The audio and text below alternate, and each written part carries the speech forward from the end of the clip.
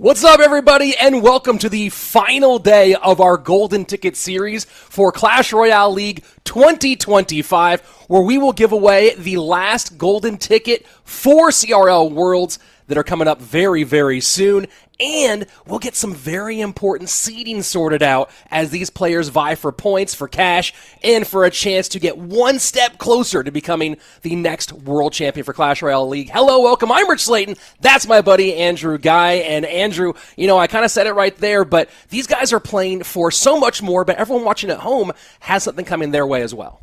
Yeah, I mean, we just got some great information about the seeding at World Finals, which we'll talk about in just a little bit, which means there's so much more on the line today for the guys that have already qualified. People like Mo Light are still making sure that they want to get that first round bye, right? We've seen how effective it is here at monthly finals. So the fact that we're here at the last monthly final, we still have the LCQ. There's still points to be given away. There's just a lot up in the air, man. It's really, really exciting. And honestly, yesterday was such a great day of matches. I know you checked in here and there, but the meta's kind of all over the place. But I'll tell you one thing before we hop in: Vines, and, well, Baby Dragon Evolution.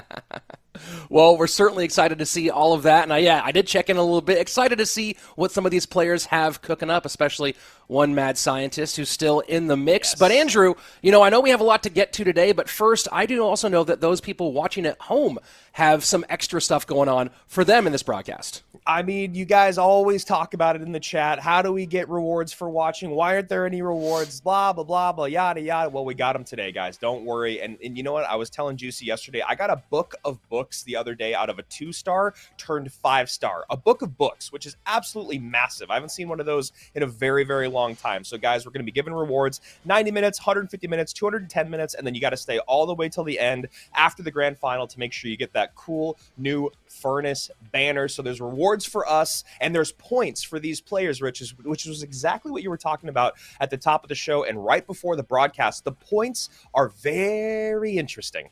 Yeah, this is critical, folks. We've been talking about this behind the scenes for a while, and it's happening.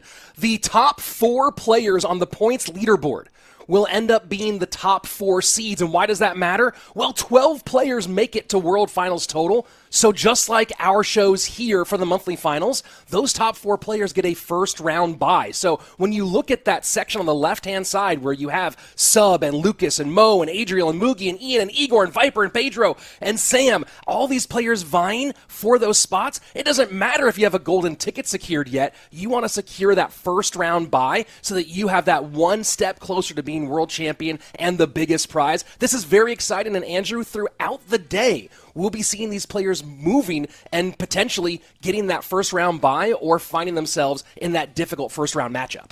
Yeah, I mean, we've been at World Finals every single year that they've been in CRL, and not having to compete more than once really on day one is an absolutely insane advantage. Not only do you get to kind of settle into the venue, you get to watch and see how your competitors are doing there, and also you get to kind of see the competitive meta develop. So while we're very excited about that, let's talk about how we got here today with the format, guys. This is how you get into every single monthly final, although this is the last monthly final. So moving on to the LCQ, this is not going to be the exact same. There's no top 1,000 qualifiers. There's no event qualifiers, Swiss stage or group stage. But for 2026, this is something for you guys to keep in mind. How do you get here? Well, you got to get to the top 1,000 and ladder, and then you got to do well in the Swiss stage. You got to do well in the group stage to get to our event finals, where you see our 12 players will face off in the double elimination bracket. Winner gets the golden ticket.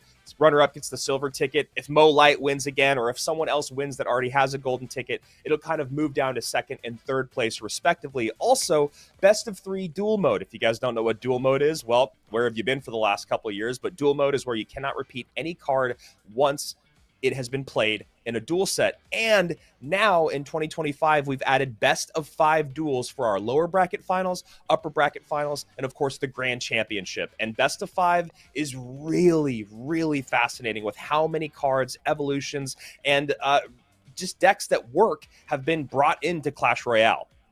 And, honestly, Andrew, when we look at the distance we've traveled so far in CRL from 2018 to now, in the solo format, this really does feel like we finally settled into the best version of it. We have points mattering for your seeding. We have BO5s. We have everything. And speaking of points, let's take a look at how those might distribute today. Because, of course, as we mentioned, that's super critical for these players vying for that top spot First place gets you a golden ticket, but again, more importantly, it gets you that 100 points. So does Mohamed Light want to get 100 more points and lock in that top 4? Or does someone else who already has a golden ticket or has their points secured for Worlds want to get those ones? So now it's not just the cash, folks. It's that first round bye, which also does mean more prize pool money when you potentially get further along in World Finals. But also, as you already pointed out, that big step forward.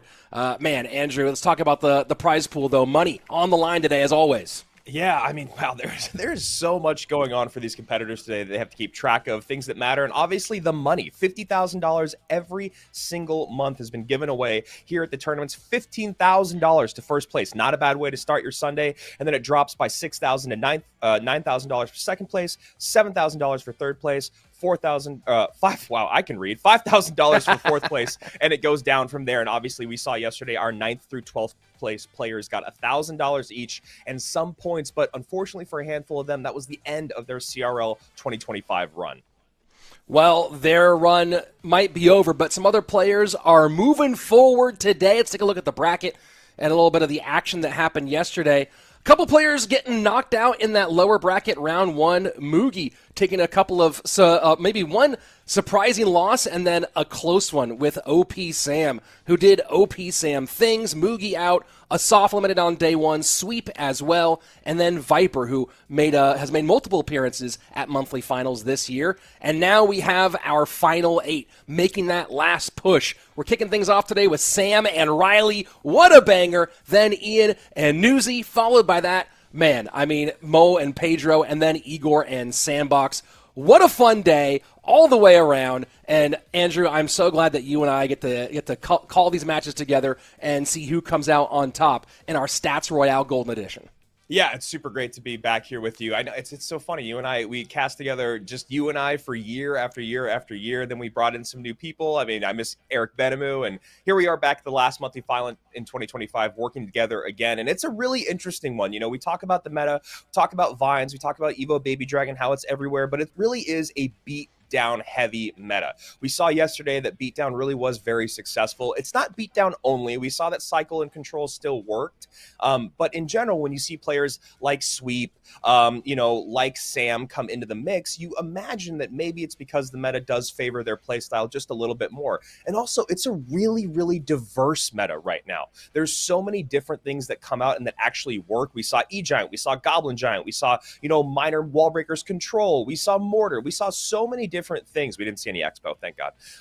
We saw so many things out there that worked. It's really interesting, but one thing I will say, and I we do this so often, it does feel like a Mo tournament. He's in the upper bracket. Yesterday, he was absolutely untouchable. It was the fastest best of 3 of the day. But there's other guys out there that are really going to be vying for that top spot and that golden ticket. Igor is one of them. I know Riley has so much on the line today. Same with Sam. Riley and Sam aren't in that leaderboard conversation. And they could push their way up, of course. And when you talked about that meta a little bit, and we're jumping into our first matchup, you talk about some players, Sam and Sandbox, 2 guys who might benefit from a beatdown meta. But we'll get to those guys later. Right now, our kickoff match, Newsy, as we're going to go with, and Ian, who's already got his trip secure. But as we said, points are on the line today.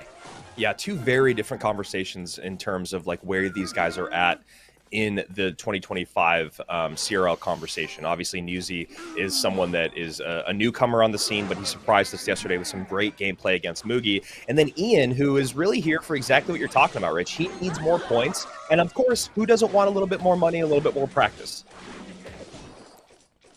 And so opening them up nice and slow. Dark Prince into the Witch. And now getting aggressive right at the bridge with the Monk and Lightning to just clear the board. Yeah, I'm curious to see which way Ian's going to go here. We didn't see a lot of things in the sky yesterday in general. I mean, honestly, we saw some minions. We saw a little bit of minion horde. We saw a ton of Baby Dragon, as I said. Saw Balloon maybe once or twice. Absolutely 0 Lava Hound yesterday. And then on the other side of it, we saw a ton of Evo Witch. We saw a lot of Royal Giant. And Spirit Empress showed up just once, I believe. Yeah, Ian did not play Spirit Empress yesterday, so a little shift in tactics for one of our golden ticket winners. And one of the more fascinating things about the Spirit Empress is even though she did get nerfed, it's just the ability to get on top of her and get the damage in. She's got that great range. She's still got a good amount of HP, high DPS, and that's a really nice sequence there, making sure to pull the Monk aside, get the Dark Prince with the Evo Cage. Evo Witch hanging out and just buying some time, but now, there you go. Yeah, even Ian Lava's up. An immediate Ram Rider opposite direction right into the guards. And that's a great play there. You got to soak a little bit of damage there with the guards. Obviously, high DPS, going to take out that Ram Rider with just the charge. And now you're able to kind of pile up behind this Lava Hound. And, you know, when we saw the cage and the minions in the Valve, you really do think Lava. And I really like that Ian's coming out with it because we didn't see it at all yesterday. And this dual lane pressure is really nice as well, not being able to use the Witch on the opposite side. Oh, boy. Yeah, forcing the Fireball out. Not going to have that for this Lava Pop. The Evo Baby Dragon doing okay, but those pups can get a lot of damage. And honestly, the guards really, I think, force the hand of Newsy a little bit, right? They shut down the Ram Rider, and then, as you mentioned, the dual lane pressure. Now Ian has options as at a great spot as we get into sudden death overtime. Yeah, I'm curious to see how he wants to defend here. Again, doing what Lava players have to do. You don't really want to use your Lightning right there. While it would have been okay Lightning value, I like that instead he takes the damage and sets up another Lava. And he's way ahead on Elixir, too. Full Lava Hound on the board, plus pretty much even in the Elixir bank, and now opposite lane pressure from Newsy. Interesting. The Dark Prince is not going to get pulled, so he has to play something else. There you go. Valkyrie has to come down. Great use of the Monk ability there. Now this is a decent amount that Ian's going to have to deal with on his side of the board. Ram Rider connects. That's going to get way down, and suddenly we have a race on our hands, folks. 850 to 848. Still working down a little bit as that Lava Hound is up. Pops on the Fireball, Lightning to clear. Ian getting very aggressive here. Tower down to 403 on the right-hand side. Yeah, you got to pull the trigger on that Lightning, even though it gets you down pretty low. 403 remaining, and now he just needs to play defense like crazy, and Newsy just needs to keep the pressure up like crazy. Ram Rider to the left-hand side. Guards trying to hold. Reflection doing a good job. Wow. Full connection here. 295. Not quite there. Ian in trouble. Throws the arrows. And full send on the right hand side. It is a tournament standard, but I think he's right there. Good. Yep. Oh my word. HP. Oh my word. Has the cage. Does not have the cage. Fireball will take care of it. 24 HP. Newsy with the comeback, and Ian just has to smile. So tough there. You know, there were so many moments where it looked like Ian was just playing the Goblin Cage as a cycle card, and you understand it. You want to control the board, you want to get it out, you want to be able to get back around to it, but with a deck that heavy, it's hard to get 4 cards all the way back around. So we kept seeing time and time again that the cage would kind of be out of play for the Ram Rider. You don't have any stun, you don't have any reset, so Ram Rider keeps connecting over and over, and there's only so many chances that you can get. And Newsy did a great job. You know, Rich, when you're playing against Lava Hound, you got to keep the pressure up other places so that they can't just support that big tank in the sky. Well, you think about the big sequence that changed everything, and that was the Monk catching the cage so that the cage couldn't pull things together, the extra Valkyrie, and suddenly the advantage that Ian had began to dissipate, and then that turned into a massive connection on the next sequence. GG well played, and a big Game 1 win in this elimination matchup. Yeah, you know, and the other part of that conversation is, you know, yesterday we saw how dominant the Evo Valkyrie was, and surprisingly in this matchup, and again, because of how heavy the deck is, we didn't see the effectiveness of that Evo Valkyrie quite the same way that you would like to when you put it in your deck. You know, it's become the greatest defensive card in the game. It would have been really nice for Ian to be able to get that, just to be a little bit more control on his side of the board when playing defense, but, you know, credit to Newsy. He's been playing really, really well this entire weekend, Rich. He's a great Mega Draft player.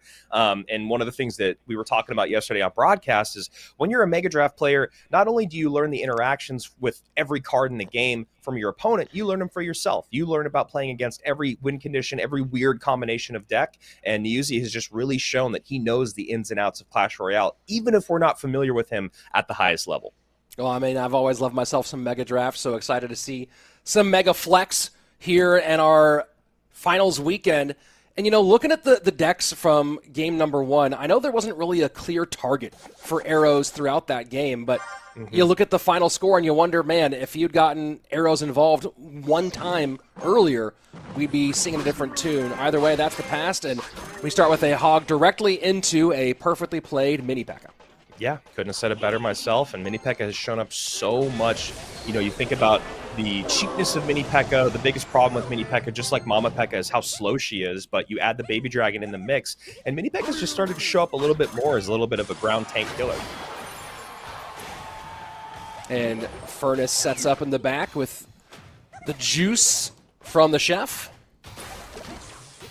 Yeah, Pancake Tower has been a little bit more popular just because of what we're seeing at the top of your screen here. You know, that Goblin Machine is a nuisance in the game. It is arguably one of the most frustrating cards to play against, and of course, you know, supported with the Goblin Giant, all that with the Pancake Tower, it just becomes really difficult to control throughout the game, especially as you get deep in double and triple. It's interesting how underutilized the machine was when it first dropped, and obviously, as we've talked about many times, this game is always changing. Yeah, you know, it's one of those things where you start to find the correct combination. You know, similar to Baby Dragon. It felt like when the Baby Dragon Evo was announced and when it first came into the game, people felt like it was a little underwhelming. But then you realize what you can couple it with, and you go, oh my god, this is already a huge problem. And I don't actually think the Baby Dragon needs to really be changed much. I really like where it's at. Whereas Goblin Machine, I don't know exactly what about the mechanics need to change. We were talking about maybe a charge-up time or more of like an LOS thing. Maybe the rocket has a shorter range. But as of right now, he's just annoying. Dual lane pressure now. Goblin Giant in its Evo form to the left-hand side. Gets some Pancake help. And Curse trying to give it a little bit extra. Not going to get much out of it. A couple of stabs there, but well handled by Ian as we go into double elixir, and he doubles down on the right-hand lane. Ice Spirit going to get that hog one shot, and it does.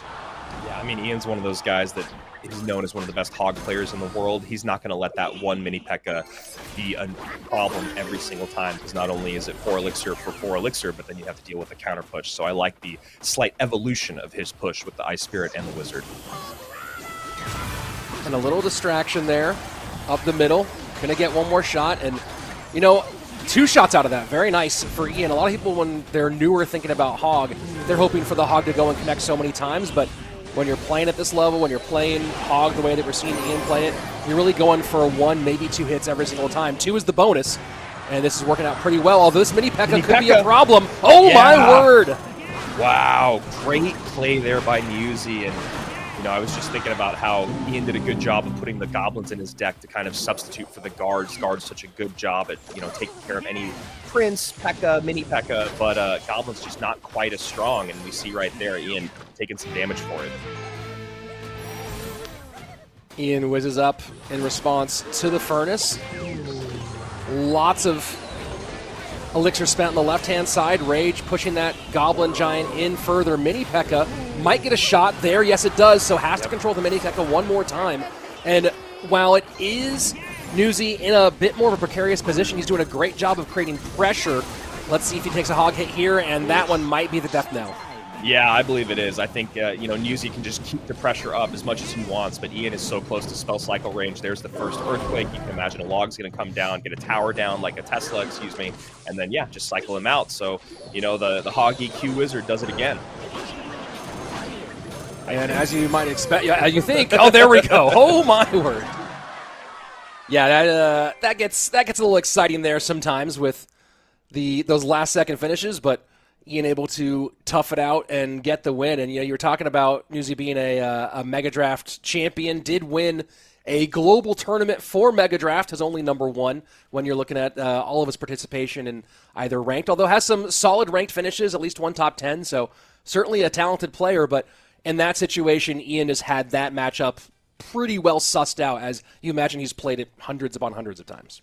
Yeah, I mean, I think what's the most impressive about Newsy this weekend is the level of competition he's run into. You beat 2-time world champion in Mugi, then you run into Mohamed Light, who, like I said at the top of the broadcast, just looked like a force. I mean, there was just something about the way he was playing yesterday. It was that scary, you know, smiley look in the camera Mo that comes out with what he wants to run, dominates with it. But then he goes down and plays against Viper, and that's a really great best of 3. So what we're really seeing in both these guys is kind of, you know, especially in game number 2, and we love the QR codes on screen, guys. This is something something that we were talking about so yesterday. good. It's so great to be able to just copy decks straight off the broadcast instead of having to go look online or screenshot. But as you guys can see, it's like Ian playing his comfort deck and then Newsy playing the strongest deck in the meta. And both these guys just doing slight little changes as things went on, right? We saw like the Hog the first time go into the mini P.E.K.K.A. Then we saw the Hog plus the Ice Spirit plus the Wizard to make sure some damage came through. And then on the other side of it, Newsy recognized, okay, Goblin Giant plus mini P.E.K.K.A. really works. If we get arrows for those goblins, since they're not guards, we don't have to use more spell power. We don't have to go arrows plus curse or arrows plus rage. And then that extra little bit of elixir, it just made it every single time that Gob Giant plus mini P.E.K.K.A. was a really big problem for Ian. So then you saw Ian have to spend even more on his defenses. So I really like the evolution of the attack on both sides, but Ian comes out on top with his comfort deck, and not too surprised about it because of, I mean, he's like maybe top 3 in the world when you talk about Hog EQ. Yep, and when you think about things that Ian does have left, he did have success yesterday against Sweep running Royal Hogs. The snowball probably means we're not going that direction. Let's see what Ian has cooked up for game number 3. And going drill. Whenever you see snowball, it basically feels like it's always going to be drill. We do see a little bit of loon snowball, but we just haven't seen as much of it here in this competition. And Newsy going MK to open up and drill himself.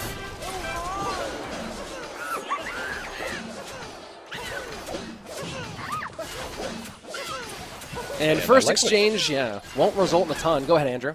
Just going to say I like what Ian's doing here. A little bit of an overspend on defense, knowing that the counter push is going to come through. The MK is out of cycle, so you're not going to have to worry about it being dropped at the bridge. And just a slightly mistimed bar barrel there.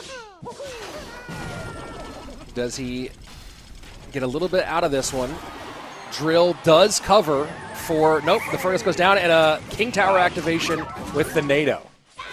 Really well played, honestly. I mean, that King Tower activation is really going to help. I think Newsy recognized that the Furnace was going to tank for the drill for a second, and then the Fire Spirit is going to come out, jump on tower, decides to take all that damage, get the King Tower activation to help with the drill throughout the rest of the game. Poison for some extra value. E-Drag. Haven't seen a lot of E-Dragon. Starting to show up a little bit more because of the more beatdown, but yeah, I like that. I like that play. I think Ian's going to have some trouble dealing with it. Bomb tower to hold.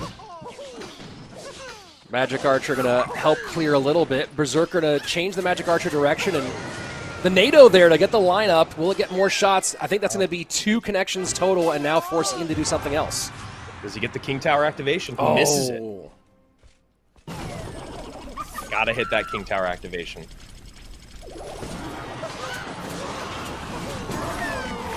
Gonna roll that Mega Knight way back, but the vines will prevent the dash. push. Never mind! The dash gets away, and Ian blows this one wide open as he now has to contend with the Evo Mega Knight. Will they, won't they with the dash? We saw a lot of it yesterday too, doing a great job just holding, let your opponent overspend, and then pull the dash last second with a great connection.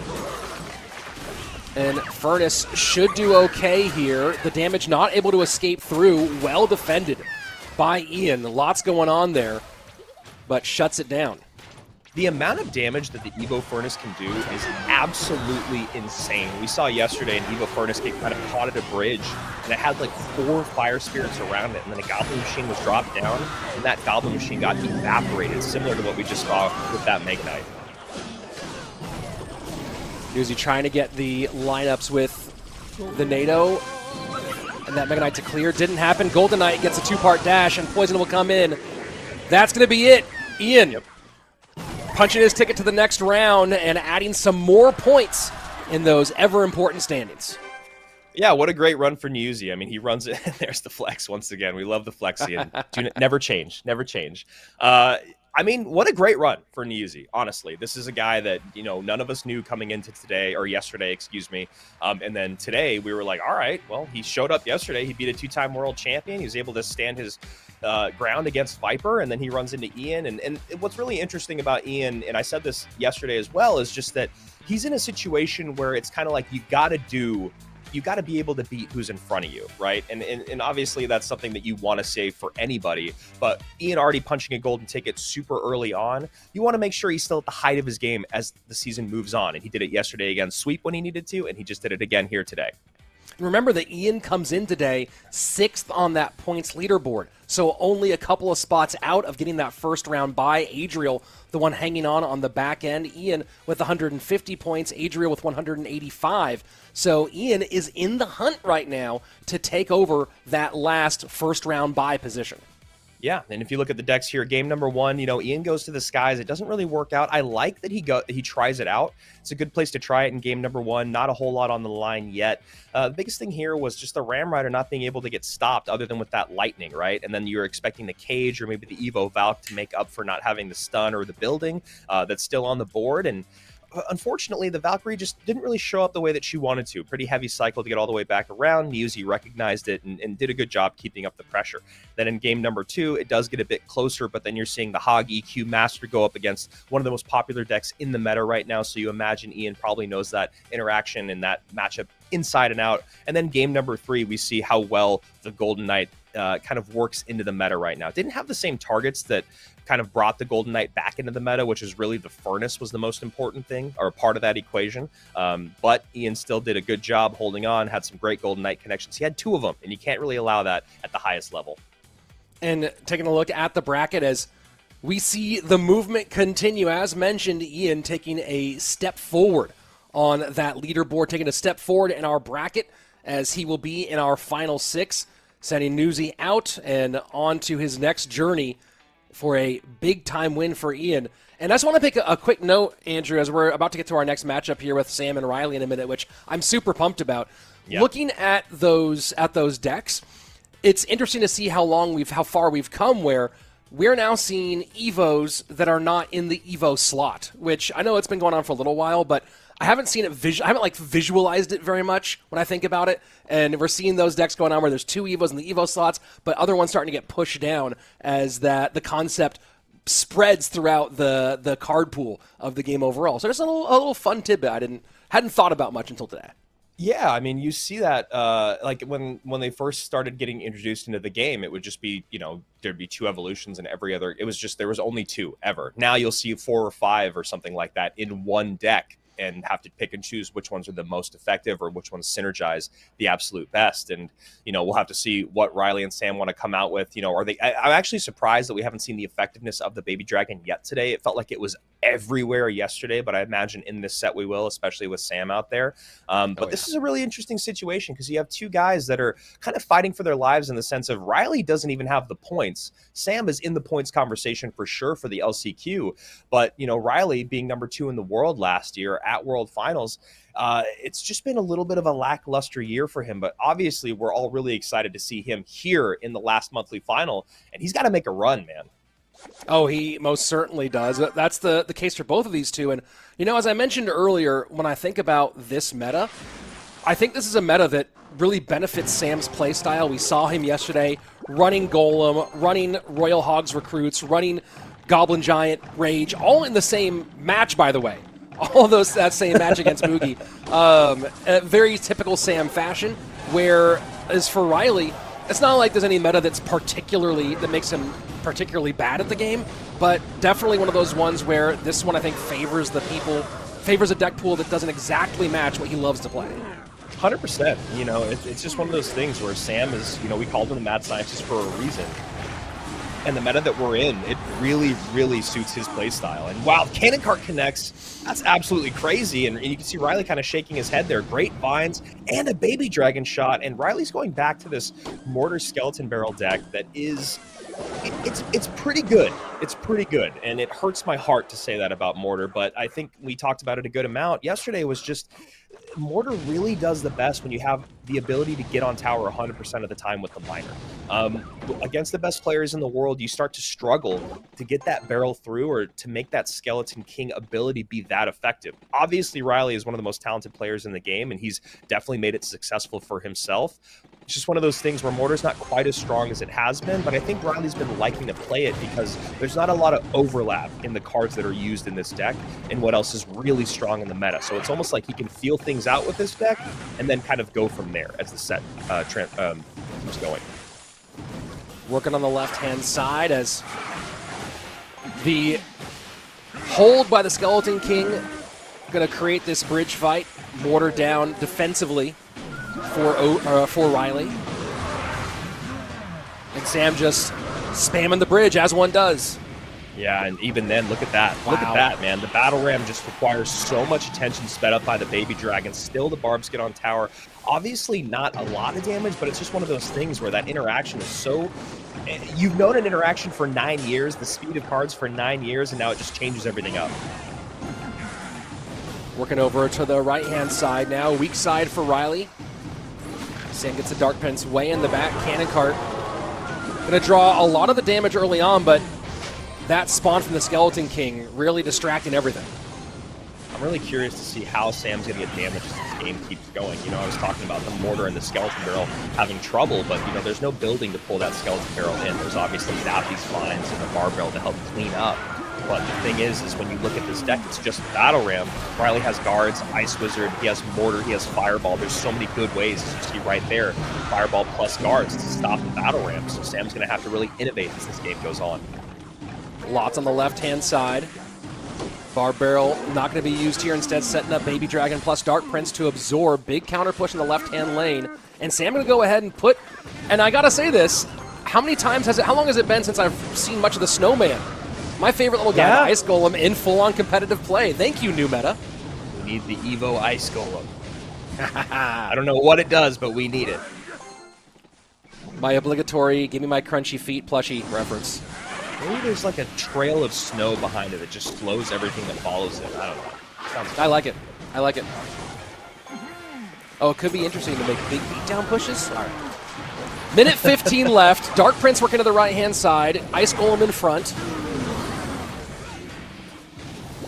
And defense over here on the left-hand side. Fireball to clear. Bar barrel at the ready. Dark Prince. Oh, guards last second. I think the Ice Golem actually got on tower there. So there you go, Rich. A little bit of damage in from 1669 down to 1585 with that Ice Golem love. But those are some big Ice Wizard hits on the left-hand side. That makes this a lot closer. Bar barrel comes out. No damage that time around. Yeah, this is tricky, man. 40 seconds left, and Sam just can't find a way to break through, and Riley knows Sam's going to have to overspend every single time. Just get as many barrels out as you can is Riley's gameplay right now while using the mortar for defense. Fireball going to clear. Oh. No, one hit in. There's a barb on the tower. A barb on the tower doesn't quite get enough. Wow, he made pressure here. He's got the lead in both lanes. And Riley has to fireball for damage, and he does. That's a Pop. Huge barrel, man. Wow. And that should do it in game number one.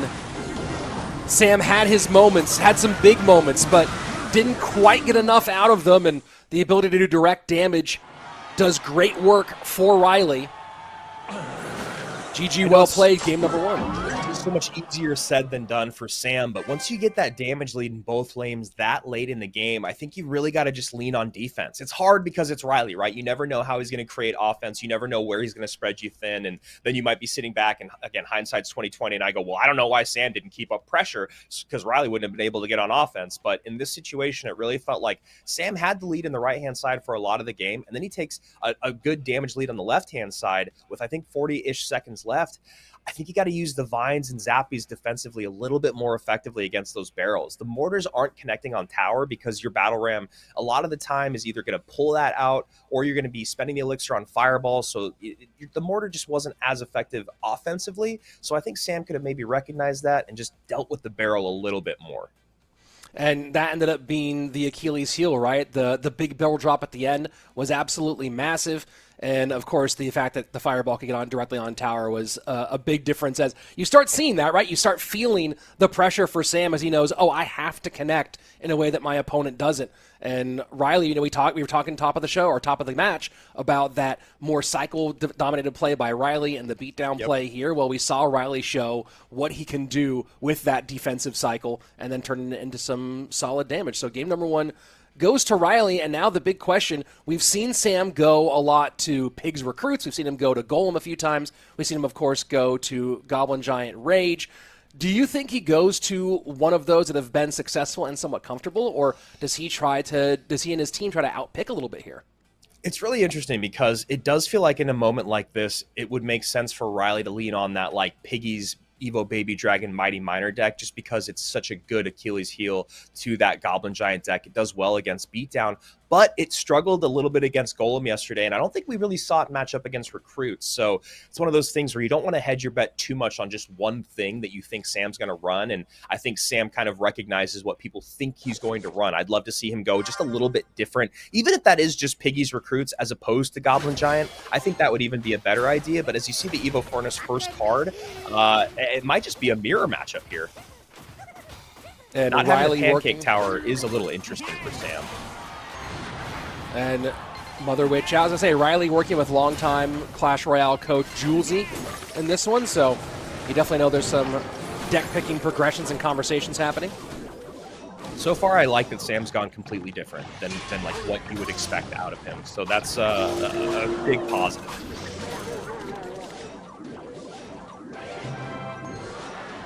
An aggressive Royal Giant in single on the left-hand side. Fishboy to pull to the middle, but P.E.K.K.A not involved. So Fisherman, Bomb Tower, and a couple of sous chefs trying to work on this one. They will get it down, but Tower to 2,000 HP after that RG went to work. I kind of love this Tombstone pick. It's going to be so annoying for Riley to deal with because he's going to drop the arrows there. Gets the last second Furnace down. Just a second late, though. Don't love that. But I do like that the Tombstone is going to be just pretty annoying in the sense of controlling the P.E.K.K.A, controlling the Fishboy. But obviously, when you talk about Vines, Arrows, or Rage, the Tombstone, one of the weakest buildings in the game. And we'll get one Fire Spirit connection on the right-hand side. Feed the Skeleton King a little bit on the left. Midway point of regulation. So far, so good for OP Sam. Riley has that right-hand tower down to 2458. I'll be honest, I don't really love that ability, man. I don't know what he's kind of expecting out of it. It's obviously going to slow the push down a little bit, but it's not effective enough to get real damage in. So I don't think it's 2 elixir wasted, but I think he's going to be in trouble here. Lot in deep, and Machine gets on tower. Mama P.E.K.K.A still completely healthy. Goblin Giant in great shape. Arrows to clear. Sam has very little elixir left to deal with, and that's it. I don't know what the ability was, man. You know why I know that? Because I have used so many bad Skeleton King abilities in my day, and it was one of those will I, won't I. I could see that Sam was kind of holding, deciding whether or not he wanted to play it, and that's just a bit unfortunate. Just a small mental mistake that ends up costing you way too much. If you're in single, you know, that's your tank card. You want to get it back on the board. I get it, whatever, but like that 2 elixir spent just really hurts Sam.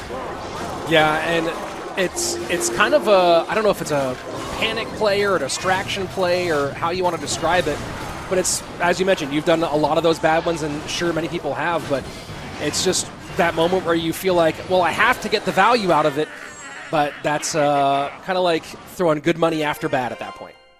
And the problem with, you know, the deck that Riley's running, I mean, not the problem with it, it's actually the good thing about it, is it's just so strong that if your opponent makes a big elixir mistake in single, you can really overwhelm. And it's similar to like that conversation with Lava Hound when you're like setting up a lava and you just have to eat damage. Sam didn't really create pressure in the opposite lane, but I guess the point is that, you know, Riley was just in a spot where there was no pressure. Sam overspent. There was no reason for Riley to take his focus anywhere else on the board. He piles it on the left-hand side and just runs him over. GG, well played.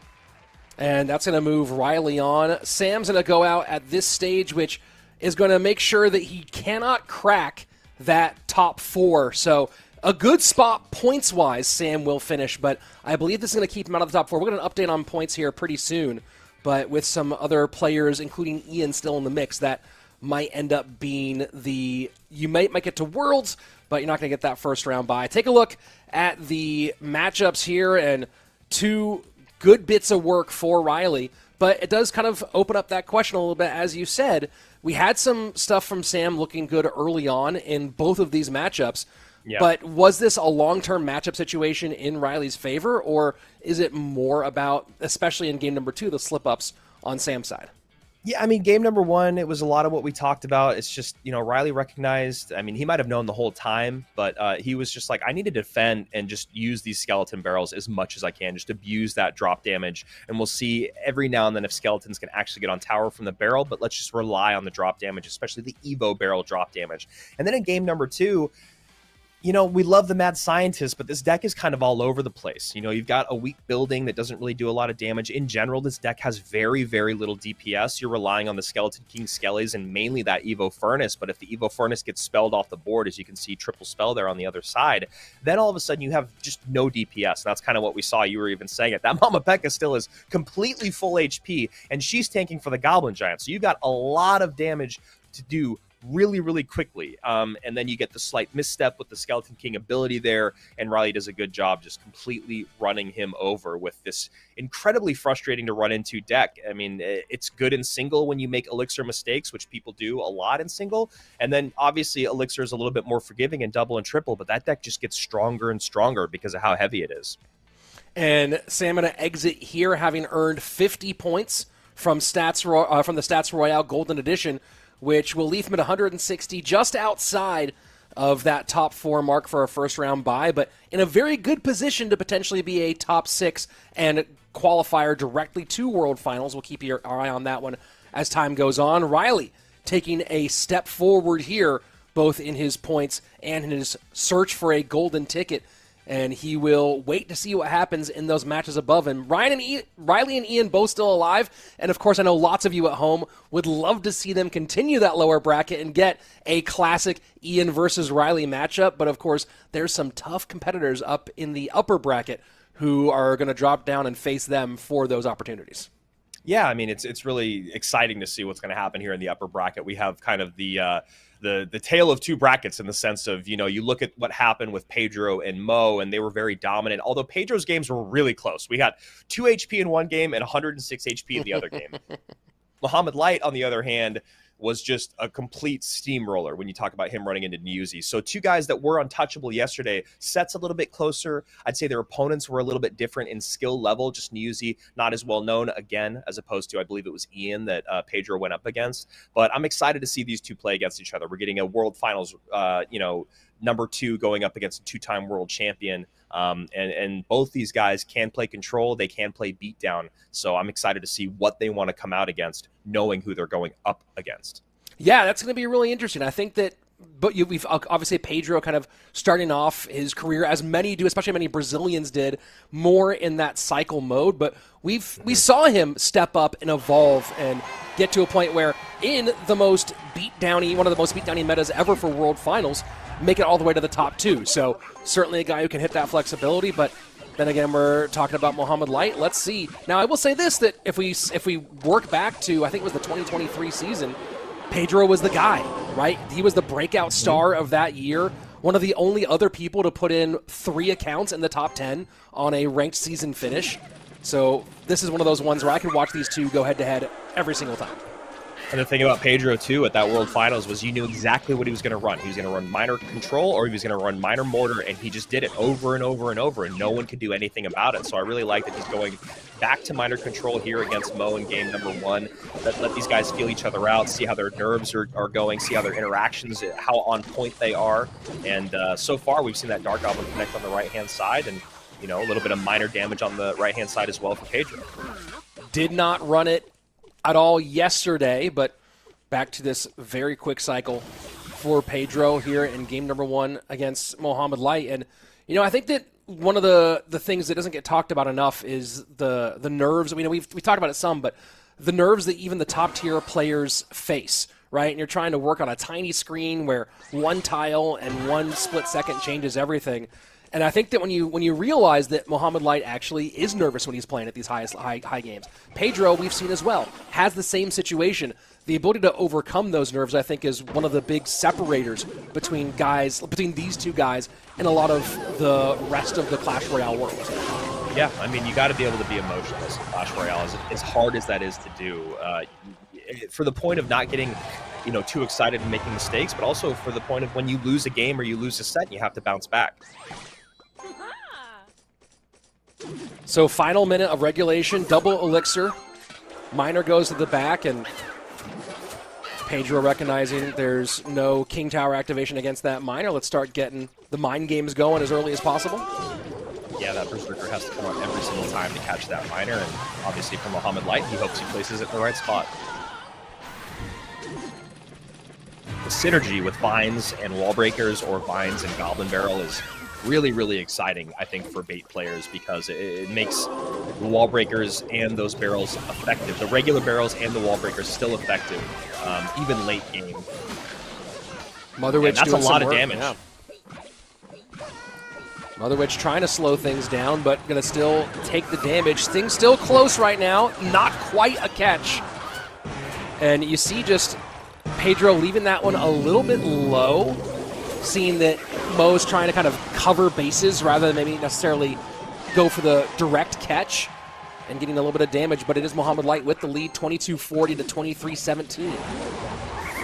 This deck just does so well against bait, in the sense of you have the log, you have the skellies, you have that golden knight to be able to deal with the regular barrel, and then of course you have the E-Spirit to deal with that Evo barrel, which is, you know, one of the best cards in the game to deal with the Evo barrel. Berserker gets one on the left-hand side. Electro Spirit to absorb the Fire Spirit, and now red hair in both lanes. Really nicely played there by Pedro. He doesn't send in the miner.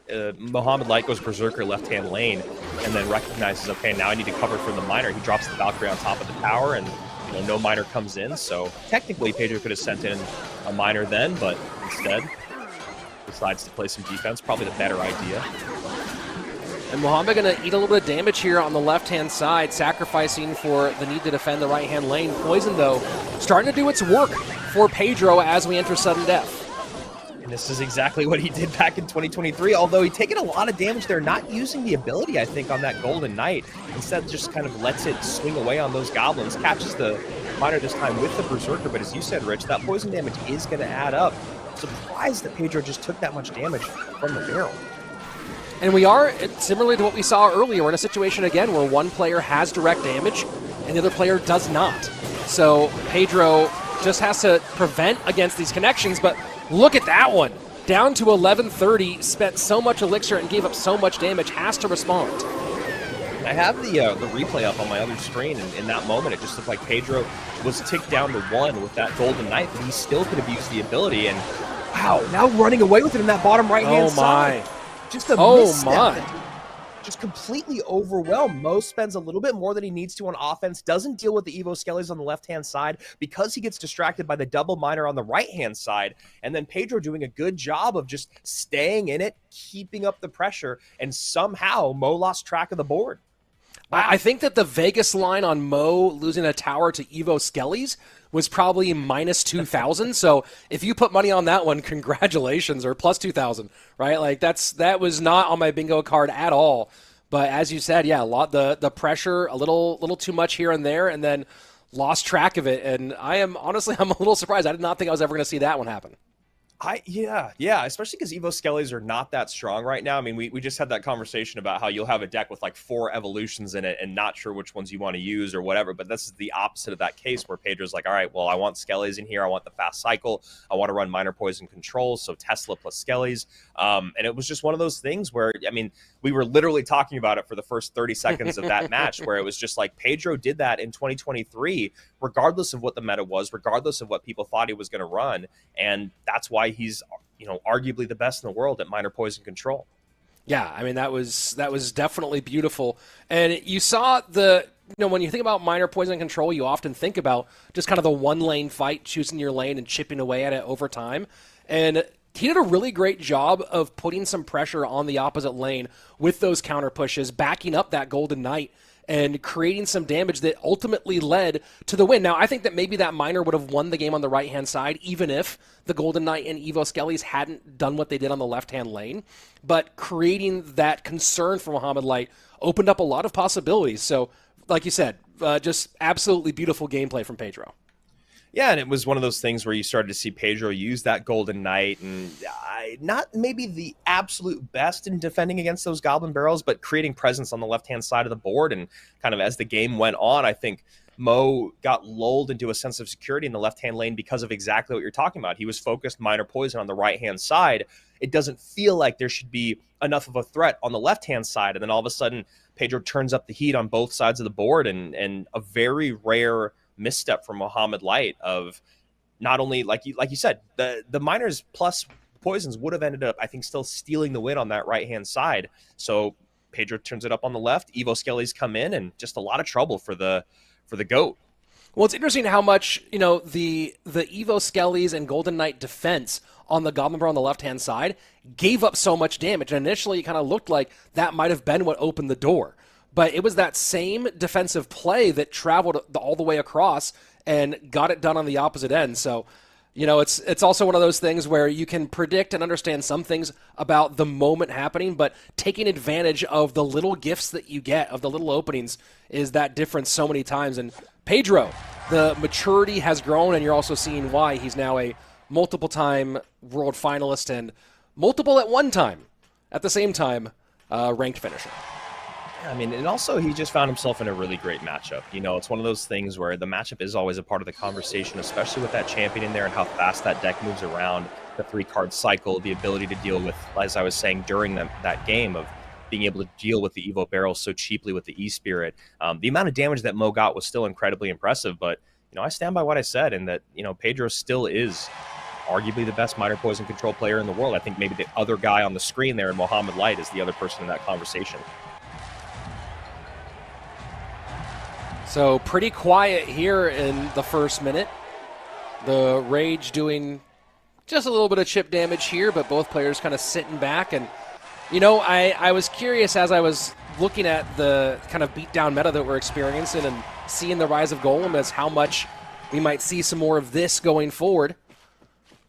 But getting the Fishboy out instead of waiting until the end, Pedro gets us going. Evo Xe, interesting. I mean, definitely stacks up pretty well against a lot of things that are popular in the meta, because especially that, Gob Giant deck we were talking yesterday, just everything piles up at the bridge. So if you have something like an Executioner that can hit all of it, or like a Bomber we saw yesterday have some good effects, makes sense why we're starting to see a little bit more of it. Ram Rider slowing down the Royal Giant, guards plus Bandit, plenty of DPS to get things cleared. And really trying to double down on this one as, wow, the Fishboy gets a little distracted, and finally the guard will do a ton of damage. I like that a lot. I like that push from Mohamed Light. Just really, really aggressive. He does a great job defending against that Royal Giant with just units on the board that are going to create a huge counter push, guards and bandits to distract, and just great work there early on. Evo Xe goes to the weak side of Pedro as the Spirit Empress gets cycled in the middle. And same defense one more time for Mohamed Light, or at least very similar. Let's see if Pedro makes an adjustment here. Looking for the King Tower activation here. And now getting his own counter push going. Monk way ahead. Bandit gonna grab the Monk. Monk should. There we go. And notice how that's not going to result in a King Tower activation. Obviously less important in a Royal Giant matchup, but every little bit can help. Yeah, nice play there with the Monk ability. Super late, waiting for the defense to come down, then activating it, then getting the RG in, knowing that RG was really struggling against the Ram Rider. Ooh, Boss Man. This is a big push on that left-hand side. Just guards to work on the right-hand side defense. Ram Rider still up. Boss Bandit gets handled by the Monk. That defense was really clean on the left. Really well played there by Pedro. And with the King Tower activation, Bandit has no chance of escaping that interaction. And this RG still needs a little bit more. It gets a shot, for sure. 2. Wow, gets a couple. And you can see 13. Mo shocked. And his offenses aren't translating now. Pedro's been doing a really good job of just completely shutting down the ability for anything to turn the opposite direction. So Mohamed Light has some math to do if he wants to get a win and stay in the upper bracket. Yeah, you can definitely see Mo here just really upset with some of these interactions that he's defensively and offensively. I'd say mainly defensively, because it's keeping him off of the offensive side of the board. And now we'll see how this Ram Rider. That's a lot of, again, perfect cleanup there by Pedro. Yeah, Ram Rider just not finding any way to get through. And then now you see, and look at the guards getting work. Now another Ram Rider, but Fisherman distracted on the right-hand side. Snowball Not going to do enough. Oh no, the Ram Rider does just barely connect. 1741, but with 30 seconds left, is this enough? Oh my word. Beautiful dual lane pressure there by Mo. He pulls out so much elixir on the left-hand side, then gets the next Ram Rider down. Just really, really greatly played. Has the Evo Snowball in hand. That was just a perfectly orchestrated offense by Mo Light. Raged up on the Royal Giant. That's going to be a lot of damage here. This RG might be enough. Ram Rider connects with 2:20 left, and Mohamed Light steals victory from the jaws of defeat. Just going for the tower trade, going for the race. I love that. Pedro has to switch lanes because he can't go RG into the weaker of the two towers, and Mo Light just barely wins by a nose. That was absolutely crazy. One more RG shot, and that's a 2-0 sweep for Pedro. Yeah, I mean, that was razor thin, and you called it out as it happened, right? Mohamed had continuously had trouble breaking in, but then forcing that 2 lanes, forcing it over to the left-hand side, and then getting that slight opening to get the connection on the right-hand lane that blew this thing wide open. Just, again, when you watch these two guys play, the long-term thought where they're really processing, what does the next 30, 60, 90, 120 look like, and how do I make those opportunities? That's one of the most fun things about this level of Clash Royale.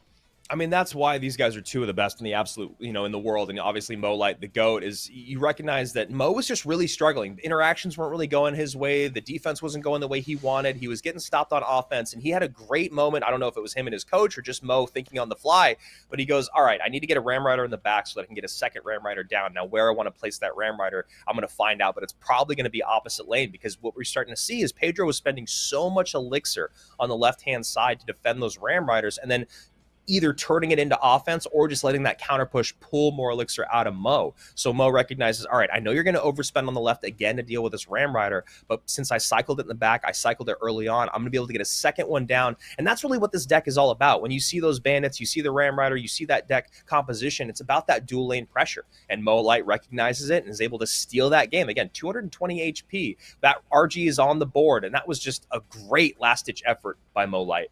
Yeah, I'm trying to go look back at some of the replay here, and one of the things he does really well is he keeps the boss bandit alive long enough to support the 3-card cycle to get back to that next Ram Rider a little bit faster. So you see that final Ram Rider that connects on the right-hand side, using that boss bandit ability, getting her back behind the other troops so we can 3-card cycle to create that damage. So all those things happening at once, really, really smart stuff, and now we get what we wanted, a game number 3 between Pedro and Mo.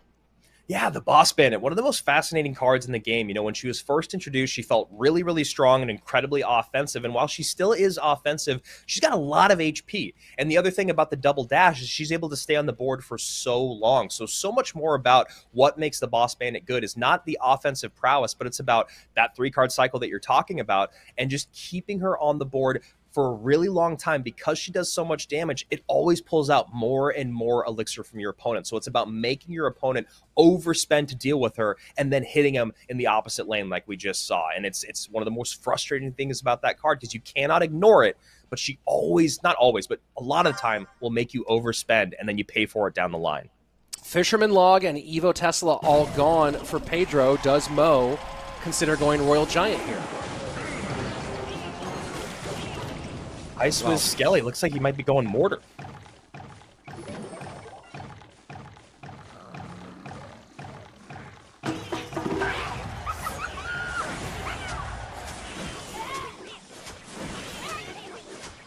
And building up a little bit. Let's see if Pedro doubles down. And oh, wow.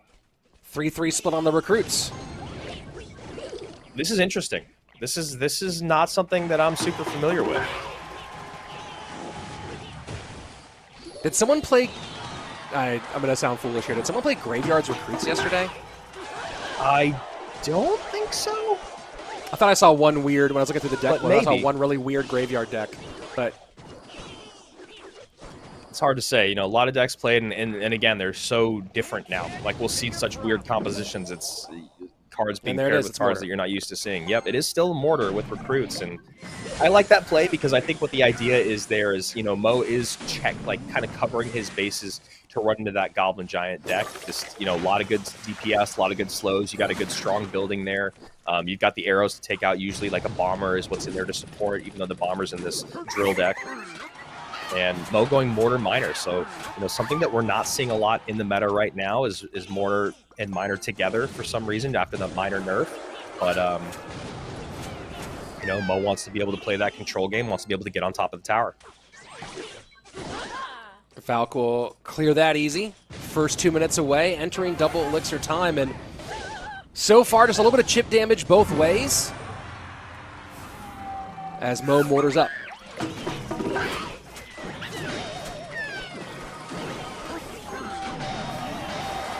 Recruits tanking for that Miner. Miner goes to the back. I like that. And with Valkyrie being out of play or out of cycle, I'd be interested to see how Mo wants to use his Skeleton King as this game goes on. Drill plus Berserker opposite direction. Skelly King going to work on defense, gets rolled back, and very nice use of the gang and arrows there to clear. 25 seconds left in regulation, 22:85 to 26:65. That's something that Mo's just going to have to do as this game goes on. It gets a lot harder in double and triple, but you got to keep track of when that Evo snowball is coming out. He's got a lot of really great counters for Drill in the sense that he has the recruits. Those are pretty good, but Skeleton King and Gang are both exceptional against Drill, so got to make sure that you're keeping track of that snowball Evo.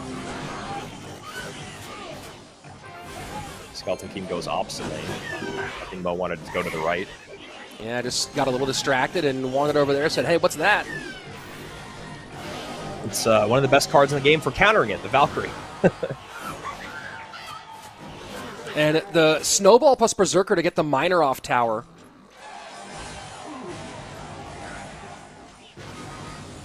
$90 seconds left. Yeah, the thing is that Berserker is just so good at dealing with miners. Mo's still going to be able to get miners here and there, but the again, that nerf and damage just makes him just a little bit less effective. Pedro, very patient player, is probably just happy to hold on to this small lead that he has. Miner goes to the front. Nothing there for it. But as you talked about, the nerf and damage, and Mo's just trying to play catch up here, and it's a struggle. Valk swings on the right-hand side, so now more trouble. Miner to the back. Evo Snowball rolls it back.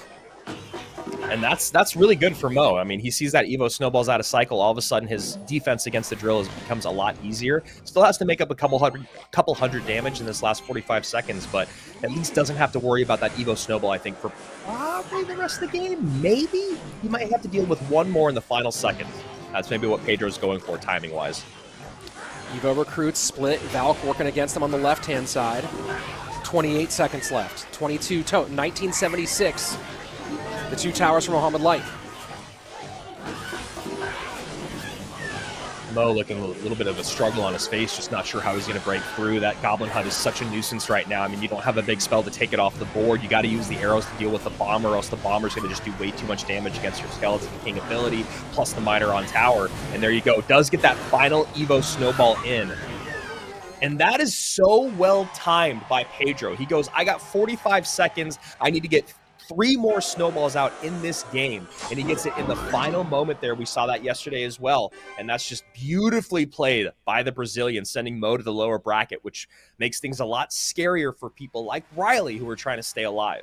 Oh, sure. And I mean, I think we saw 3 really great games here, and 3 games where the players were doing the math all the way down to the wire, and really impressed by the Miner control game in number 1 by Pedro. And then what we just saw there, as you said, you talked about how maybe he has to deal with it one more time.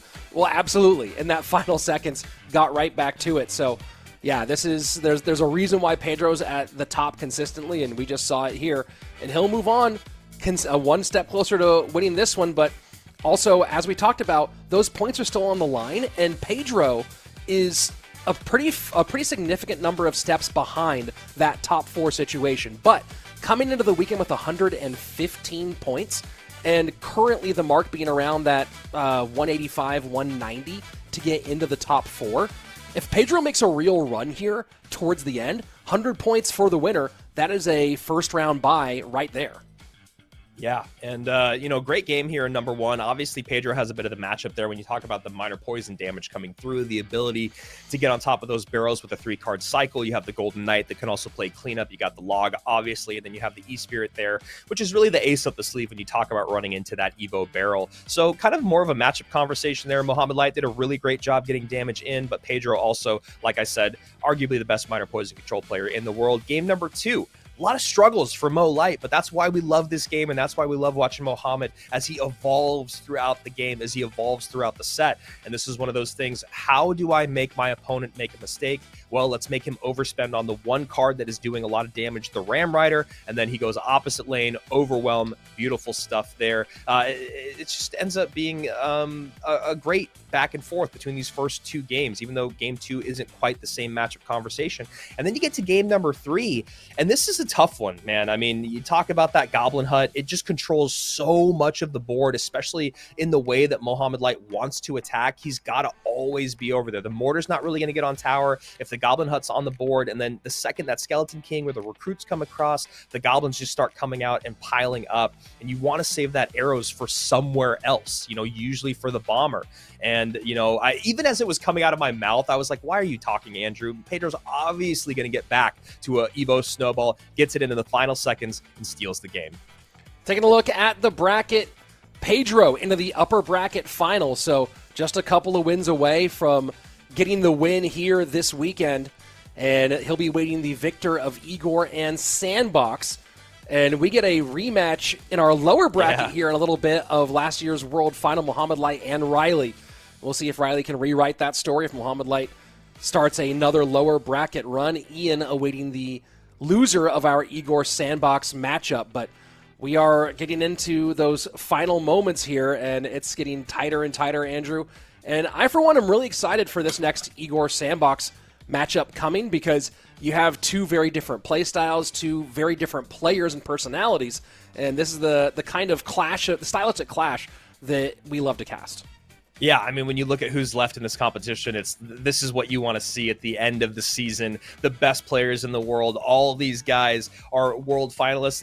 Ian, not yet, but first person to secure that golden ticket, and obviously one of the best players in the game. Igor versus Sandbox, as he said, two very different players. But what I will say yesterday, and I talked about this a good amount, Sandbox's ability to get himself hyped up after making great plays or after winning close games is something that you really love to see from a guy that, again, and he probably hates me saying this, is the confidence issues that he was having at World Finals a few years ago, right? You see the way that he hypes himself up now, and it's a completely different mental game for Sandbox, able to reset when he needs to and able to celebrate his wins. Igor, on the other side of it, we also saw an uncharacteristic huge celebration out of him jumping out of his bed after he won that set yesterday. But what I will say is Igor seems dialed in. He seems to have matured. He seems to be leaning into the meta. And I don't know who his coach is or if he has one, but whatever it is about Igor at the moment seems to be just a little bit of a different player than what we've seen in the past. Obviously, in the teams format, he was able to win that world championship,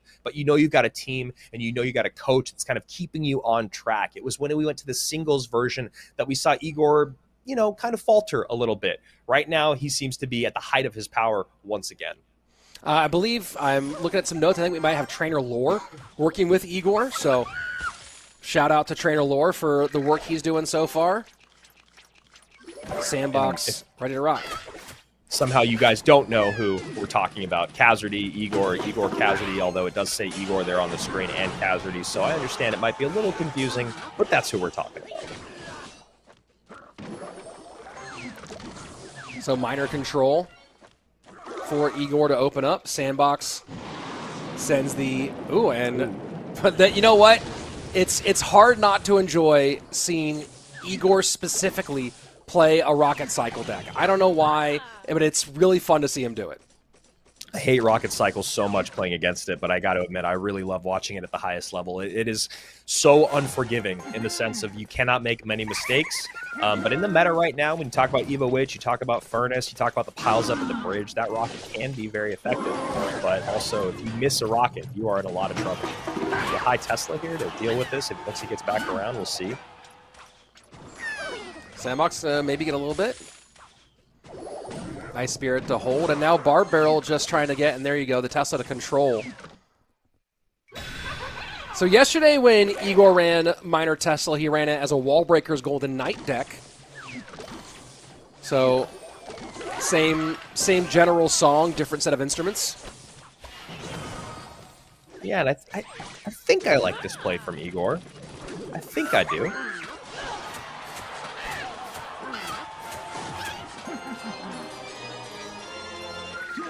GYN. Guards to cover.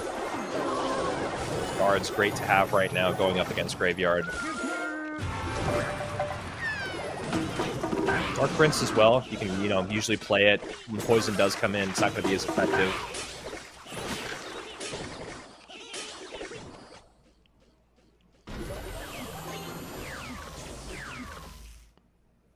So in double elixir, slight lead for Igor on the right-hand side. But as you mentioned, like poison. Go ahead. I was to say I like the switch here by Sandbox. A lot of times you talk about how Graveyard has to go into the same lane. He recognizes Igor is going to go to the right-hand side. Now he rockets the left. So Igor also doing a good job of just switching up his lanes. He's not getting married to one lane because once you do that with Minor Control, you kind of get stuck at some point if there's too big of a lead in one side. And then, again, as a Graveyard player, you go, all right, let me go to that lane. Let me make sure that I can get a good counter push after the cleanup and just keep the pressure up. That way I can get better poison value as the game goes on. And just look at the expenditure forced to deal with the Evo Witch at the top. Delivery plus guards, log to clear. And that's a good catch from the Berserker. Yeah, and already taking that damage lead that last time. That's exactly what we're talking about with Graveyard. I mean, Sandbox, again, he's like, you want to switch lanes? I can switch lanes. I know how to play this macro-wise. An immediate full GY poison, maybe thinking he was going to encounter... Wow, it doesn't matter either. I said maybe thinking he was going to encounter something else, but gets good value either way. And this time I'm going to put the rocket right on top of the Minor for extra damage. I don't like that, man. I really don't like that play. I mean, I get it. He's not too far behind, but Sandbox can just really turn up the pressure now right there. Right? You're seeing it, and he's getting more damage at the end out of these Graveyards over and over. I mean, Evo Tesla's definitely going to do a good job cleaning up in the beginning, but those Vines is just so good with Graveyard. And you can see there Sandbox nodding his head going, that's okay. I'm okay with that. I'm up by 300 damage. He's still going to beat me with a rocket, but this game is definitely leaning towards Sandbox's favor. And a good job of winning the mental game there. The Evo Rocket, or the Minor Rocket going out trying to get the breakthrough against Berserker last cycle. And this time, Sandbox reading, hey, you're not going to do that twice in a row, and gets the good defense. Igor just going straight rocket cycle now. I think he needs two more. A little bit of log love, and Sandbox recognizing it. Damage coming in, though. Lots of damage coming in. That's it. And wow, absolute wow. Minor has to get a pile of work done that it can't do in time. Rocket will not be enough. Poison does it. And Sandbox takes game number one. Really well played. I mean, it's tough because this Minor Rocket deck just really isn't that popular, but as you see, an incredibly close game. I mean, the strength of Graveyard paired with Poison and Vines is just, it's so frustrating because your opponent can change up, obviously, the way that they want to use the two spells. There's almost always damage coming in from the skeletons on the Graveyard. It's so hard to stop it. And then if you want to stop it, you spend so much elixir to make sure it doesn't happen. And then the poison comes through and takes that counter push completely off the board, still gets damage on tower. And like we said earlier in the game, once you're focused on one lane as a Minor Rocket player, once it's too far ahead of the opposite lane, you've got to just keep leaning into it. And those Graveyard players, they love that. They love the moment that you are going to go same lane as them for the rest of the game. Well, and you called out not loving the one Minor Rocket play, trying to catch the defensive idea from Sandbox off guard. But Sandbox at that moment did a good job of, this is why you vary your defense. Played the Witch more to the middle, use that to counter rather than go for just another catch. And even then, 6 Elixir Rocket on a 2 Elixir Berserker might give you some damage, but it's not like you're opening up a giant can of damage to pour on the tower with a Minor like that. So just a great counterplay by Sandbox, and the risk-reward factor not paying off for Igor in that moment for game one. And you think about different ways that Igor maybe could have dealt with it. And I love that these guys are like, no time for decks. Let's just get right back into it. And so I'll just make my point very quick here. It's just I don't really know where else Igor plays that rocket. Maybe he's, you might be watching and think, well, if he plays it at the bridge on top of the Valkyrie plus Berserker plus the Witch coming across, it's just still so hard to clean up that graveyard with just a log and maybe your Tesla, right? And then you've got to rely on minor damage throughout the rest of the game. So just a tough spot for Igor there. I get why he had to send in the rockets, but here we go, game number 2. And Goblin Giant Rage. Zappy's slowing things down. Goblin Giant does not touch. And now Sandbox has a nice little counter push to deal with as Igor begins to span the bridge. And that battle ramp should be straight Oh up boy. There we go. Yeah, I mean, Sandbox is on a desert island in that exchange. You saw the elixir bar down almost to 0 as he tried to deal with it. Love seeing the Zappies just kind of pop back into the meta. They're so good at slowing and stunning, and they're hard to spell off the board with small spells. Makes sense why they're back in the mix. Well, and he sees poison out too, right? So he's kind of thinking, hey, the only other significant, the most significant other danger, and that's just all the damage.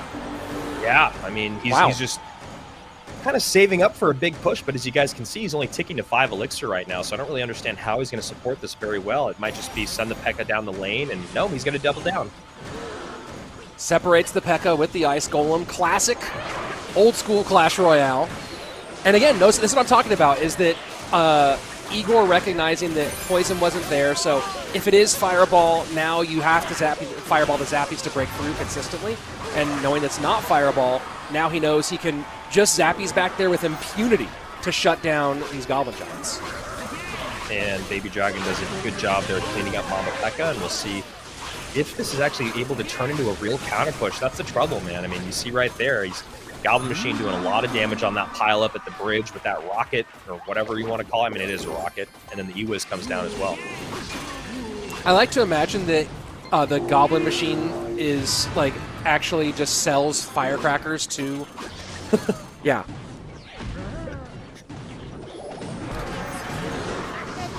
Battle Ram for defense. Yeah, didn't have many other options, it seems, but that's going to be a lot of work for the Goblin Giant on the right-hand tower. I'd love to see Igor turn up the pressure on the left-hand lane now. He's got such good damage in there. Baby Dragon's going to get on tower again. I mean, now he's got the lead in the left. And the Curse just doing its best to mitigate the damage, but that's not much mitigation. Significant issues in both lanes for Sandbox, but this right-hand tower is in trouble for Igor as well. Ram. Oh, I love that play. Oh, goodness. That was such a nice play by Igor. That was...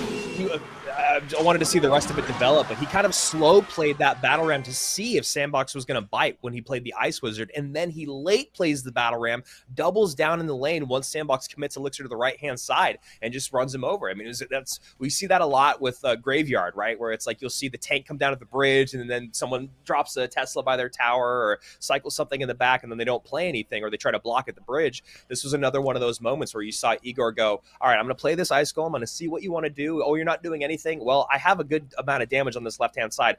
Pours it all in, takes the tower after Sandbox, because Sandbox is completely committed to the right-hand side. Just great mind games there from our former world champion. Yeah, I was just rewatching that as you were calling through it, and that just slight delay. And, you know, when you talk about playing bridge spam, figuring out when to overload and when not to overload, right? Some people think bridge spam decks are just spamming at the bridge, but figuring out like that exact timing, exact when you're going to go ahead and do that is the difference between success and failure, and we just saw it done very successfully. So a whole lot of fun, and now we get to do game number 3. And you know what I really also like about that one is that we see kind of a course correction, where I think that one of the things that's always been interesting about Igor is him figuring out when to put the pedal to the metal and when to like his speed control has always been maybe the most unpredictable thing about his gameplay. And we saw it uncalibrated in game number 1 and then recalibrated in game number 2. And so the question is, which version comes out here in game 3? Yeah, I mean, at least the confidence is back on his side. Sandbox is going to have to kind of reset after that. I think the biggest thing there was he just kept, I mean, not only does Sandbox not have a great way to deal with the Baby Dragon other than that E-Wiz, which, it depends on where the Battle Ram's going to be. So that's why you saw him holding that E-Wiz a lot to make sure that he could stun. But that Baby Dragon was basically the reason that Igor took that left-hand tower, that we saw like 2 errant Baby Dragons just run down that lane.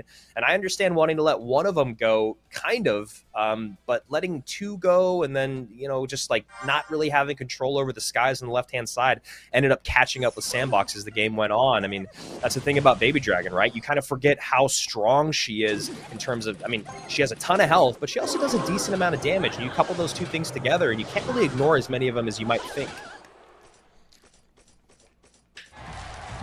So minor control for Sandbox in game number 3 and drill for Igor.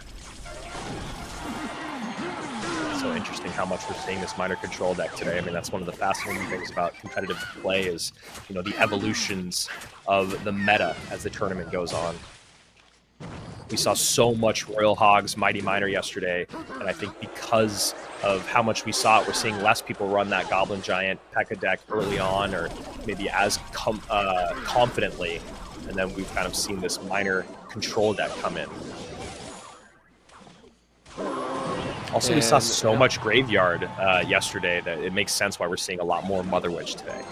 Sure, Graveyard, and then we also saw a fair amount, not just from Sam, but saw a decent amount of Golem yesterday too, and have not yet seen that. We'll see if someone puts a big pile of rocks on screen. Not going to happen here. A little slow down as both guys reset. Sandbox has a lot of good ways to deal with the drill, but obviously the Evo Snowball is the great equalizer in that sense. But if I'm Sandbox, it's still not that hard. You just play either the guards or the Dark Prince, and you make sure you have the second one ready to go.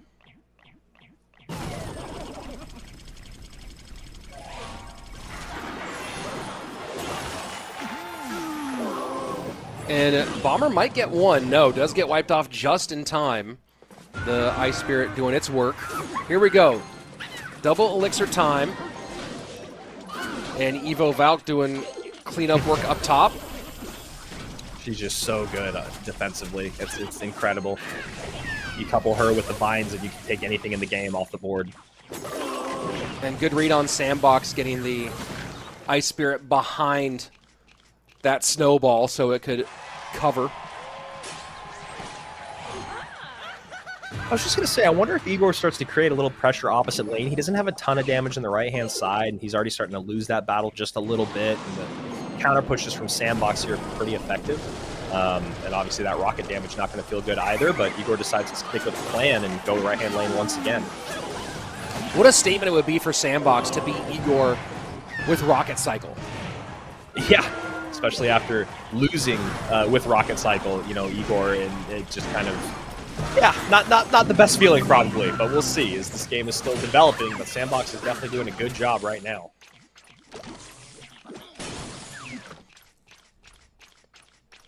Sudden death overtime and just a naked rocket. Igor sets up a Valk in front of tower. I think Sandbox is just recognizing that, there's not a lot of good ways for Igor to get on tower when he has such good responses to the drill. And instead of kind of occupying the board with units and then maybe messing up his cycle, to go Prince there and then log plus guards. I mean, that's not too bad. And then you just get another rocket out as long as Igor can't keep up the pressure, which is hard to do with drill. Drill again. Dark Prince is just there every single time. That's the thing, too, is that Sandbox cycles very, very quickly, so he's able to be ready for that every single time. And I'd love if Igor just stopped giving any... Oh, that Prince! The Prince! My word. That's huge. That's game. That's it. Game GG's. right there. That's game, set, match. Sandbox. Sandy there knows it. Yeah, he's playing some good Clash Royale, and he will find himself in the upper bracket final against Pedro. Big win for Sandbox. Yeah, really well played. Just recognizing the macro matchup there in game one and in game three when Minor Rocket was in the conversation. Game two was just a little bit different. That was a great game between these guys. And obviously, Igor takes the win there. But in game three, Sandy goes, look, I have every response I need to drill. No matter what you want to send my way, you cannot break through. If I have a Tesla on the board, all of a sudden, whatever's coming across the bridge is not effective. So the only thing I have to worry about is where the drill goes and when the Evo snowball comes down. And you saw there, it's like I can play the Dark Prince, I can play the Log, I can play the Ice Spirit, I can play the Guards. All of these cards are so good against the drill. And then he goes, I just need double elixir just so I can send out those rockets more freely. And that's exactly what we saw as that game kind of developed. And these are, I believe, from last set, which is why we're seeing the names that we're seeing at the top of the screen. But that being said, Minor Rocket Control has just been showing up a good amount today. Yeah, quite a bit. And again, as I said, the sort of flex on Sandbox's side to get the win with it against Igor after stifling Igor's work with it. And I know what this is interesting, and I wonder if it's about it hasn't anything to do with where the meta currently is, but we have seen more than once today a player who, with a deck that needs direct damage, losing to a player with a deck that has direct damage. And it's happened, I think, pretty consistently throughout the day. And it's very interesting where I wonder if it is something about, these decks that don't necessarily have a lot of direct damage. I wonder what it is about the meta right now, and is it just that there's so many ways to clog up the lanes, right? With whether you're talking about buildings, talking about vines, talking about snowballs. What is it that is making it so difficult for non-spell-based decks to get on tower? Yeah, it's really interesting, too, when you think about, why Minor Poison or, these decks where you're just kind of trying to slowly chip away and control. I think because of how heavy the meta is beatdown-wise, and also because of Graveyard, going same lane and switching lanes late game just doesn't really it's not really an option. So while it's not the exact conversation that you're talking about, it is just interesting to see, in the moments when Minor does work and when it doesn't, when Skeleton Barrel does work and when it doesn't. And I guess we'll just continue to have that conversation as the day develops. And then there were 6 here, Rich, and we got our lower bracket flushed out. Yeah, this is going to be exciting. We have a lot of critical elimination matches coming up next. Igor versus Ian, Mohamed Light versus Riley. And, you look at those players. Mo is currently 3rd overall on point standings. Ian is currently 7th, but we don't have their points for this weekend calculated in yet. Igor's in that mix as well. Riley is on the outside looking in at the moment when you talk about those points, that point situation. So he needs kind of to make a massive push today. So you have whether or not you make World Finals on the line for some players, but also that all-important seeding really kind of on the line with these next upcoming matchups. Yeah, this next one is absolutely huge. This is do or die for Riley here. It's, obviously a World Finals rematch, but 2 very different stories. Mo Light is pretty much guaranteed at this point, I think, a top 4 spot. I think that's just kind of how it's going to flush out with where he's at. And if he does beat Riley in this moment, obviously, I think it does secure it. Riley, on the other side of it, as you said, outside looking in, he's just got to play his best Clash Royale for the rest of the day. And that includes beating the guy that he ran into on that stage, that World Final stage at the end of the tournament last year in Mo Light. And we all know Mo Light and his lower bracket runs. We know that losses don't really affect Mo Light as much as, they may some other players. Obviously, a lot of the players that we have left in this tournament have ice in their veins for a reason. That's how they get to be at the highest level in CRL for as long as they have. But this is just a really tough spot. You talk about 2 guys that have trained together maybe more than anyone else in this tournament, maybe more than anyone else at the highest level in CRL in the singles format.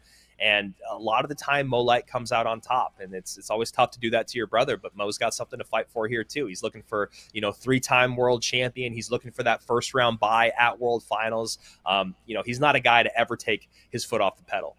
Well, and I think you brought up 3-time world champion. It looks like we're going to have both of our 2-time world champions most likely in our World Finals. So I'm curious to see if we do get a 3-time or get somebody new. But we will get somebody new into the mix for World Finals, as next weekend is the last chance to make that World Finals. LCQ coming up next weekend. Of course, we still have some work to do today, but those silver ticket winners, the people who either got them from these weekends or from their point standings, will be fighting for the 12th seed at Worlds, and the chance to face, and I'm looking at points, probably Mohamed Light, actually, from the way these points look like they're going to shake out. But either way, LCQ next weekend, so pumped to see who fights their way through for that final world spot. Yeah, I mean, you talk about that last chance to get in, those silver ticket holders. You talk about that, the leaderboard points. There's still so much up in the air. And like we said, someone's going to be rewarded with a golden ticket. Someone's going to get that silver ticket. And obviously next weekend, people are going to be rewarded with World Finals. But right now it's time to reward you guys that are watching at home. I can see the chat. It's unbelievable. The chat never ceases to impress me, and their ability to type exclamation point and any word that someone else wrote for 1,000 messages, and then that message will change. But that being said, we do have rewards for you guys, so make sure you have your phone out. I'm going to get my phone out. I'm going to get ready because you never know what you're going to get. Here we go. Reward number 1. There's my QR code. Here we go, baby. Here we go. Log in. I'm doing it, Rich. I don't know if you are, but I'm excited. I'm just going to stay locked in here as we look at our rewards. First reward up. Go ahead and use the QR code right now on screen. You can take a screenshot and use it that way. If you're watching on your mobile device, you can go ahead and put your mobile device at your TV if that's how you're doing it. Either way, go ahead and collect your rewards right now, and make sure, of course, you stick around for the rest of our rewards today because this is just the beginning. As you can see, more stuff coming, and yeah, that furnace looks like it's going to be a pretty cool one when it comes on your screen. I got 116 skeletons, Rich, on a fully maxed account. 116? That's so many. So while maybe I didn't have as much luck as you guys at home, let us know in the chat what cool rewards you guys got. I mean, that again, the lucky drops, it's fun. It's like a little slot machine. You never know how many of those stars you're going to get to. And then again, I got a book of books the other day, which is absolutely massive, especially like anytime a new card comes into the game, it is always so great to be able to unlock it immediately. So great stuff there with the rewards. I love that we're giving them out here at our final monthly. Oh, he's already got 3. Let's see what I get. What'd you get? What'd you get? Oh, hey, you know what? Boy. You know what? I'll take it. Yeah. Welcome back to the meta, Ice Golem, and welcome back to my phone. I already have you fully maxed out. Trying to get on my other account and see if I can get anything. Here we go. Claim. Now I'm curious. What will he get? What did you get at home? Let us know in the chat. Did you already unlock your reward? Share with us what you get, or if you haven't done it yet, share with us what you hope you're going to get as you're trying to get your account grown. I don't want to talk about it. Let's just move on to the next match. Andrew got 113 skeletons this time. Yeah. Got downgraded from the last one. Might as well have been. But yeah, as Rich said, let us know in the chat what you guys got. We always love to see it. Looks like we got some gold there. How do you scan? Well, the best way to do it is just to get your phone out and hold up against the screen. Obviously, you can, if maybe you don't have the ability to do that, you could open the broadcast. You could screenshot it, and then I think in your photos, you should be able to then open the QR code. I'm trying to think if that's maybe the 2 best ways to do it, guys. But, also the VOD is up. You can just go back and pause it. So someone got 7 Ice Golems. Someone got 433 Knights. Okay. Oh, okay. 2,500 wild cards. That's actually not that bad. I'd love to see that everyone in the chat is doing this. So as the day goes on, guys. Yeah, it's actually pretty good for the very first drop of the tournament. So remember, guys, we're going to give out more and more as the day goes on, and obviously lucky drop next, and then we got some banners coming out. I like the banners. I think banners are fun. I like to change mine up here and there. Oh, hold on. Someone says I got Spirit Empress. Yo, what a pull. Okay. That's actually really good. 3 Mother Witches. That's really good, regardless of if you need them or not. That's going to be some good wild cards. So I saw an OMG Book of Books. Congratulations. That one's pretty wild. What's also hilarious to me is we can tell the chat to stop typing exclamation point rewards, and they won't do it. But you tell them to tell us what they got, and they are listening. Someone said they got a book of cards. No. I mean, these rewards are looking actually very, very sick. And everyone, please share how much better than 116 skeletons you got consistently throughout this chat. If you could also rate how much better it is, like on a scale of 10 to 116 skeletons, that would also give us some nice context. for all of you out there. Speaking of context, a little more context on our points leaderboard. I don't know if we can show. I know it's not going to be updated for you, but while we're waiting for our next matchup, I don't know if production is able to bring that up, but we'll see if they can. Mohamed Light came into the weekend with came into today with 190 points, subbed the number one on our leaderboard with 210.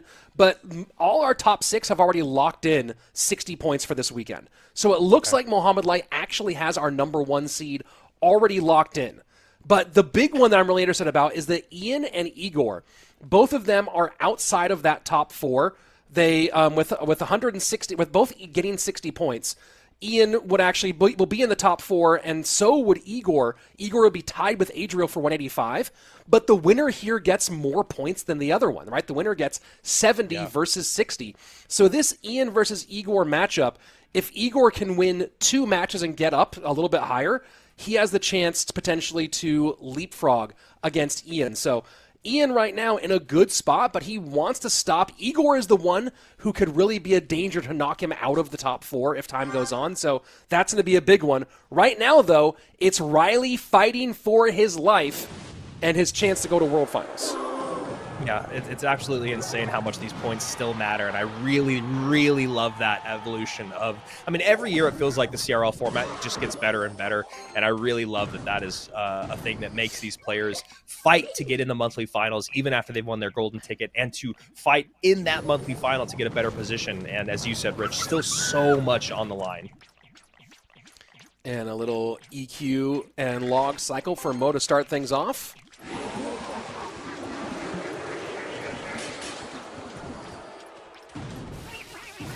Looking like Drill versus Hog.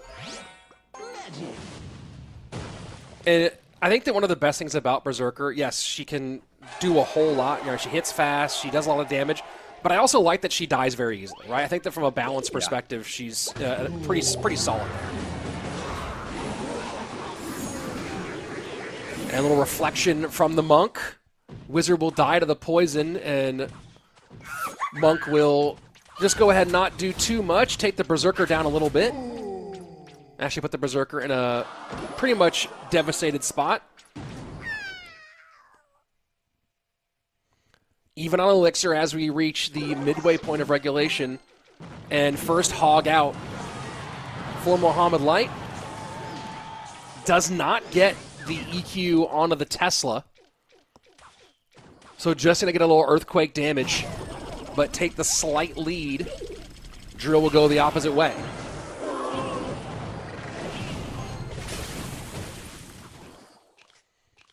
And Evo Snowball just gets a little bit of extra damage for Riley on the right-hand side, 25-60 to 27-34.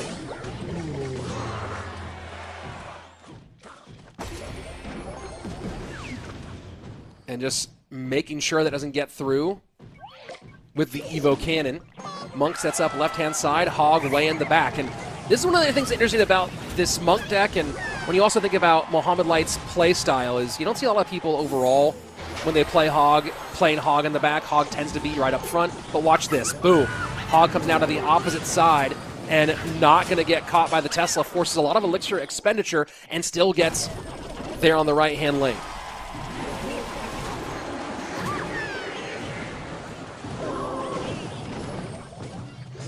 So the slight variation in Hog play and gets the hit on the left-hand side. And, you know, you got to wonder how much that starts all the way with the Hog behind King Tower early on, right? We've seen now 3 Hogs in quick succession. Here we go, drill to the right-hand lane. I really like how much the Monk has kind of worked its way. Wow. Oh, boy. That... Yikes. That's a tough one right there. I mean, that just says a lot to me about the mental state of Riley's gameplay right now. When you're trying to reach that much, I mean, you could just hover. You could just hover the snowball, right? And you're going to be a half step behind that. That just is, that's tough when you got one of your best offensive weapons taken off the board. Now he's have to poison at the bridge. He's only got 3 Elixir. Building's going to come down, so you can do a late EQ here. And there is no light. Perfectly timed EQ. Wizard gets a shot. Mistakes beget mistakes, Andrew. It's been said since Season 1 of Clash Royale League. And I was just going to say, I really like how much the Monk has kind of worked its way into the meta. It does such a good job as just a really, really strong tank. You know, it's the reflective ability is something that you always think about. Yeah, as that Hawk gets another hit in, and now Mo's looking at spell cycles. You know, obviously the spell reflection is really great. The projectile reflection is great. We saw it against RG yesterday. But the ability to just kind of be a really beefy tank while you let your DPS clean everything up like the Wizard and the Guards, it's been fascinating to see how and why the Monkey has come back into the meta. And the Evo Snowball here is interesting. It does change the order, gets the Monk behind the Hog Rider. But look at the connection on the right-hand side with the Wizard. Monk Reflection, Hog in one more time. Tesla trying to hold here. EQ will open up the lead, 516 to 1132, but we've seen Riley able to put a lot of damage down very quickly. Yeah, that's a good way for Mo to defend. You know the poison's going to come in, Guards first to get the damage, then the Log to clean everything up, and he's going to win this race. Evo is trying to work against the drill. Snowball not there in time. GG, well played. Mohamed Light takes game number 1, and Riley's World Finals hopes hang by a thread. And you can see Mo probably not even happy about it. You know, we saw how much these two guys loved having each other at World Finals, right? They were buddies throughout. They were always together hanging out. They were practicing together. They were playing together, like all of it. They were basically inseparable. And so it is interesting to kind of see the it almost looks like Mo lost that game when you look at his face on camera there, because I think he's feeling bad about having to take out his buddy. And that Evo Snowball miss is just, it's just tough, man. I get it. I've done it before too. You get really excited. Usually units are played right on top of it, and Mo does what Mo does, right? He doesn't go to option A or B. He goes option C, Wizard off to the side. Happy to take the one Goblin stab, maybe because he knows the Evo Snowball is in cycle. And just a great little outplay there that is probably the deciding factor. I think if those Goblins get on earlier, it's a very different game. Well, and we've also now seen a couple of times today where you're seeing top-tier world-class players trying to make predictive plays, whether it was the Miner plus Rocket from Igor earlier on, or now this Snowball, Evo Snowball onto the drill. And there's the players who are coming out on top are the ones who are being a little bit more patient and messing with the timing, right? Not getting caught in, this is the rhythm of the game we play. Instead going, I'm going to keep the rhythm unpredictable. And that's worked out well for Sandbox and now worked out well here for Mo.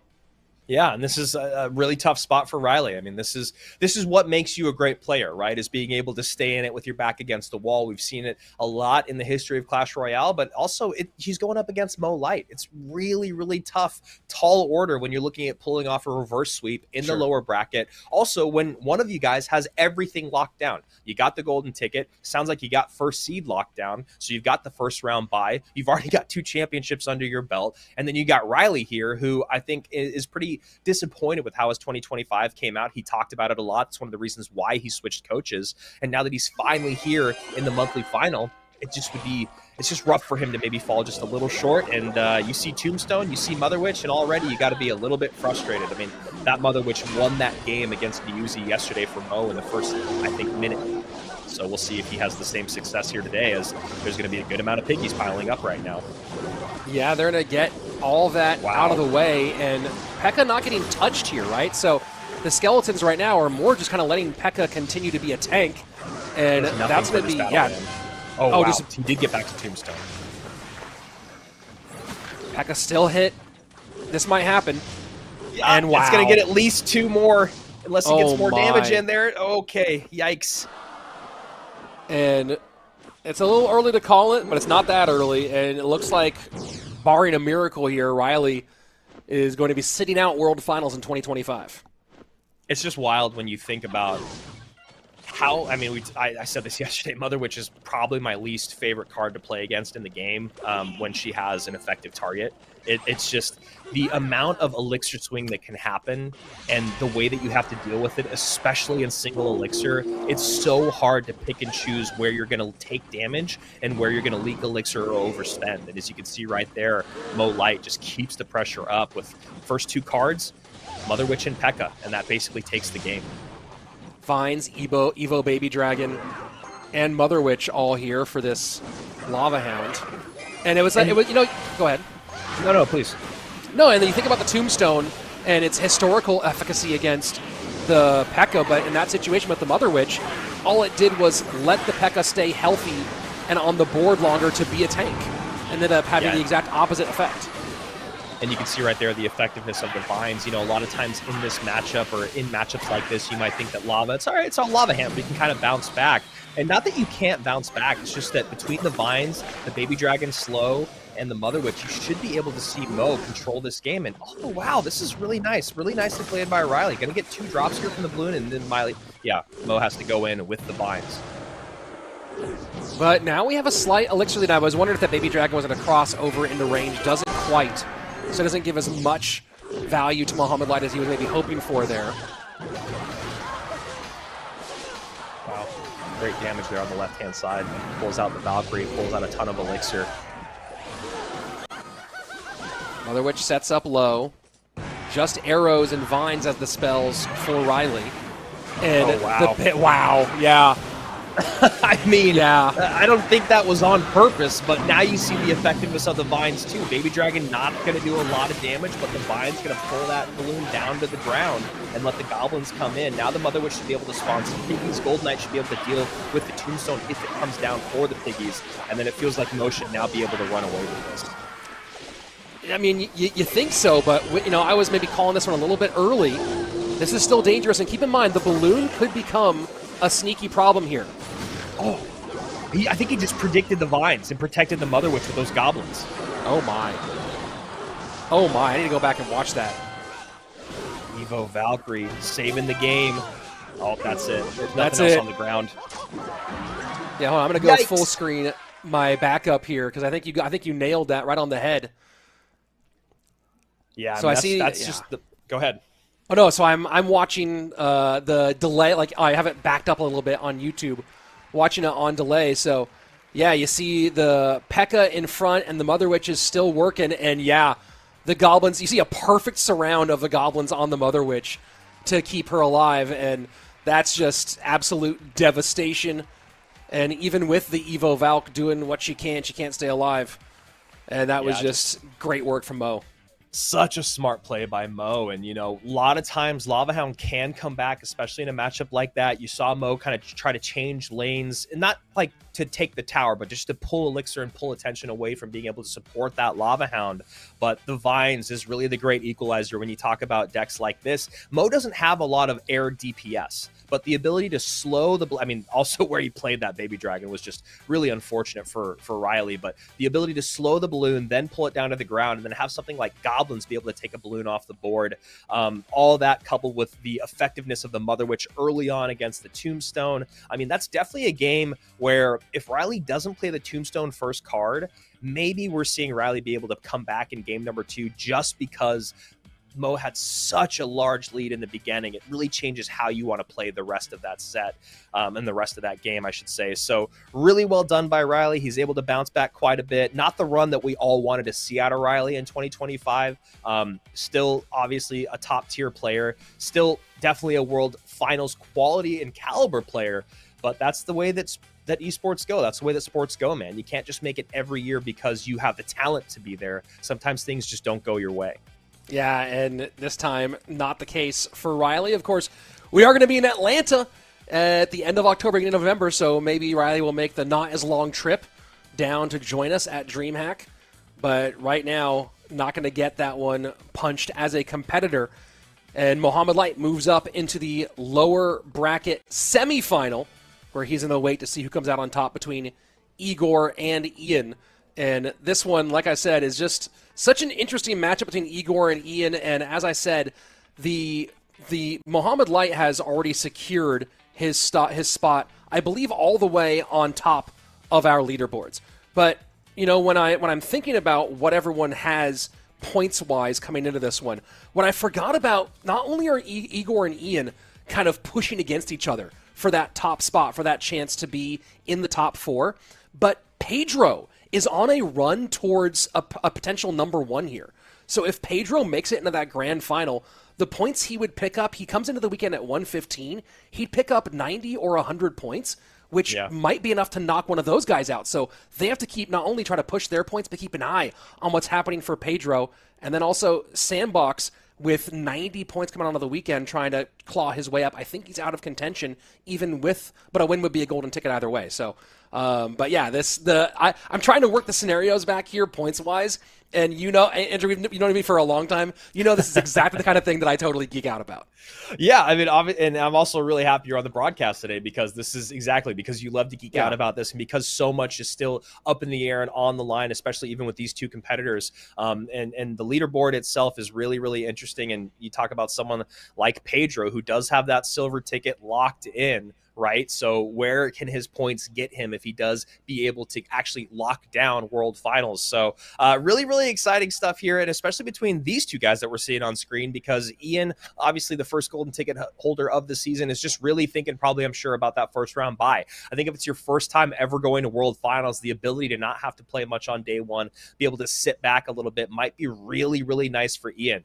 I've talked about this. I'll say it again. The competitive meta for any tournament is always kind of a fascinating vacuum of Clash Royale. Things change so quickly. Again, yesterday we saw so much Mighty Miner Royal Hogs quick cycle. We have not seen it once yet today. We're already over. I think we're about halfway through our day. So it's just so fascinating to see how the meta changes. Miner Rocket, Miner Poison, we didn't see a lot of yesterday. We're seeing more of that today. So again, for someone like Ian being able to get that first round bye for his first ever World Finals appearance, that's something that's really, really important to you. Yeah, and right now he is currently, if you take the points he would get for going out at this stage, he currently has 210, which puts him in that top 4. But as we said, Pedro nipping at his heels, Igor could go on a run here. So there's some dangers out there for him. He has to win this one to lock in that top 4 spot. And remember, Molite does already have a golden ticket. So if he is able to make that lower bracket run and be able to win back-to-back in the Grand Championship, it will go to that second place spot. So it's just very, very interesting when you talk about, where you're going to finish today. You don't have to win at all, but you got to be able to get to the finish line. And maybe going back to the same thing for Igor. Yeah, I mean, it just looks like he's going right back to Miner Control. Maybe he decides to go Poison instead of Rocket. We'll see if that's the case. I think that if he had Rocket in cycle, he would have used it on the cannon cart, but might have not been in cycle, might not have thought he could get it off in time.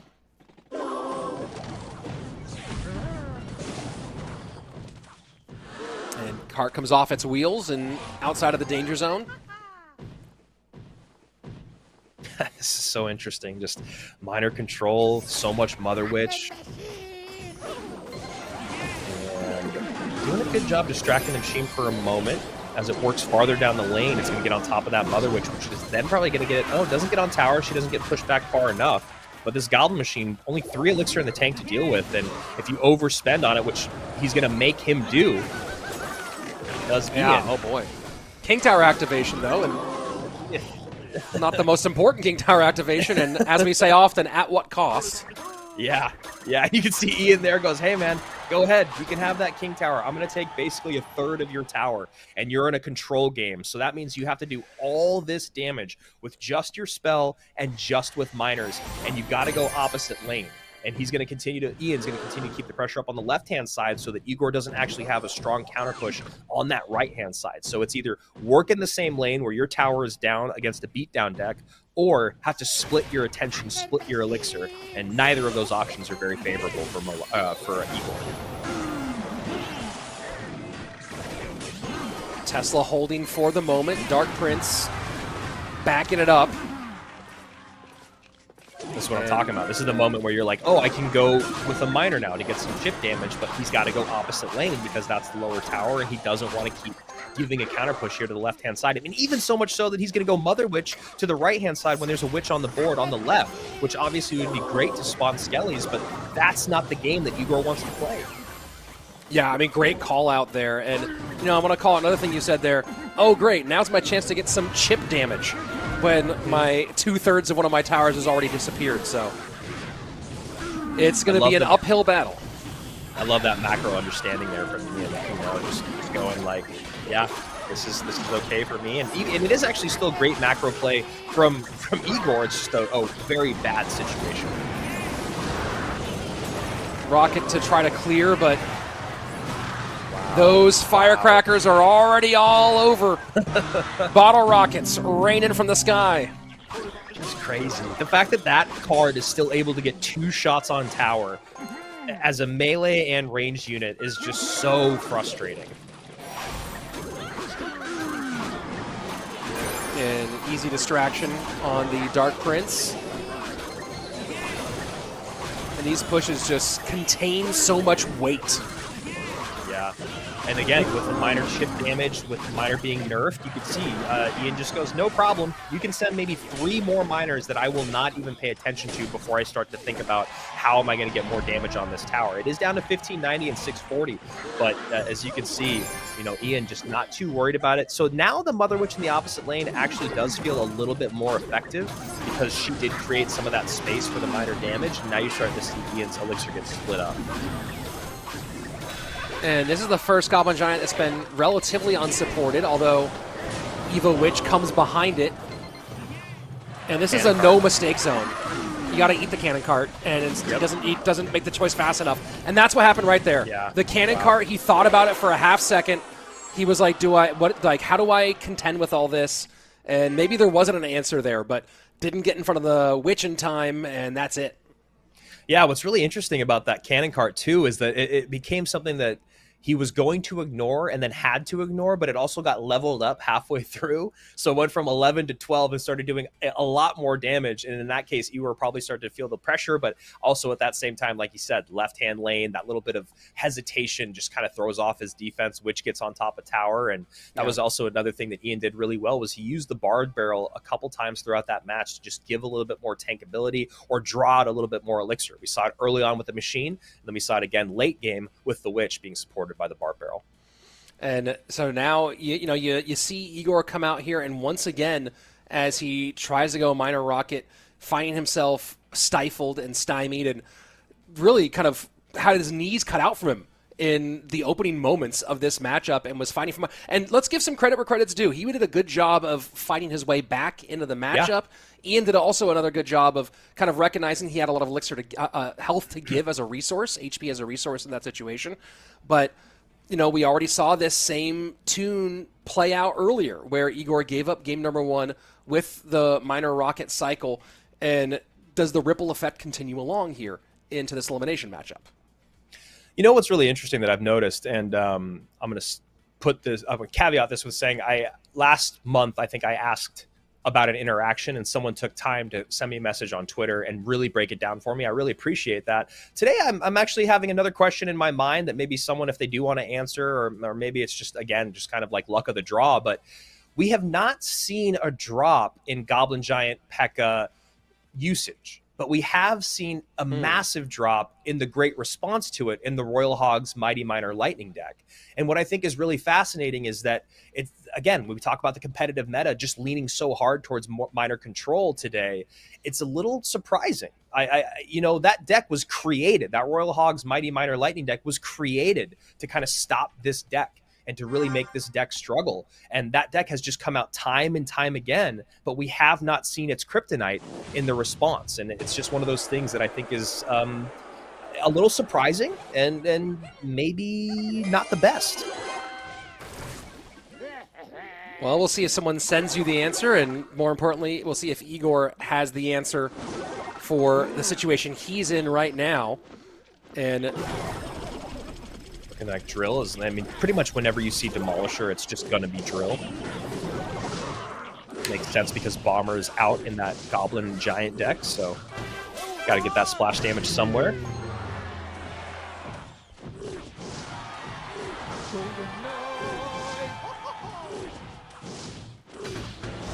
And nice little chain there for Golden Knight.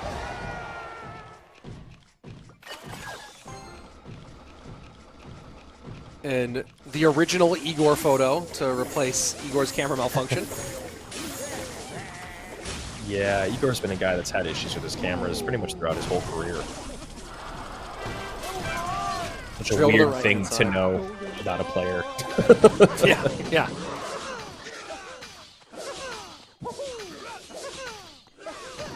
Pretty tight between these two, 23-38 to 23-88 as we get to the 90-second mark.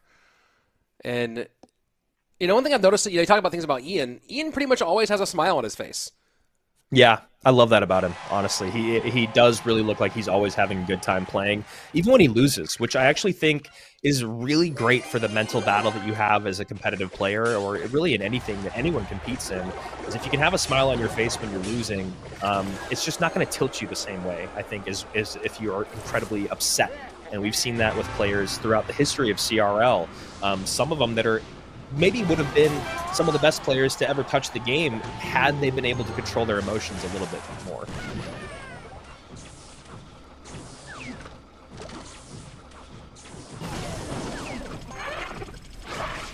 And Evo Baby Dragon gonna get in front and speed up the Monk game. Prediction on the snowball, gets the Fish Boy way back. Bar Barrel out.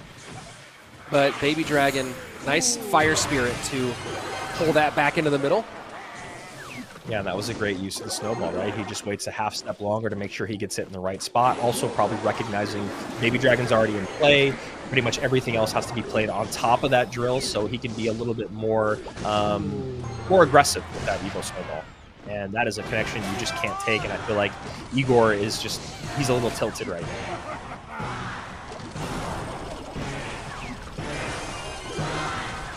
It feels like it should still be Royal Giant at the bottom of the screen, but just maybe not being able to find a good spot. I mean, with the Baby Dragon, it could be something else that he's trying to speed up. And there's the RG in the back. The Evo Baby Dragon out of cycle. And again, the Fire Spirit is doing a good job of just saying, hey, you're not getting free chip damage here from these Baby Dragons. I like this early cycled Tesla. Obviously, Ian has 2 buildings to deal and also has the ability to get back around very quickly. And that's a good snowball there. We're getting close to the 0 hour for Igor in this exchange, and he sets up the Evo RG bottom left-hand side. It's just tough because this deck, you know exactly what Igor is doing. He's going to go for one last-ditch effort with a double RG push, depending on if it's same lane or opposite lane. Evo Snowball comes in, so now it's probably going to be opposite lane because you've got a decent counter push there with the Zappies. But it's just too easy to defend here for Ian. But he might go into that lane with I was going to say with the Evo Baby Dragon. Yeah, Evo Baby Dragon stays alive, Monk stays alive, but still just may not be enough. Should be able to use the drill on defense if he needs to, and he's instead just going to opt to take a shot and clog up the lane.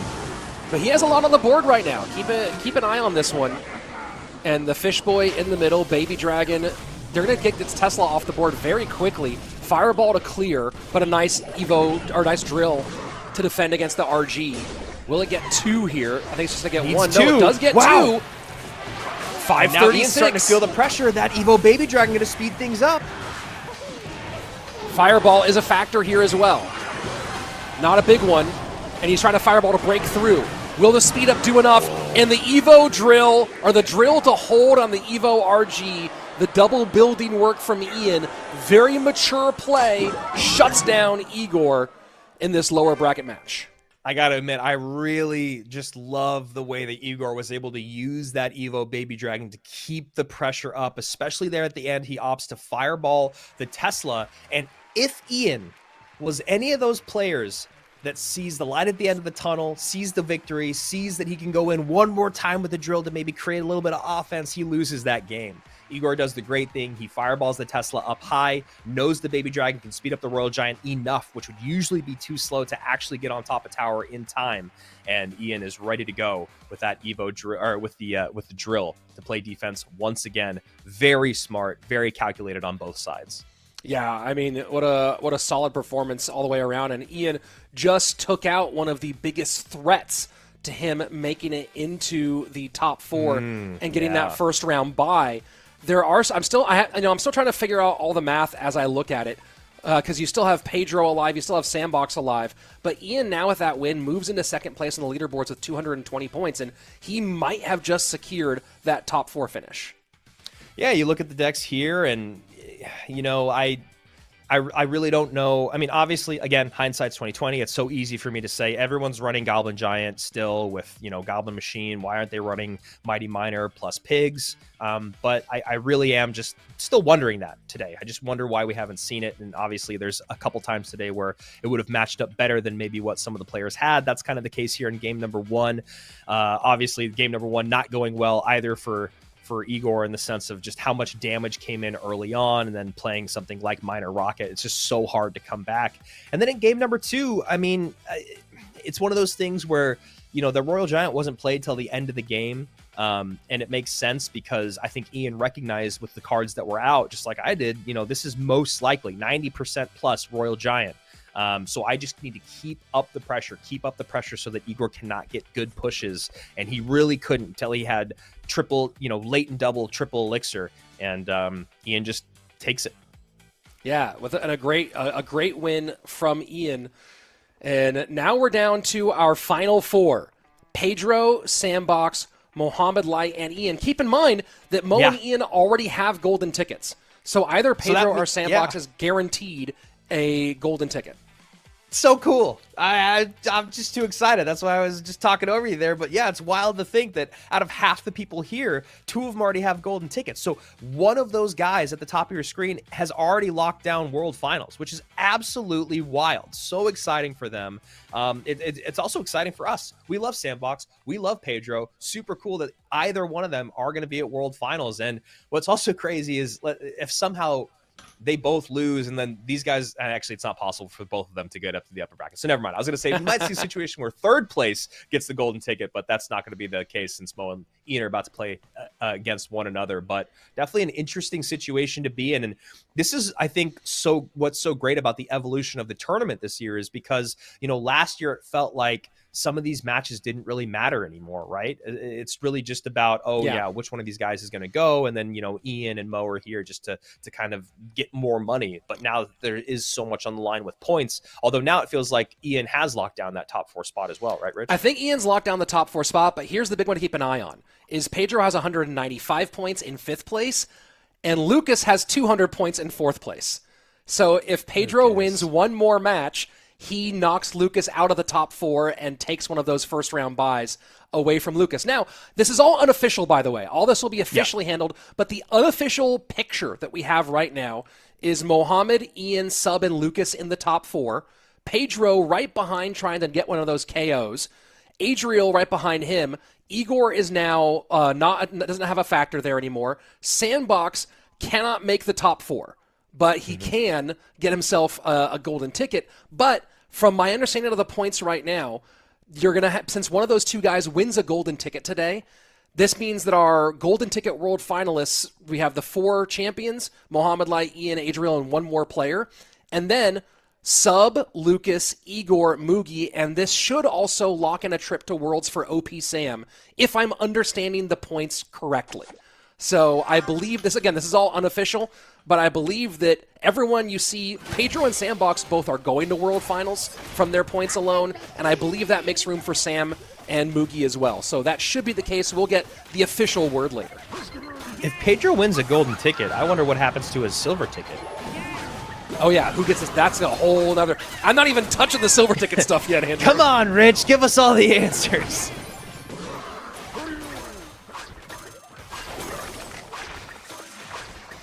Interesting start here, looking like Mo's going to run Graveyard. That's pretty much what we always see Evo Knight coupled with. And then on the other side of it, looks like Ian's just going to lean into what's working in the meta right now with the Pancake Tower and, of course, that Goblin Machine that you may love or most likely hate. And also, for those people that like to geek out about points as much as you do, Rich, you're going to be on that broadcast next Sunday for LCQ, so you'll be able to kind of give a very unofficial, slightly official look at what World Finals picture might look like. Yeah, I mean, we, from my understanding, we'll have everything but the 12th seed locked up by that point. And here you go, a giant pile of rocks, and I'm very curious to see how this one shapes. I like that play by Mo. He doesn't just go all out on the left-hand side. He doesn't just go Knight plus. He sees if he can bait out any elixir, and he does. He does a good job baiting out a decent amount of elixir there. And now this goblin is, or this golem, goblin, his golem is all of a sudden not very supported. And these cards that Mo has, incredibly high DPS. We talk about the hut spawning the spears, obviously the Berserker, and then, as I was talking about earlier, that Evo Furnace is so strong, and right now you got a great graveyard counter push coming down the lane. So here we go, Evo Knight up front, Graveyard comes in, and that Fire Spirit chip is certainly in the lane if you're Ian. Look at that damage, man. Absolutely insane. And the Fire Spirit's going to jump. And another Fire Spirit's going to jump. Nope, doesn't get on top of tower, but that was a beautiful play by Mo Light.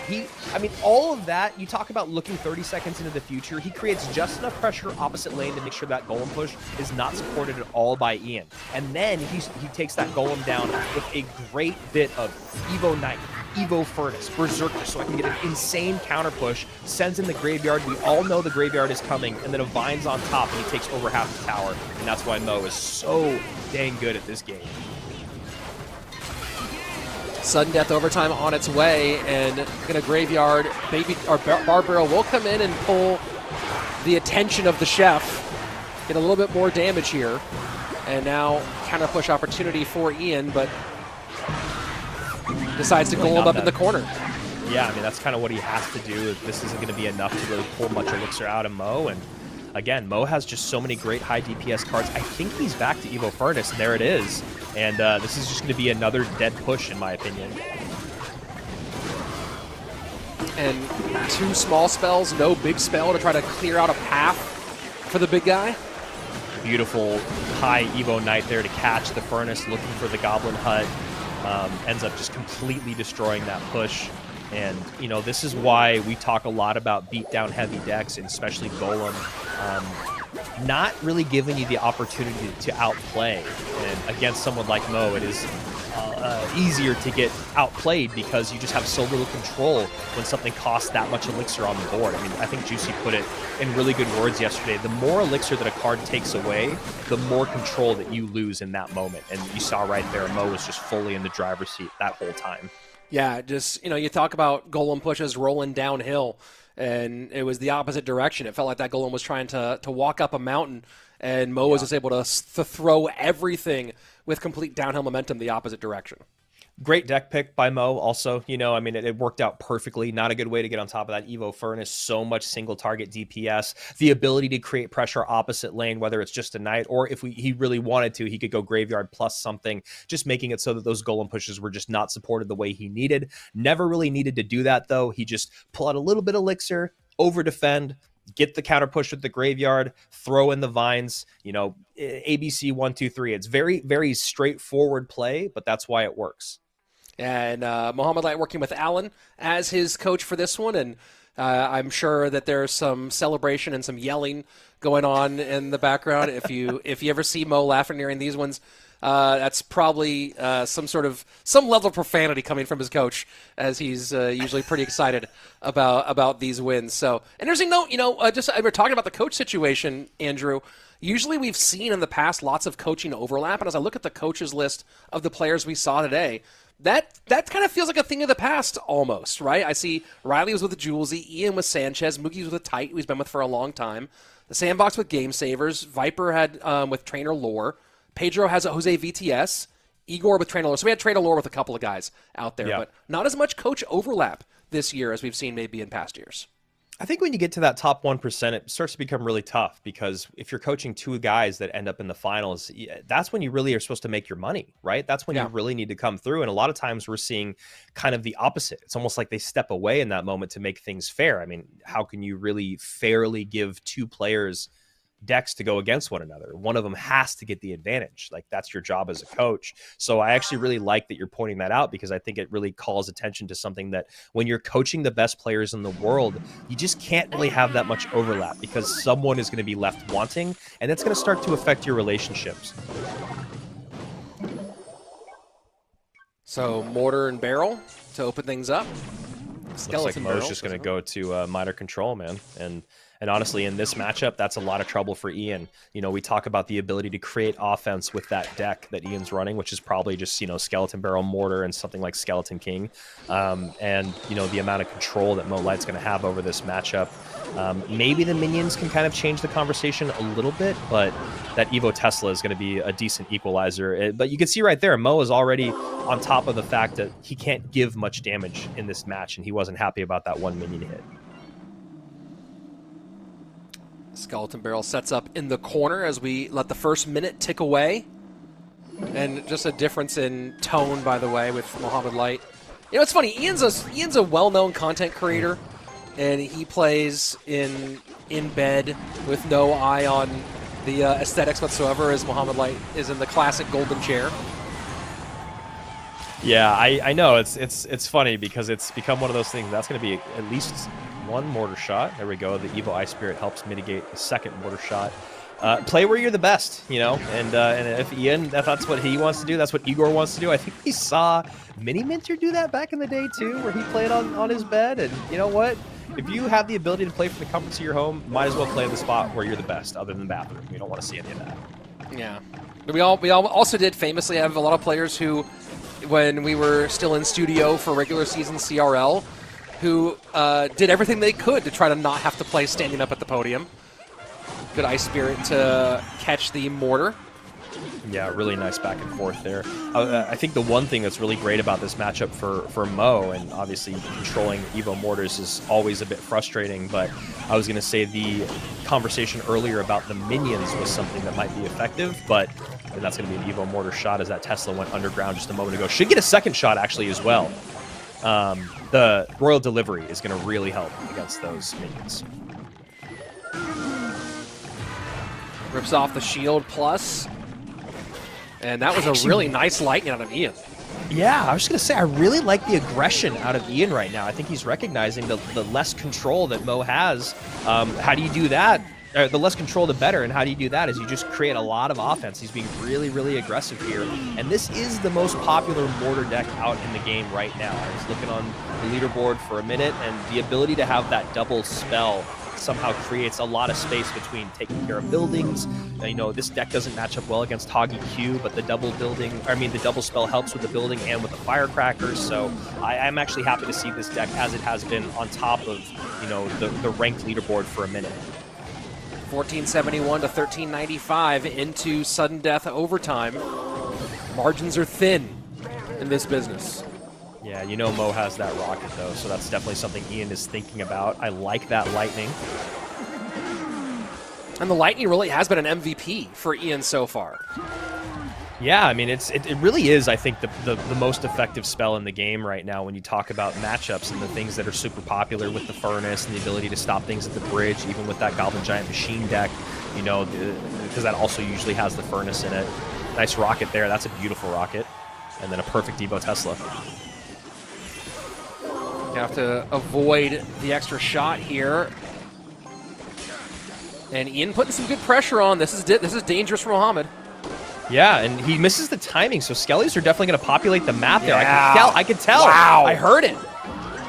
Very good job there by Ian. I mean, honestly, I think that's kind of a tough matchup. The Lightning, as you said, Rich, kind of the MVP throughout. And the other thing about Minor Control is it's really unforgiving. You know, you make one mistake and you find yourself in a lot of trouble. I've played enough to know that I heard the sound of the Royal Delivery drop, and I knew that barrel was just that delivery was just a little bit mistimed on that barrel. One mistake, and, you know, Ian takes the game. And again, pressure. Great plays there.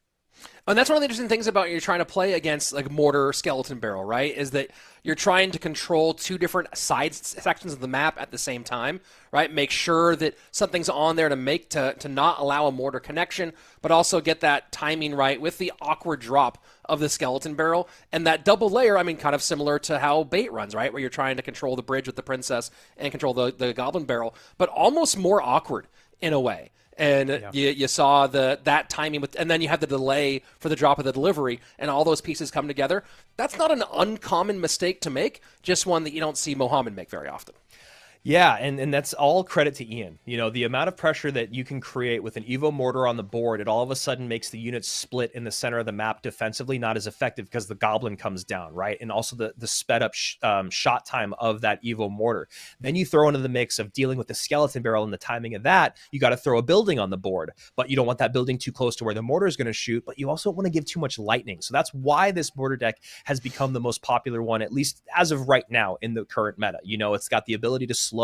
It's got the great building on the ground. It's got some good splash damage in there. And then, of course, the double spells plus the barrel creates a lot of pressure. And I really love that Ian recognized, look, I'm playing against a control deck. What's one thing that I can do against a control deck is take some of that control away. And he did a really exceptional job with my favorite win condition.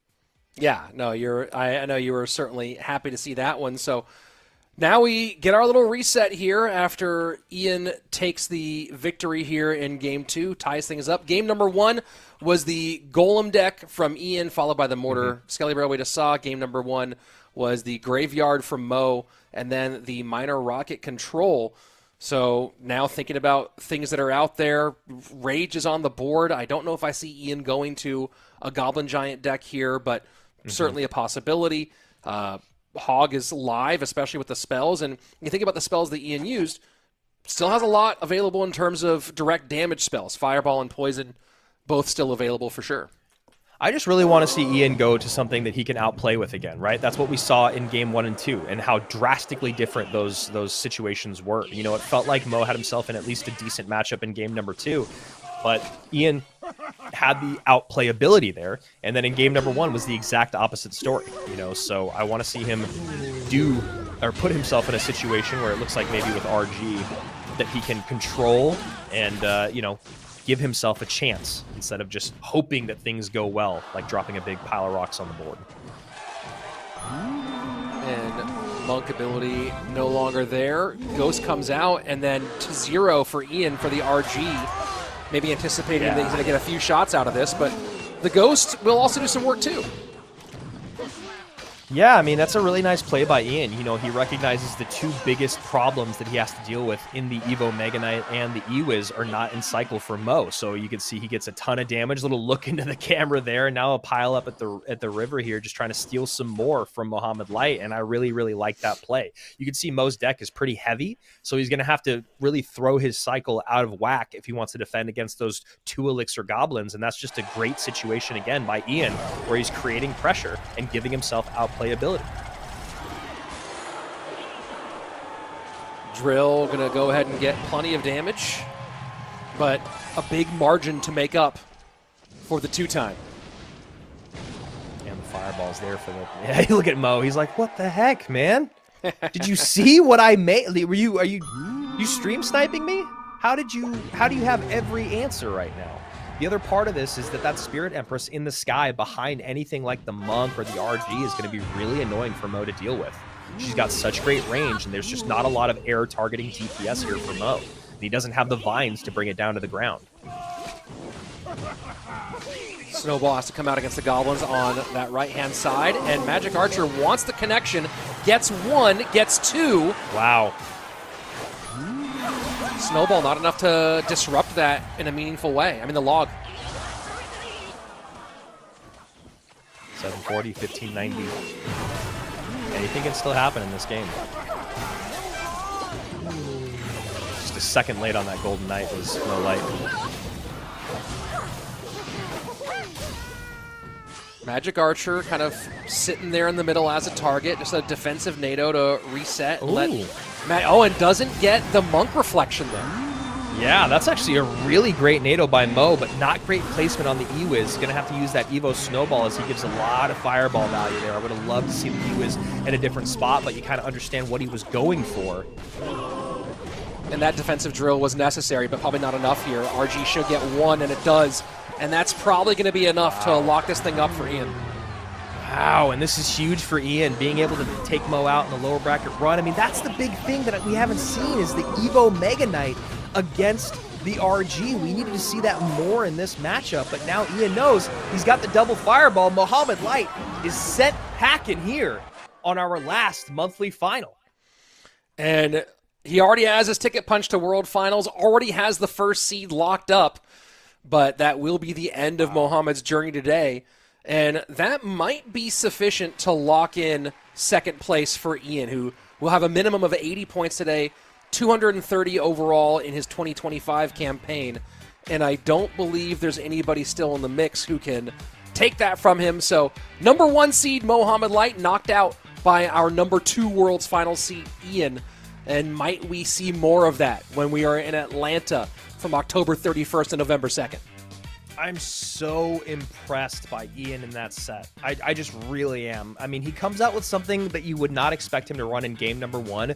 Part of that could just be to not waste the cards that Mo's playing, but to, kind of use up one of Mo's decks, see if it matches up well, and then now you have a look into what the next 2 decks might be. And then you talk about game number 2, this Mortar deck, it's really, really great with that double spell. You can just create so much offense with it. The Skeleton King ability, not really part of that conversation. The Evo Mortar, though, and the double spells, plus that barrel just created so much trouble for Mo. And again, we talk about Mo being a perfect player. That's impossible, right? He's just probably about as close to perfect as it gets. People make mistakes. And while he did have good responses for that barrel, you mistime one of them, and the skeletons just do so much damage. And also you're playing minor rocket controls, so you need to try to defend as cheaply as possible throughout the game.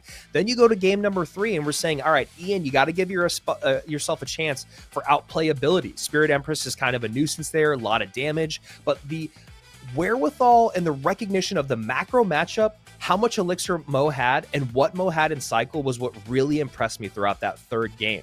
And Ian was just always right on top of it, capitalizing when and wherever he could. Yeah, I mean, that was exactly what you want to see from Ian in this situation, and I love seeing that there is no holding back. He's just ready, and now we get into the top 3 and our BO5s from here on out as Ian knocks out Mohamed Light, puts himself into the lower bracket finals.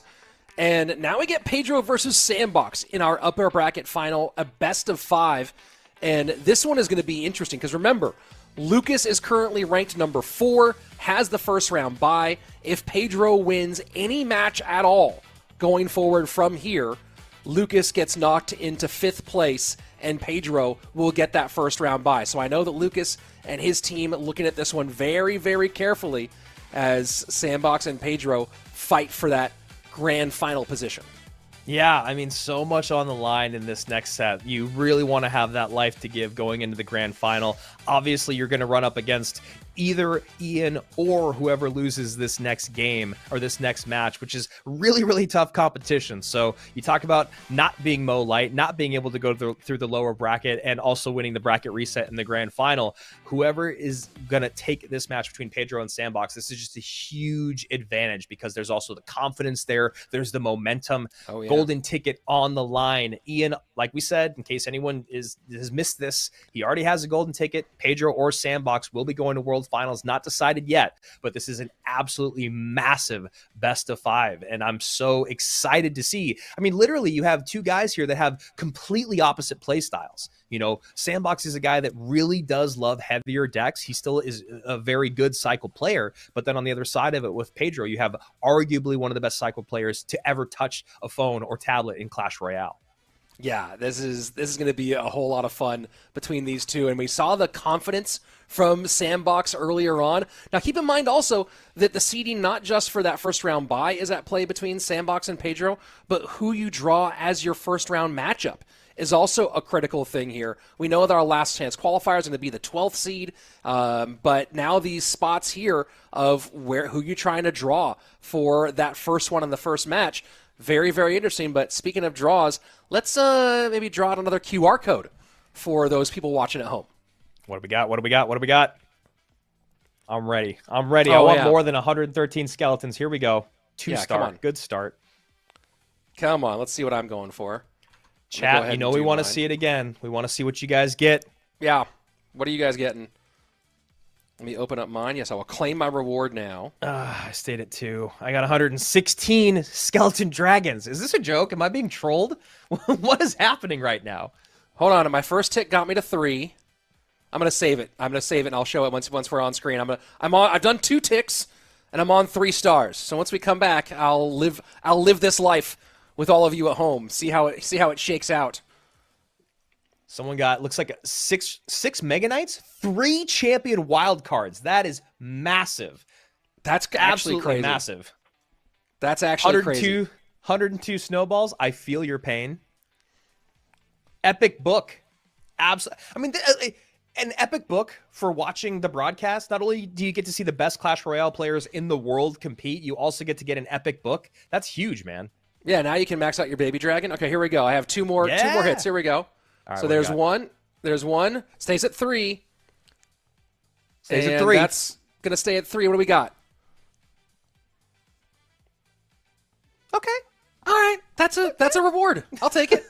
I'll take it. It's not 3 Mega Knights or whatever other people are getting. It's not all the wild cards. It's not all the champion wild cards. But you know what? I'll take it. What's 10,000 elite wild cards? Someone said book of books. Now I wonder if they're trolling, but someone said 7 boss bandits. I feel like that's incredibly specific, and that is a really good reward. Is 7 boss bandits possible? Is that even possible? That's actually crazy. Yeah, now I'm reading the scroll now too. People are putting in some good ones. 448 bombers. I mean, that's a number of bombers. That's an amount. That's more bombers than you had 5 minutes ago. Yeah, that is an amount for sure. Well played. Well, coming up in just a couple of moments here, Fire Meets Ice, Pedro and Sandbox. And just, again, Sandbox maybe trying to move into the upper side of our seeding for the chance to maybe find the preferred matchup. And Pedro with a chance to jump in to that top 4 and get a first round bye. Let's go.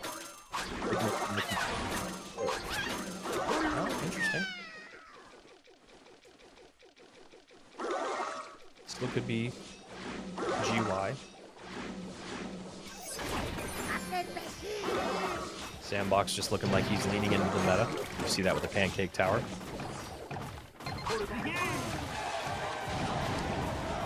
And Demolisher just working its way up. What's going to come with it? Cannon cart.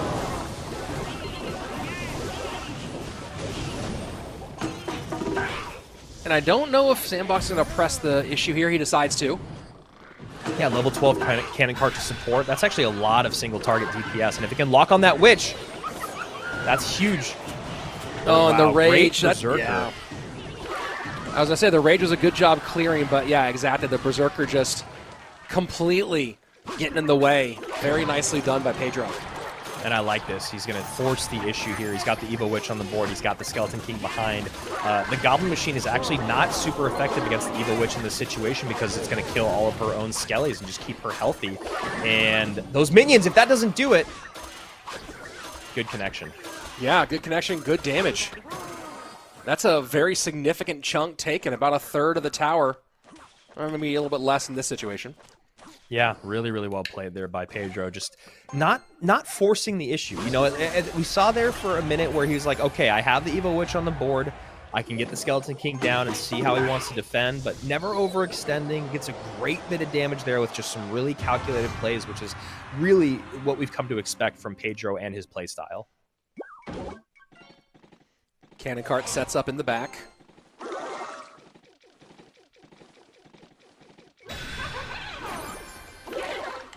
Someone got 9 Spirit Empresses and an unlocked for them. That's actually really cool. 9? Yeah. That's so wild. Cannon cart staying in the back here, and if that Goblin Giant continues to protect it. Yeah, this is a scary push. Evo Witch is down once again, though. Obviously, she's very, very good at defending. Goblin Machine is not there to kind of get on top of her, even though you're trying to defend with her. We saw that yesterday where one Goblin Machine took out an Evo Witch and it just turned the whole entire game around. And you can see it right here, Rich. It's just really frustrating. It was a level 12 Goblin Machine, so 2 shots took it off the board. You see right there a level 11 Goblin Machine didn't quite do the trick. Evo Witch stays alive here. So here we go. Sudden death, final 2 minutes. Small amount of damage done in this game so far. Oh, yeah. It is the lead, as Pedro has defended almost perfectly.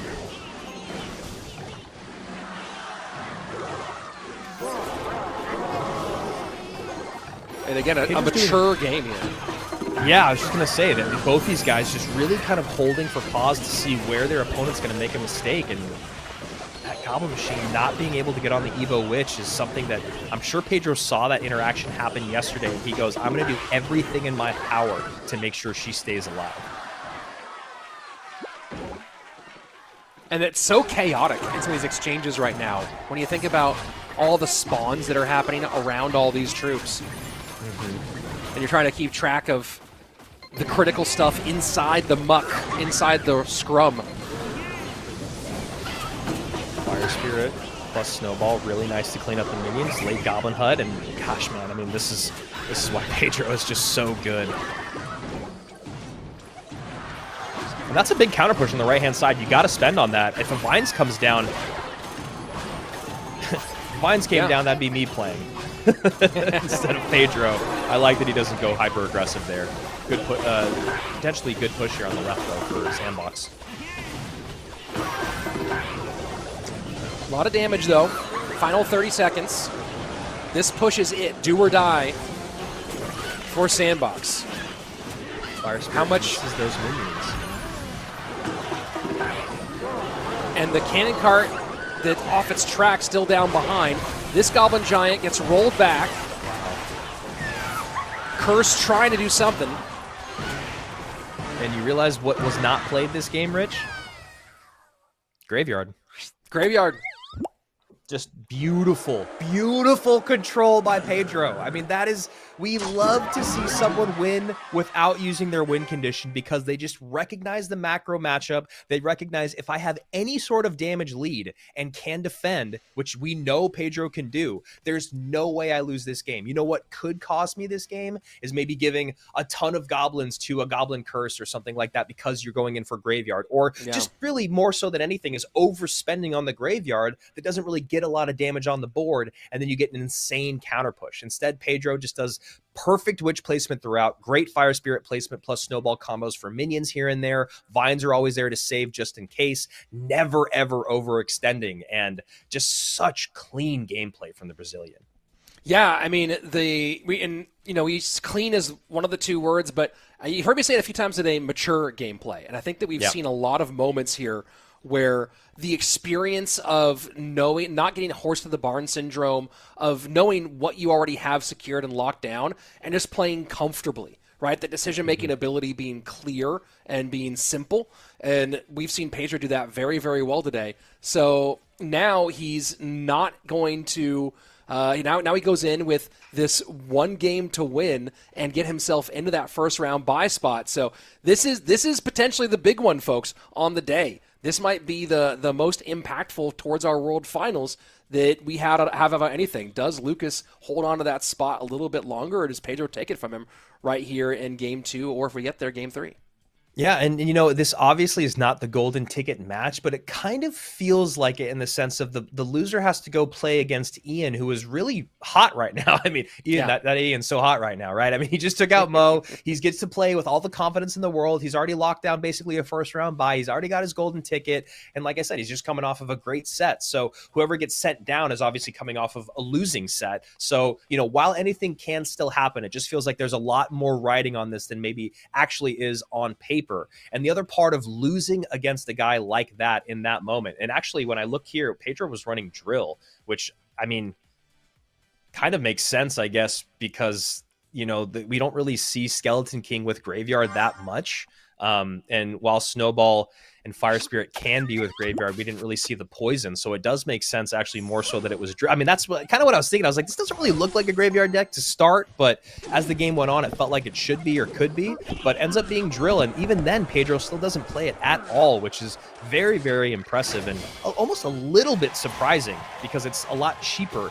But I guess he just was like, I have the damage lead, and that's something that someone who is known for minor control would probably recognize early on. I have the lead. I just need to defend.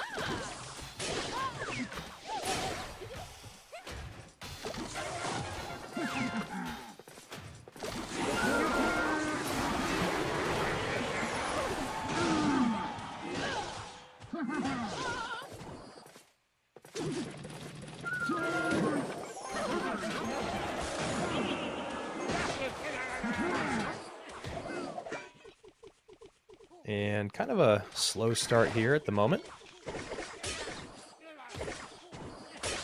Going back to that minor control deck, and you know, it's just so wild to me how popular it has been here today. High Tesla here to snipe the Furnace.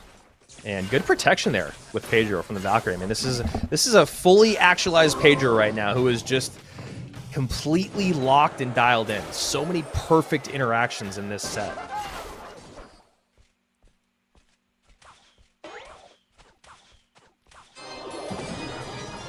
Graveyard comes in now from Pedro. Get some great poison value here on top of the Dark Prince and on top of those guards, pretty much negating the counter push. Should be able to stop this with, well, now that we see a miner come in, gonna have to take a little bit more than just the Ice Spirit. And looking for the goblins there was that log, but instead Evo Valkyrie comes down to do a little bit of double work there on top of the Dark Prince and the miner. Sets up the Furnace to pick up here and continue this pressure on the right-hand side. The high cage. And we'll see if the Brawler can get involved, but not going to cross the bridge early enough to help out this graveyard push. I'm so curious about when you run someone's known deck against them. Not one trick, but, you know, it's like when we see people run bait against Riley. We saw that at World Finals. We saw it again yesterday. It's just like you don't really want to run bait against one of the best bait players in history. On the other side of it, when you're running minor control against one of the best minor control players in history, you wonder if that's where you want to be, as Pedro takes a nice lead here with that graveyard. And we once again saw the Rocket not doing the work against the defenses. Great Ice Spirit plus Goblins to catch, mitigate 100% of the damage there, and Pedro knows I can overspend defensively because we're going in the same lane, right? I can overspend, then get a good counter push. If I don't give you too much rocket value and I defend with Ice Spirit plus Goblins, I'll be in a good spot. Yeah, Sandbox totally locked in. This time, the Rocket will get the little extra value of the Goblins, but you're talking about 6-on-2. Yeah, and those Goblins have to come down no matter what. So, you know, it's not the type of thing where the Goblins come down and they get rocketed off the board. Something like a Furnace or Valkyrie all of a sudden become really ineffective on the counter push. Those Goblins are already going to get cleaned up pretty easily, whether it's with the Dark Prince or with the delivery or even just the log. So, you know, this is Pedro playing against his bread and butter. And you're also seeing Minor Rocket here without the ability to 3-card cycle for the quick spell damage at the end. So he's going to have to do this au natural. And now just going into straight Rocket race, this is just not going to work. 45 seconds left. Now you can just get Relentless Graveyards in. That Rocket being used down below means you're not going to use it on top of the Evo Furnace, which is always going to pull more attention out of you and deal with the tank you have on the ground, which is why Pedro is supporting it so much. And that's game. And there you have it, folks. Pedro will move into our grand final, locked into, at minimum, 205 points, which means that he has now secured his spot in the top 4 and a first-round bye at our 2025 World Finals.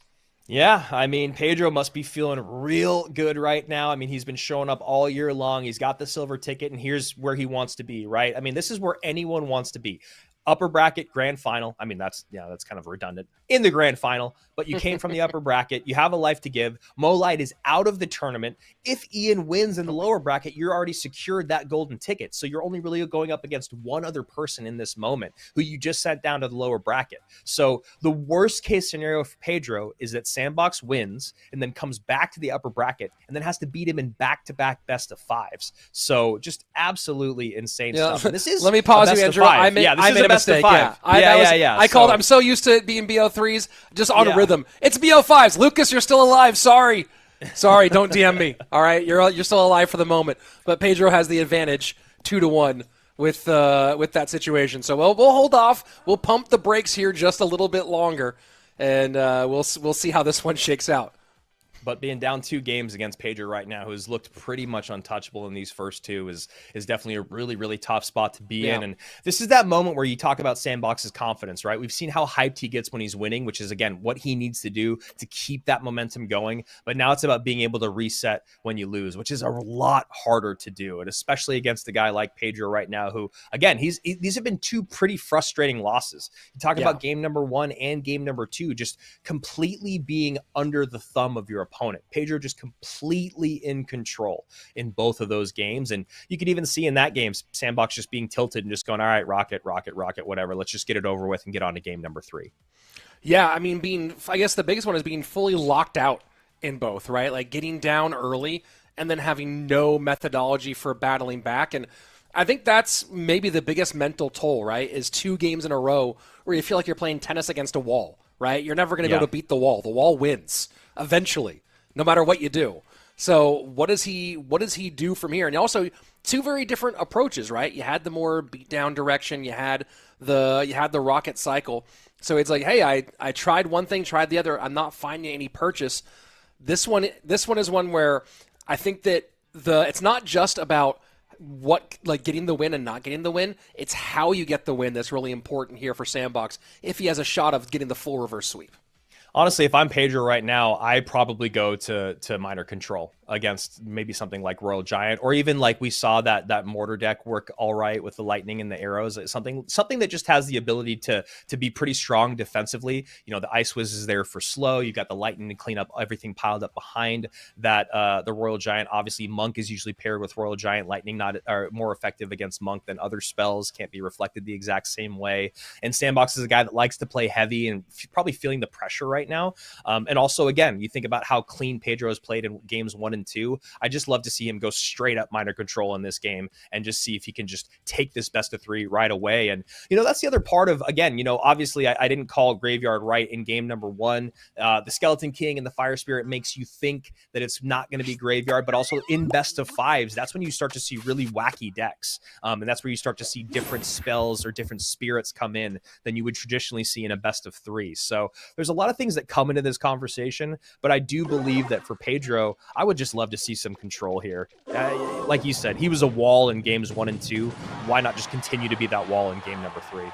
Yeah, he won with minor control against Mohamed Light in the last one, so we'll see if he goes that way. Log certainly makes that a possibility. And Sandbox with Skeleton, so looking like he might be going light here. Pedro just chilling. It's nice to chill sometimes. Yeah, love to see that King Tower activation. Just needs to happen. Obviously, a small thing.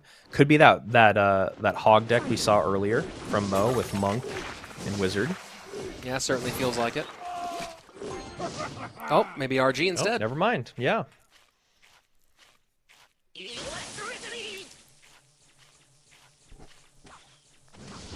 And Sandbox's deck is a little interesting here. This is, again, the part of best of 5 that we love. Yeah, I really want to get into the championship rounds. See what these guys do when they dig a little bit deeper. And it makes a lot of sense why you see Pedro just sitting back and kind of chilling on his win condition, being RG.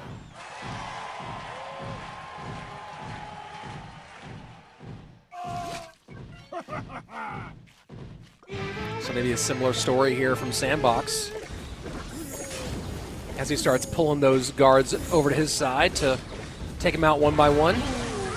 And that, again, just shows kind of how dialed Pedro is. He looks at the cards, he looks at the Fisherman is most likely in this deck, protects the Monk for just a moment longer, creates a little bit of pressure knowing it's going to be RG. I mean, if I can call that Sandbox is probably going to play RG, it makes sense why Pedro thought that he was going to run RG. And nice vines, though, to allow a few shots in here from Sandbox. But he's going to have to deal with a pretty large counter push. And Pedro goes opposite lane, away from the Monk on this one. I don't hate that. He's going to be able to use this Monk ability on the right-hand side. Those guards are going to create a lot of pressure, and now that RG just kind of has to... Skeletons. That is a really great use of Skeletons. Pedro probably looks at that and goes, all right, I need to save my E-Spirit now in the future. And sped up on the RG. Monk trying to get its knockback, but instead in the reflect zone. and able to do it. Yeah, great use there. We saw it yesterday from Newsy. We saw it here again. That Monk lined up perfectly with the RG, not allowing those shots to get in. But, you know, Sandbox running RG when we're thinking he's going to run RG, and it's really working out with an 800 damage lead.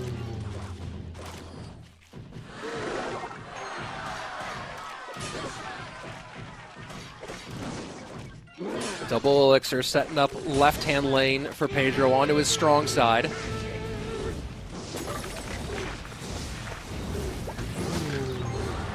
Vines are just, it's actually a little surprising how good RG is with Vines and Evo Baby Dragon in the meta. That Royal Giant gets 2, maybe 3 here, 2 shots, and the E is, yeah. No big spell, but I think Arrows plus Vines just does it. We saw Sandbox miscalculate spell damage yesterday, and it cost him the game. I'd hate to see that happen once again. He's probably doing the math right now. There he goes, gets the Vines. Arrows will finish it off. Yep. And that's what I was talking about. That's the kind of win that Sandbox really needed here. Not just to squeak by, not just to like get it done, but he needed a win where he to go to one of your favorites, asserted dominance in this one. And I think that's what we saw there, and that gives some really nice momentum for Sandbox going into Game 4. If I'm Sandbox's coach, I'm making sure that he goes and does his homework on all the spell value combinations in the game. I know there's a lot of spells, but you're the best in the world, right? That's why you're here, top 1% if you're at the CRL monthly finals, if you're in that world finals conversation. Yesterday, it was a lightning plus, I think, arrows. I can't remember exactly what it was, but he had the game locked up, and he ended up using, I think, the arrows on defense and then recognized too late, and he loses the tower in the final seconds. Yeah. Kind of same situation here, right? He's got enough HP to give that he's not going to lose that tower instantly. If you just go, I mean, maybe it's a cycle thing, but I really am just like, you got to go Vines, you got to go arrows, you got to just end this as soon as possible. Pedro knows that the HP is there. He knows that the damage is in, so he's just going to sell out left-hand lane. You don't want to get caught in that same trap he got caught in yesterday. Very happy it didn't happen to him again, but I would love to see just a little bit more confidence in his spell value combinations. Well, I mean, that's one of the things that, you know, if you talk about how many spells there are now. Back in Season 1 of CRL 2018, there were a lot of players who had all the 2 and 3 pair cycles for their major decks memorized, right? They knew exactly how much damage Log Fireball Log did, right? Or 2 Fireball. They had all those things memorized so that they could know. But then also the number of combinations and the way they came together was so much. There were fewer spells and fewer combos that made sense at all. So it was easy to get those, hey, there's like 5 things I need to know to make sure, especially, and also they had much more limited deck pools. So you go, okay, so when I'm running Fireball Log, I need to know these 2 or 3 things. When I'm running like Poison, I need to know, like, it was very simple by comparison. Yes. Now when you have so many spells, it's almost like you need to start creating significant cheat sheets. And that, I mean, I wouldn't be surprised to see people sitting with that also as a thing they're thinking about before they go into matches on when we're at World Finals. Going, okay, yeah, what does 2 Vines and an arrows do? What does 2 arrows and a Vines do before I go out there? And it's also really tough when you start talking about the balance team and how much work that they're doing to change cards and change tower damage from spells and how quickly that happens, or how regularly, I should say, that happens. And then also the introduction of new spells in the game, right? Vines has only been in the game for a few weeks. So you talk about also being able to throw that into the mix. And it does make sense. But that's why I'm saying, if you're top 1% in the world, it's just something that you've got to do. And like, it's, you know, doing that quick math on the fly while you're trying to defend. If you're just going to sit there and like hold your finger on the screen, it's like, okay, it does 287 and this one does 113, and okay, 287 plus 113, okay, that's like 400, right? And then all of a sudden you're just a second late. So just having them memorized, as we've seen players do, and as most players have memorized in the world, it's just really, really important. All right, game number 4, advantage still to Pedro.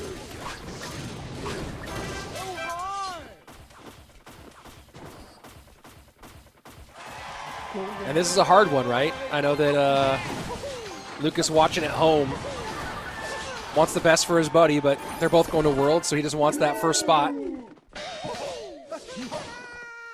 Prince is already like annoying enough. The idea of a level 12 Prince just kind of sends me.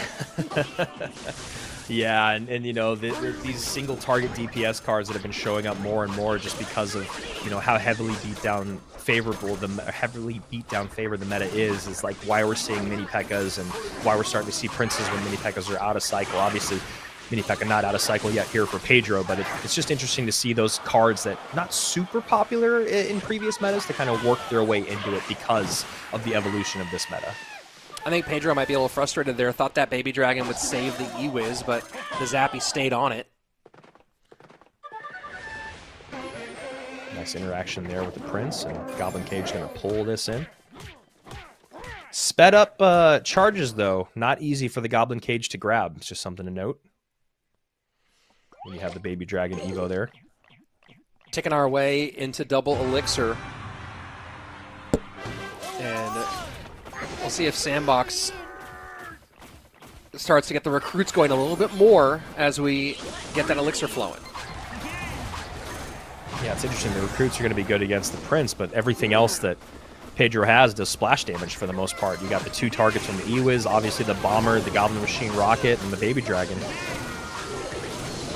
So recruits kind of get taken off the board a bit more quickly than if someone had just a few more single target DPS cards.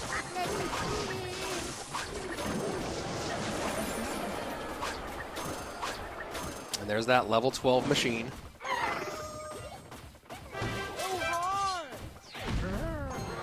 I was going to say, it feels like Pedro might just go in here, and he does. And Goblin Giant, yeah, wow. Sneaks right on through. And then you get the curse in there. Not quite as effective as it used to be, as you guys can see, but still some damage done. But small counter push here for Sandbox. Yeah, that was really interesting because we've seen the Zappies do such an effective job of defending, especially against things like this Goblin Giant today, but especially when you're in a situation where your opponent has no big spell to clear them. That time, though, able to break through and get really good damage. And I really like that push that we just saw from Sandbox. He knows that the E-Wiz on top of the Ram Rider is going to be the most favorable interaction if the Prince is especially not in cycle. So he goes Skeleton Dragons right behind to pull out more Elixir from his opponent. So you see there, Skeleton Dragons with the Ram Rider pulls out the E-Wiz and the Baby Dragon, and then we see even the Bomber at the very end to soak up that Skelly Dragon shot. So nice adjustment there from Sandbox. And keeping those Zappies in the mix with the Golden Knight tanking on the Baby Dragon. Lots on the right-hand side for Pedro to deal with, and Ram Rider comes in behind all of it. Yeah, and that's going to be really tough here. You're going to have a very, very late E-Wiz. There it is, but you see 6 Zappies on the board, and you love when players recognize you have no big spell. These Zappies are a nuisance. Oh my. Look at that! Oh my. Have you ever seen that many Zappies in a CRL match, my man? That was amazing. And look at that. We're evened up. This is what Sandbox has to do if he wants to be top in the world. And now you see Sandbox hyped, and Pedro is the one that's looking a bit bent out of shape, looking a bit burnt out right now. That felt like, one of those videos where people try get like 5,000 pumps on the board and then just make all the things like, hey, how many battle healers can we get on the board at once? It felt like that for Zappies, and you're absolutely right. We were talking about it early on. The Zappies are a menace when you can't clear them off the board with a big spell, and I think that Sandbox recognized when he gave up that first Goblin Giant attack, he's like, let me just get these things working a little bit more correctly, and double down with the Golden Knight in front, and then next thing you know, just an absolute flood coming down the right-hand side, and pumped up is Sandbox, and now here we get Game 5. Winner goes on to the grand final. I love it. I mean, honestly, you look at the way that Sandbox is able to bounce back in this set, and really the most impressive thing for me is his correction as the game goes on, and the evolution of those pushes. You talk about that Ram Rider plus Skeleton Dragons push after recognizing how Pedro was preferring to defend, and all of a sudden he's overspending. You got to get the Baby Dragon out, then you get the E-Wiz out, then you get the Bomber out. The sequence in the cycle is kind of thrown off, and then, oh yeah, you don't have a big spell. I was actually just going to say one of my favorite things to do when you know your opponent doesn't have a big spell is just put all your Zappies in one lane, right? Or you see people cycle their minions behind the tower because they know they don't have like a cheap spell to take them off the board instead of splitting things up. And Sandbox just took that and ran with it. I mean, I've never seen that many Zappies on the board in a CRL match, it feels like. And it was just such great, I got to work with what I got. Yeah, it worked with what he had indeed. So Now we start getting ready for game number 5. And this is where your analyst, your coach really starts to earns their money. Is you're looking at, hey, now your opponent and we both sides have 32 cards unavailable. And we start looking at spell situations. That's where I think it gets really interesting. So Sandbox has used Rage, Barb Barrel, Curse, Log, Rocket, Delivery, and now Arrows and Vines. So does still have the big direct damage spells available. So I'm expecting to see Poison, Fireball, also Lightning still on the table for him. So very curious. Yeah, and we're seeing the Dagger Duchess. Not seeing a lot of Dagger Duchess at the competitive level. I mean, it's one of the things with that tower specifically is, you know, when the arrows are out, or excuse me, when the daggers are out, it allows your opponent just basically a free pass to turn the pressure up. And Pedro goes, I just lost to Zappies. It's not going to happen again. I'm going to play him. What does Game Saver think he's going to face here? And it's the mortar to the right-hand side. So bridge spam for Sandbox into a Bowler Mortar Zappies deck. Wow. And this is a lot actually on the left-hand side. Luckily that bandit doesn't dash on top of the Bowler, so going to be able to play some nice cleanup here. Just try to get that Bowler out of the way. I mean, this is why we love best of 5s. What an interesting deck here we have at the bottom of our screen. But now, as what you're talking about, the Ice Wit's going to get a little bit extra because that tower is empty.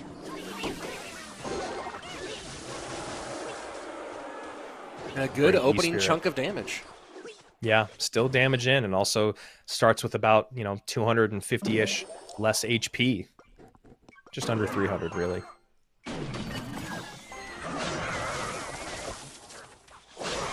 So Zappy's Bowler going to trying to find a way through for that Battle Ram a little bit challenging. We'll see what Sandbox's final card is. Had a lot of damage-dealing big spells available. You kind of assume that's the way he's going. Yeah, I mean, when you look at the matchup conversation here, this is definitely a tough one. You know, the ability to pull the daggers out of the tower, then keep up with a lot of small bait cards. You have so many ways to control the battle ram on the other side of the board. You also have the tank ability and the swarm units to kind of deal with that boss bandit. And of course, like I just said, the Zappies are a great way to deal with that. Evo Snowball, though, opens up, a nice little spot here, and Berserker gets on tower and makes this much more even, 2043 to 1875. Yeah, I mean, Sandbox is just playing so well right now.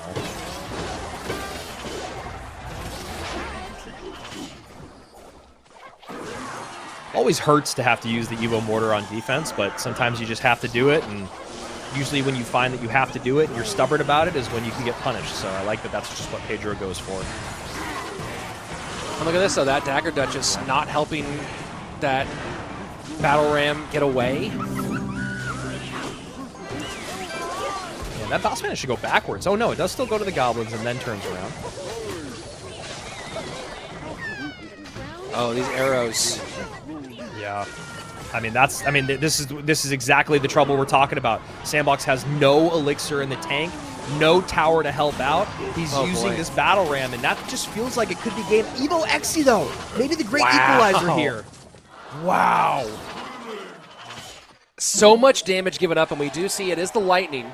So much damage given up, though. That Evo Exy extending the life of Sandbox, but will it be enough? Up the pressure. It is Pedro here trying to just get as much pile up as he can while that Evo Exy is not in cycle. E-Spirit at first, then the Exy, but still some damage should come in. Yeah, there you go. Skelly's on tower, and the dash. Whew. Yeah, I mean, that was an extender of life, but on life support is Sandbox in this one. And just a couple arrows away is Pedro, who, if I know him, he's going to just defend, and just get those arrows in. Yeah, I mean, Bowler, what a call here. Yeah, right? Great call. I mean, absolute shutdown card in this matchup. Yeah, I mean, both of them had a really great idea in dealing with the pileups, with the bowler and with the executioner. It's just that Dagger Duchess, I don't love the call on the Dagger Duchess. I feel like that was one of the reasons why Sandbox was never able to recover. If you're in an elixir deficit and you have a lot on the board to deal with, it's so hard to come back. Whereas like that's part of why people use the Dagger Duchess, is that she can do that. But as the game goes on and your opponent recognizes it and turns up the pressure, it's just really, really hard to recover elixir-wise. And you saw that over and over again where Pedro was just like, I'm going to keep the pressure up. I'm going to keep those daggers low. So you have to keep dropping big units to, you know, mainly the executioner to clean everything up. And it just felt like it really hamstrung Sandbox's offense as the game went on. Yeah, that was absolutely brutal for Sandbox. And now I can get it right. Pedro, with that, will get enough points. Again, these are unofficial. I'm doing this on my own on my computer in front of me, but I believe I have this correct.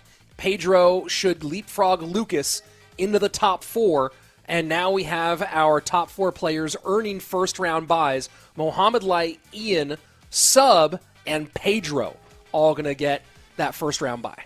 Yeah, and really, really well done there by Pedro. Great set for him. He's able to stay in it. We had a bit of an early call there from us getting a little overzealous. Yo, look, we've done best of 3s for a couple of years, and before that, it was just, you know, we've done different things for a very long time. I do love that best of 5s are now in the mix, but, you know, Pedro able to hold on, keep that best of 5, keep in that upper bracket, and now Sandbox gets put in that very, very tough spot of, now I have to go into the lower bracket to play another best of 5 right after losing against a guy who is feeling really good about himself and has very little pressure on his shoulders.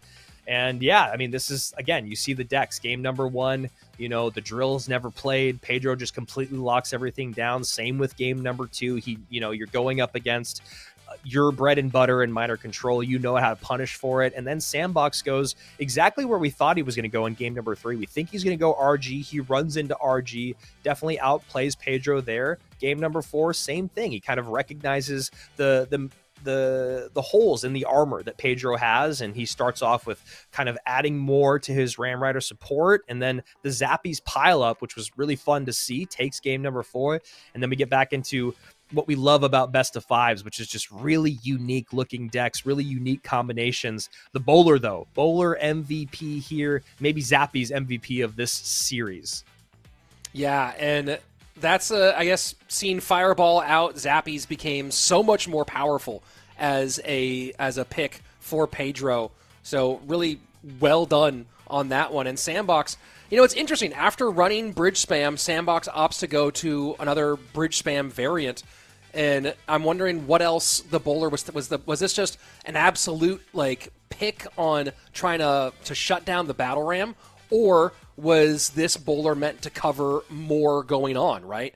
Yeah. If you look, I believe Dark Prince was still available, so maybe not a drill cover here. And I don't think the drill really made sense as I guess you had Evo Snowball still there as well. So just the bowler, brilliant pick, gets the game 5 win, gets the first round bye at Worlds, and gets Pedro into the grand final for this Stats Royale Golden Edition.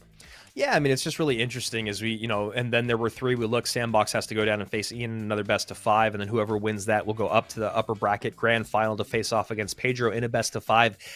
If the person from the lower bracket wins, we'll get an upper bracket reset. But also, if Ian does take this best of 5, Pedro will automatically take that final golden ticket from our monthly finals. That being said, there is still the LCQ next week. The bowler, I feel like, is such a great pick because it covers so many bases. You know, not only does it kind of play a building in the sense of, you know, you get that stop and stun for charging units, so you can use your mortar a little bit more offensively if you find that's the situation that you have to be in. Covers drill like you're talking about. Covers Royal Hogs in a really strong way. So there's just I mean, it's not the perfect counter for Royal Hogs, but it is a good one still. So I really like that pick by Pedro. You know, he found himself looking at what do I need to do? If there's bait, I have bait covered as well with the arrows plus the Golden Knight plus the bowler, right? If you get a good place bowler in the back of the tower, that can help with barrels. Golden Knight charge can help with double barrels along with the arrows. Goblin King can even help really well with barrels. So I just really like this deck pick, and also the Ice Wizard. If you talk about running into that evolution barrel, the Ice Wizard can come down and deal with those, those extra or those fake goblins. So interesting deck pick. I also really dislike running into bowler, and you can see why right there. Just really, really effective there for Pedro. And now we're giving Sandbox just a minute to kind of reset before he hops into another best of 5. Definitely the toughest spot to be in a tournament is the loser of the first upper bracket semifinal, right? And you have to go one best of 5 to another best of 5 back to back. Yeah, that's always very tough. And I'm actually, Pedro's working with Jose VTS, and instead of sent Jose a message being like, hey, what else were you trying to cover? What was your thought process there? So maybe we'll get some insight. But right now we go into Ian and Sandbox. And before as we jump into this one, I just want to float here one more interesting wrinkle. If Pedro, Lucas, and Sub, who have all qualified for World Finals, also have silver tickets. So whoever has to figure out where those silver tickets go, I mean, good luck. I don't envy whoever has to sort all that mess. Yeah, lucky for us, we just get to talk about it like we thought of it.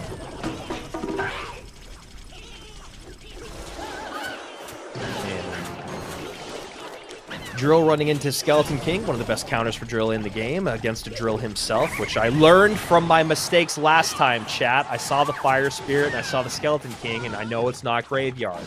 Obviously, the Evo Snowball kind of gave that away with the Goblin Hut.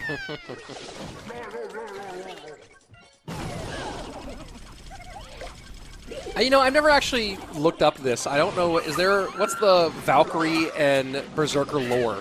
Because obviously both names from like sort of a Norse mythology, right? So both characters that make sense from that mythology. Have red hair. They both have the carrot top thing going on. Yeah, they've got to be related. They are related. Right now, we made it. We made it true on broadcast. What do you think it's like babysitting the Berserker for the Valkyrie?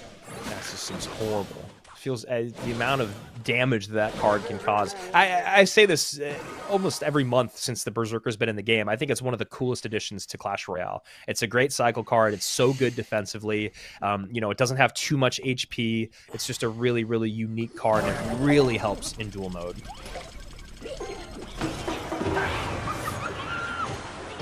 Snowball looking to make room. Dark Prince says no thank you. Skeleton King. Chat going lore confirmed. Nice. We got it. Lore confirmed. Awesome. Locked it in. That's why the Valkyrie's Evo is to pull you back. And so when the Berserker starts running around causing chaos, like, no, get back, get over here.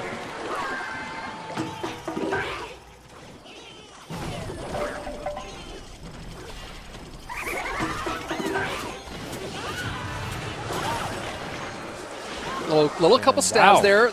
Yeah, good snowball. Great snowball. Actually hits the Fire Spirit perfectly in time. Then the Vines comes down, and that's a lot more damage than I think Sandbox would have liked to have taken, being down about 700 HP now. And this Bomber is just brutal to deal with.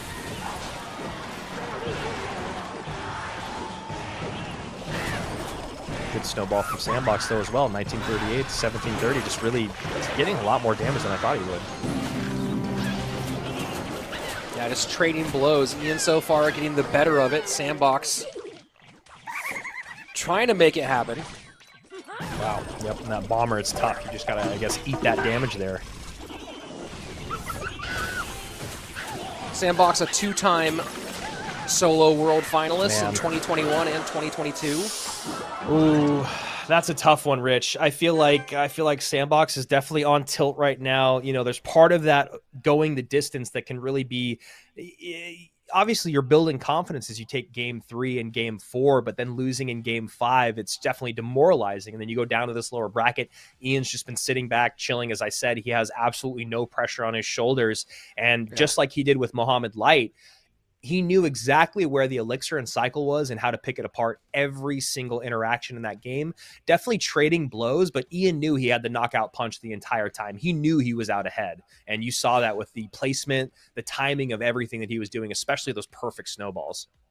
Well, you talk about kind of the evolution of Ian, because we've had our eye on Ian as someone to break into true competitive level for quite a long time, right? He's someone, obviously, his fans have, for years, his fans have been clamoring, where's Ian and where's Riley were always the questions on basically every stream I did on my channel and nearly every CRL for a long time.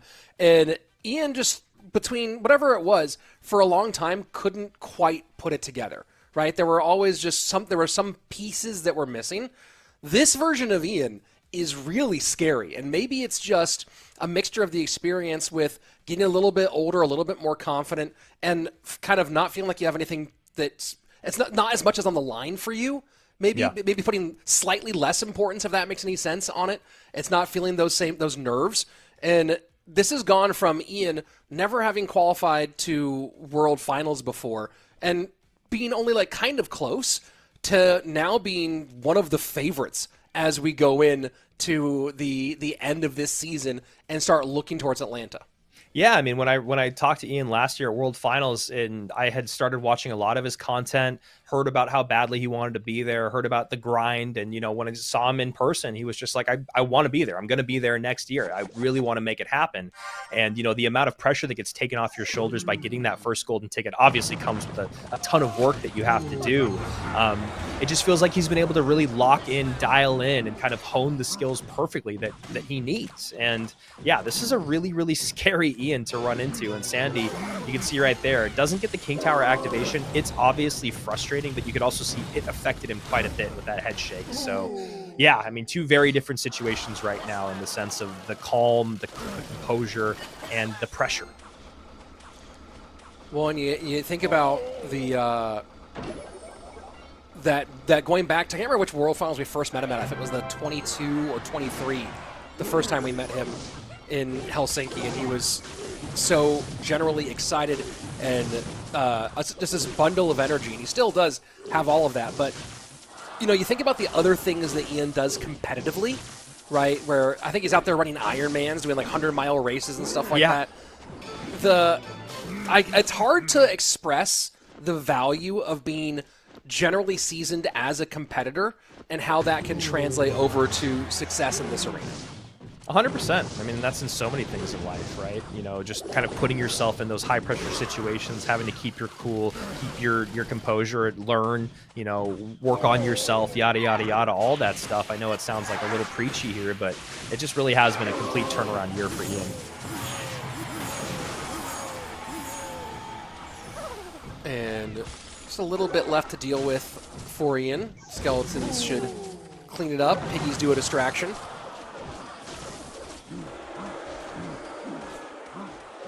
And finally, it's crazy that this is the first time we're seeing this deck today. It was used so much yesterday. It was incredibly effective. It matches up well against a lot of things in the meta. There's obviously certain things every deck doesn't match up well against. But as you can see right now, Ian doing a good job. The 3-card cycle is going to be super frustrating. The Evo Cannon does a great job cleaning up things behind, can help with the zappies when you don't have a big spell to get on top of them. Like I said, the 3-card cycle with the double cannon is going to be something that you need to look at. Still going to be a little bit tough to control. I think, in general, Sandbox has a much more offensive deck. Evo Cannon trying to clear up some of the mess. Baby Dragon gets turned around last second by the Piggies. And just enough damage from that Mighty Miner plus Log and Skellies. And pretty clean defense throughout. Ian's still ahead by 600, but, he's definitely going to feel the pressure here. He's got to have some really great defenses throughout. And that's nice to put all the zappies into the same lane to deal with nice and easily for Ian. Sudden Death overtime on its way. Ian with the lead, 2090 on the bottom right-hand screen on that tower for Sandbox. And Sandbox maybe hits that a half step early. Yeah, that was interesting. Maybe just not knowing what to do with his elixir, not wanting to leak a lot. Really interesting on that.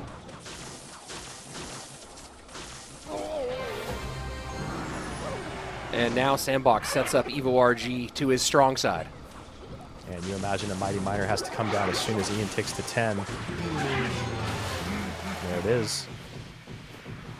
I like the Skellies going first, though, because the Skellies do just enough DPS. You want to get them back around so that you can use the Skellies to distract the Fish Boy. So smart, kind of long macro play there.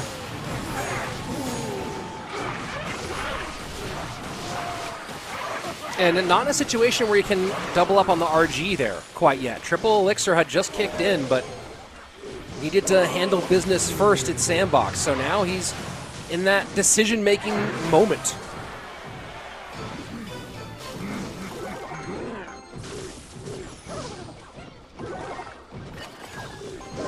Corner RG, Zappy's ahead of it.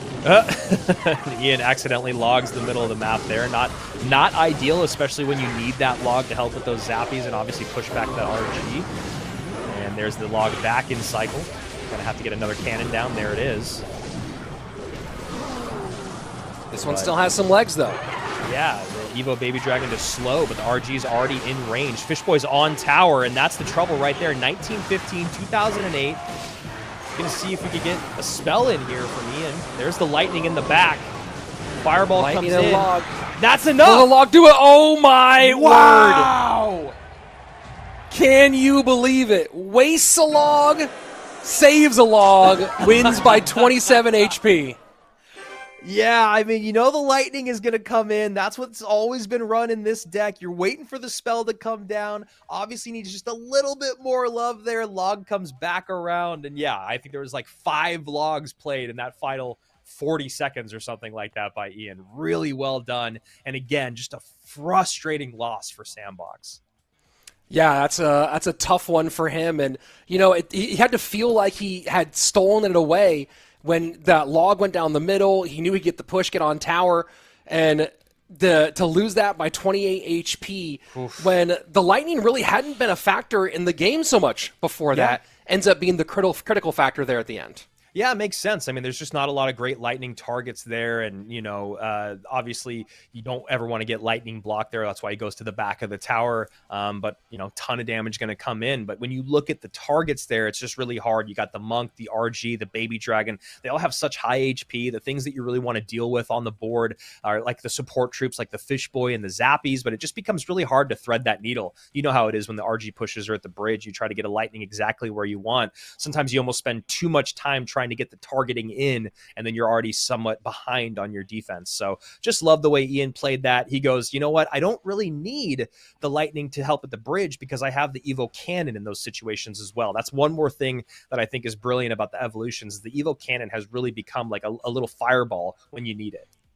Sure, and the ability to cover, we saw how often there were 2-lane pushes, right? You have stuff really stretching the field out, and the timing of the Evo Cannons from Ian to cover that full breadth and just make sure everything let's calm it all down a little bit, give me a little bit more space to deal with both lanes at once.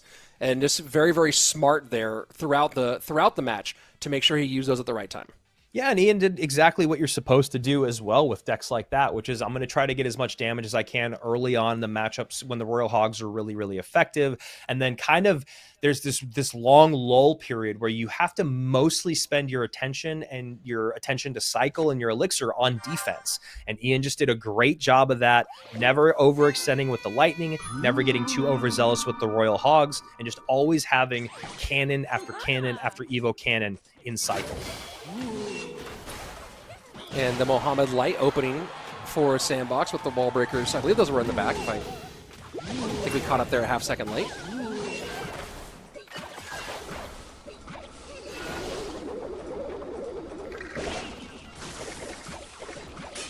And very popular bait deck coming out here for Sandbox. Yay.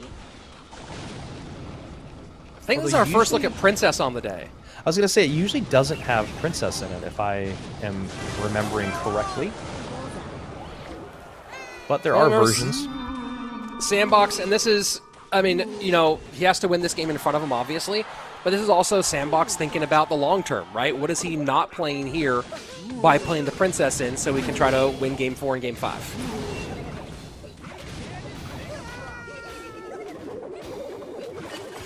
And depending on the spell power here, those Dark Goblins and Princesses could be quite frustrating. Let's go.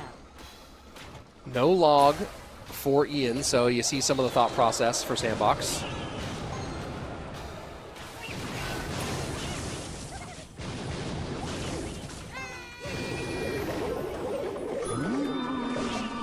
Nice double barrel push here to the back.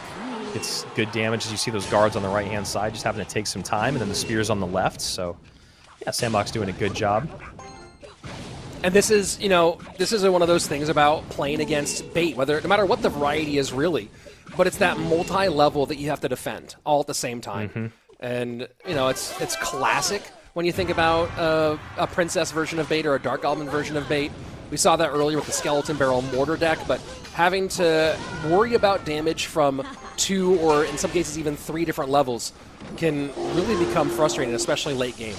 That's a nice catch there by Ian with the P.E.K.K.A, because this Mama P.E.K.K.A is going to just kind of deal with everything right here on the left-hand side, and now you're going to see, I don't know if Evo Valkyrie's in cycle or not, but it's a perfect time for it. There it is. Absolutely perfect Evo Valkyrie, but the Battle Ram does sneak away for Ian there, and just, again, a great sequence of offense put together, but he is taking a decent amount of damage on that right-hand side.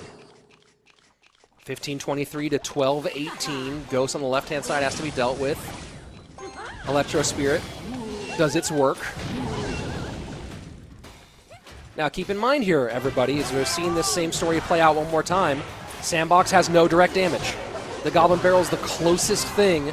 Arrows can always cover, then also you can try to do your best with troops as well. And Ian just dropped Zappies and a Furnace all right on top of those Goblins, and I think the middle Goblin's still got a stab.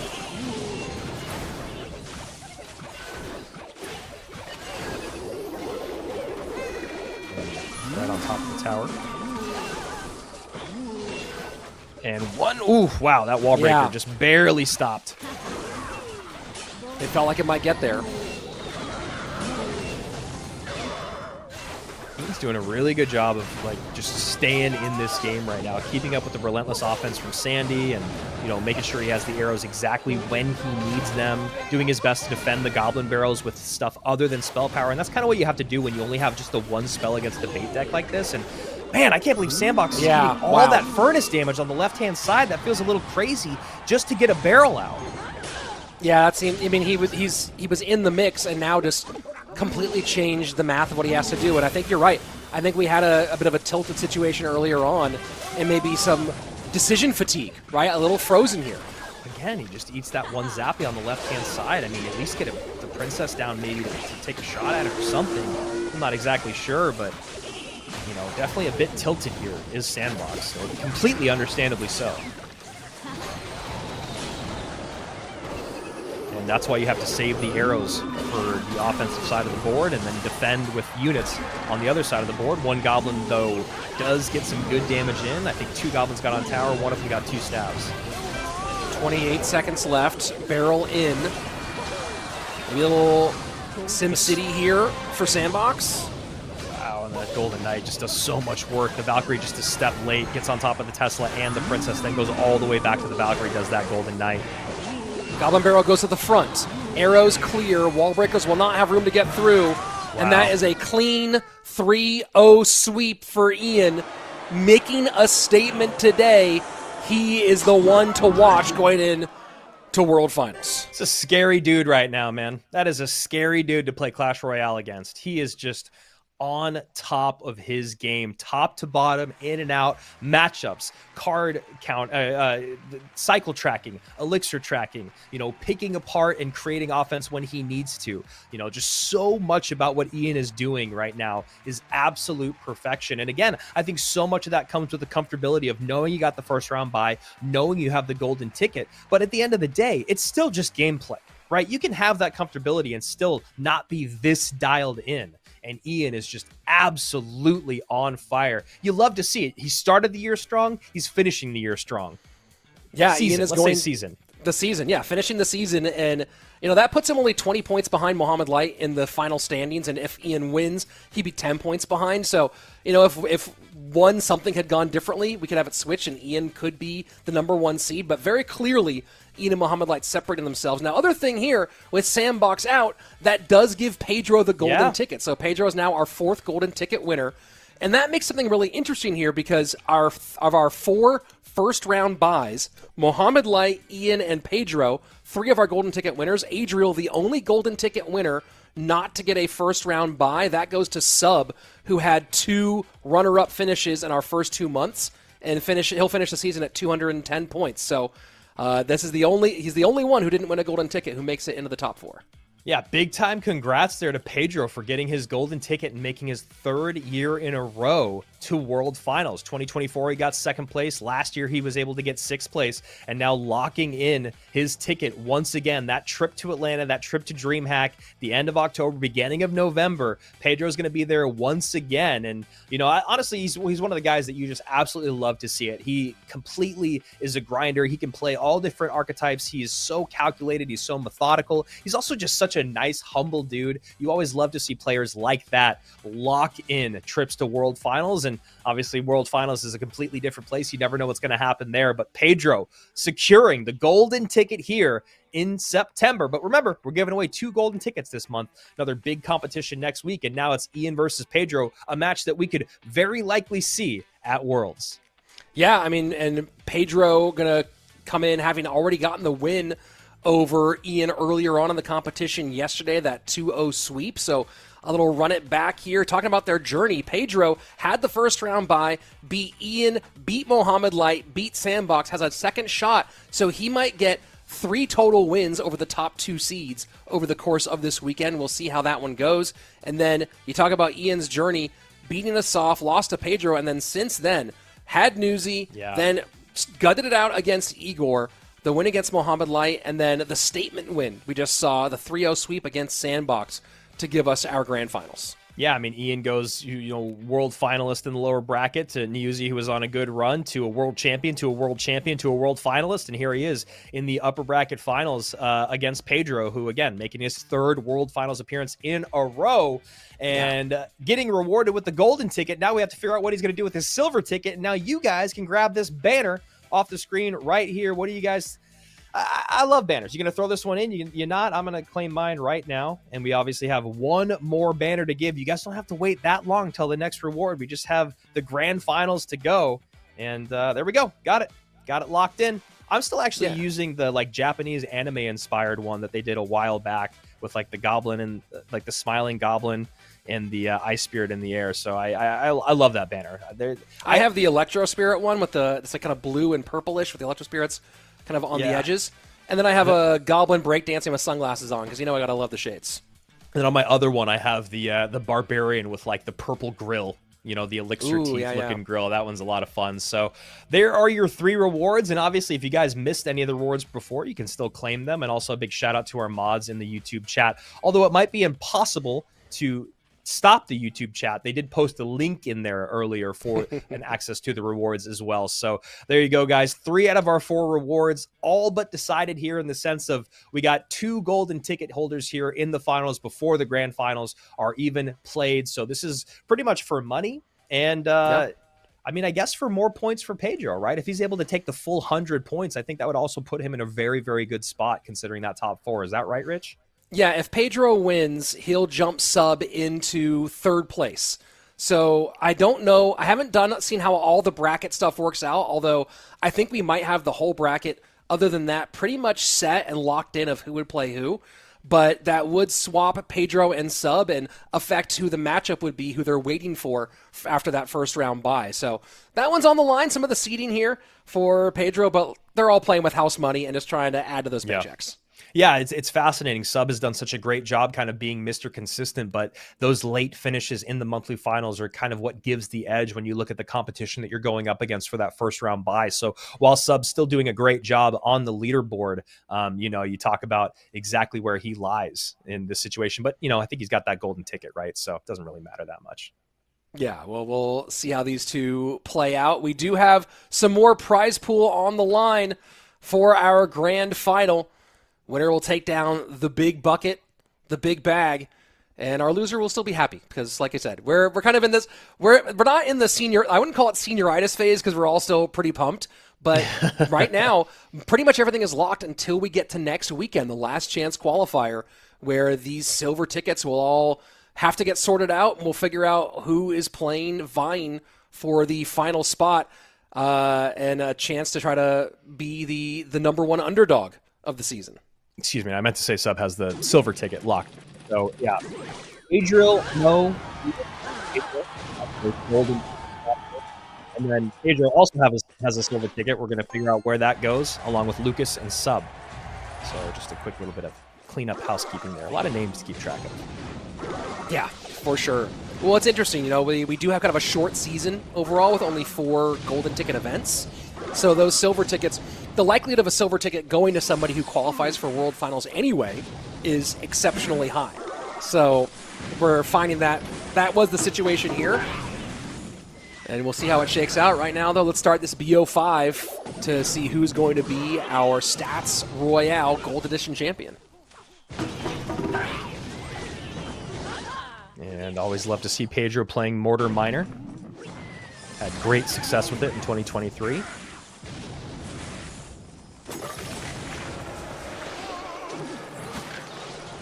Ian going to GY, which, you know, Pedro's got some good responses to it. But obviously minions and gang can be cleaned up off the board. And also, you talk about going up against GY when you're running Cannoneer. It's just not that fun, Rich. Why? What's wrong? Why? What happened? Yeah, He's going to take his time here. Going to go ahead and just let the Witch be a nuisance.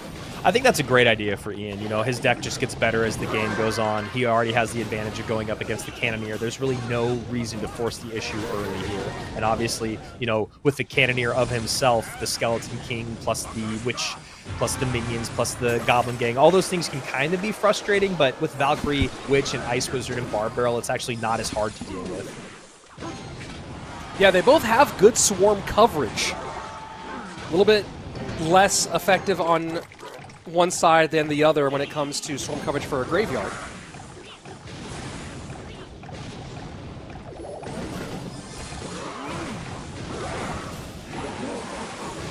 And nice little poison value there. Get the Ice Wiz taken care of. Ice Witch, new card, just dropped. Yeah, I just spoiled it. Sorry, I spoiled the Ice Witch.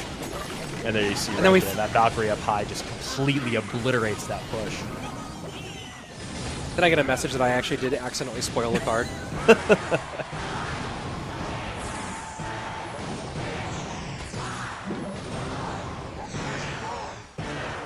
Mortar's up. And it's fun to see Pedro going Mortar in this one, right? I love it. I would have loved to see Mortar versus Hog between these two. A little showcase of what made you great. Yeah, and I'm sure Pedro probably a little happy about that. Is like Hog EQ against... well, this Mortar deck is okay because the Witch and the Ice Wizard do a little bit better job in terms of like that Earthquake not being super effective, but in general, it can be a tough matchup these days. And there you go, GY makes sense, minute and a half left, and we'll see how he wants to defend as that Vines comes in, plus arrows, so great coverage here so far. Still, you look at that, and it's like, how did that much damage still happen? How much elixir was spent? Like 12? And still damage comes in. It's absolutely nuts.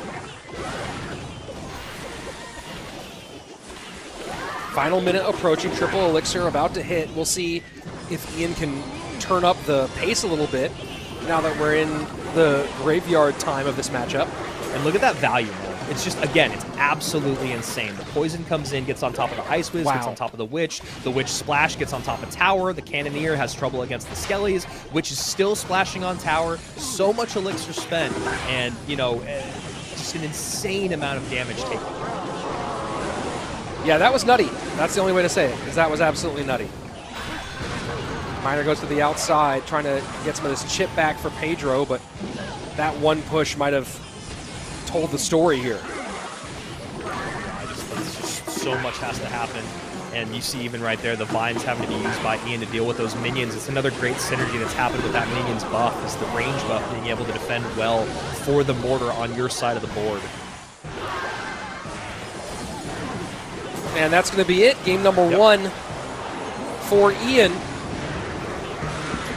He calls out the good game, and Ian now on a nice little win streak. And he's starting to stack up here.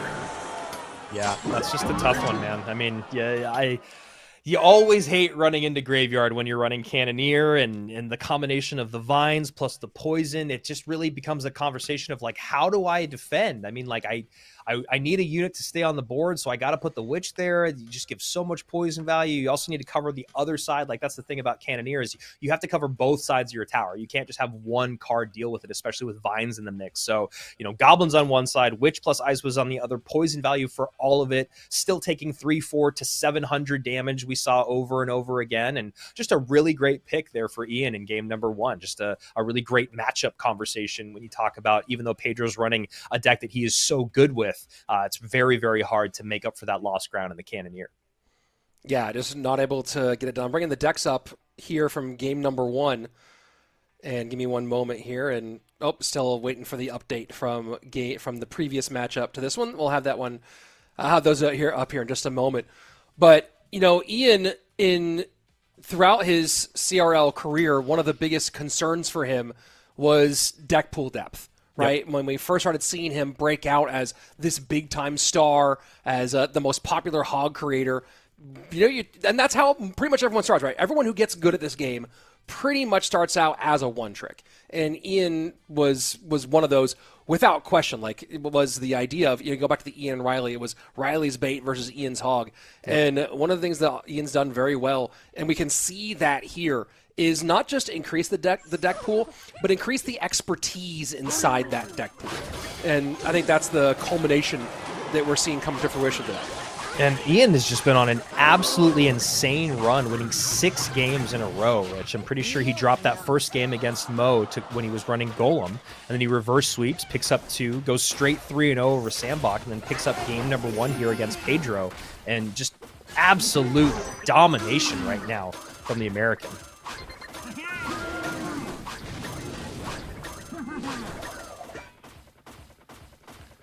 Dark Prince evaporated. And now Goblin Giant up front. Miter Mortar control, but you have that Prince in there to help with the 3-card cycle. Also gives you another ground tank if necessary, gives you another pushback if necessary, but the Goblin Machine, man, I mean, you just look at how hard it is to wrangle and how much damage it still takes, and Ian pulls out the signature good game very early on. We've seen Ian call good games so many times and actually still win said game, but this is against Pedro, who already has 1,000 HP in the tank, and pretty good matchup. Yeah, maybe it's maybe this is a way of just kind of letting go, and when we do see him make the comeback, it's because he's kind of no longer super concerned with it. And some players, we see that happen, and it's resignation. And sometimes for Ian, it's almost more relaxation. Although now the emoting is kind of telling us the story. Yeah, in his case, it's kind of like, worst thing that happens is I'm going to lose this game that I think I'm going to lose, and then sometimes you see him fight back. But yeah, this is just tough. I mean, again, we've said this several times today, just because we've seen so much minor control. It's just a lot of ground to cover when you go down early, and your opponent can all of a sudden play so much less aggressive. Or conversely, when you're running against this only offense deck, is you just go pedal to the metal. I'm never going to give you that 6 elixir moment. And Prince going to go ahead and smack that miner right in the face. And just as I say that, yeah, I was like, well, the Prince is cycled in the back now, so there's a free rocket.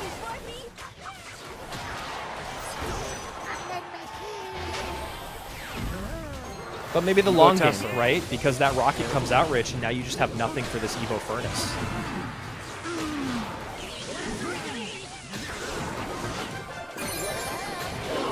Little Prince with the knockout of the log. No Little Prince ability called out here. Gives up a little bit more damage. 1294 the mark on the right-hand tower. Yeah, the splash range of that Fire Spirit is just so brutal, so hard to control. The Prince looked like it was maybe just far enough away, but obviously you want to keep it far enough away from the push so it can stay effective, but then it's too close to the tower. Fire Spirit jumps, a couple hundred more damage. All right, this Little Prince has a bit more going on for Ian than previously. Miner here to make sure there's no connection of those bottle rockets. Yeah, that is a good play, even though it's pretty much his best offensive weapon. The range of the Furnace, another one of the most frustrating things about it, is you can see sniping that Little Prince off the board, even though the Dark Prince comes down. I wonder if we're going to see the Little Prince ability really at all I could see it maybe when we're in triple if Ian's trying to give room to spell cycle, but so far, nothing doing. Gosh, that Goblin Machine. That Goblin Machine is such a nuisance, and now you see Ian kind of going left-hand lane, not only to focus on, the Goblin Giant that's coming down the lane, but maybe also to try to keep his little prince alive longer to help. I mean, not even the 3-card cycle isn't really going to do anything at this point, honestly. Just a rock in a hard place. Final minute, triple elixir, and Pedro's going to lock things down, make no mistakes. And Rocket going to get some value. The Goblin Machine doesn't matter, still has a third of its HP. We love that card. Don't change it.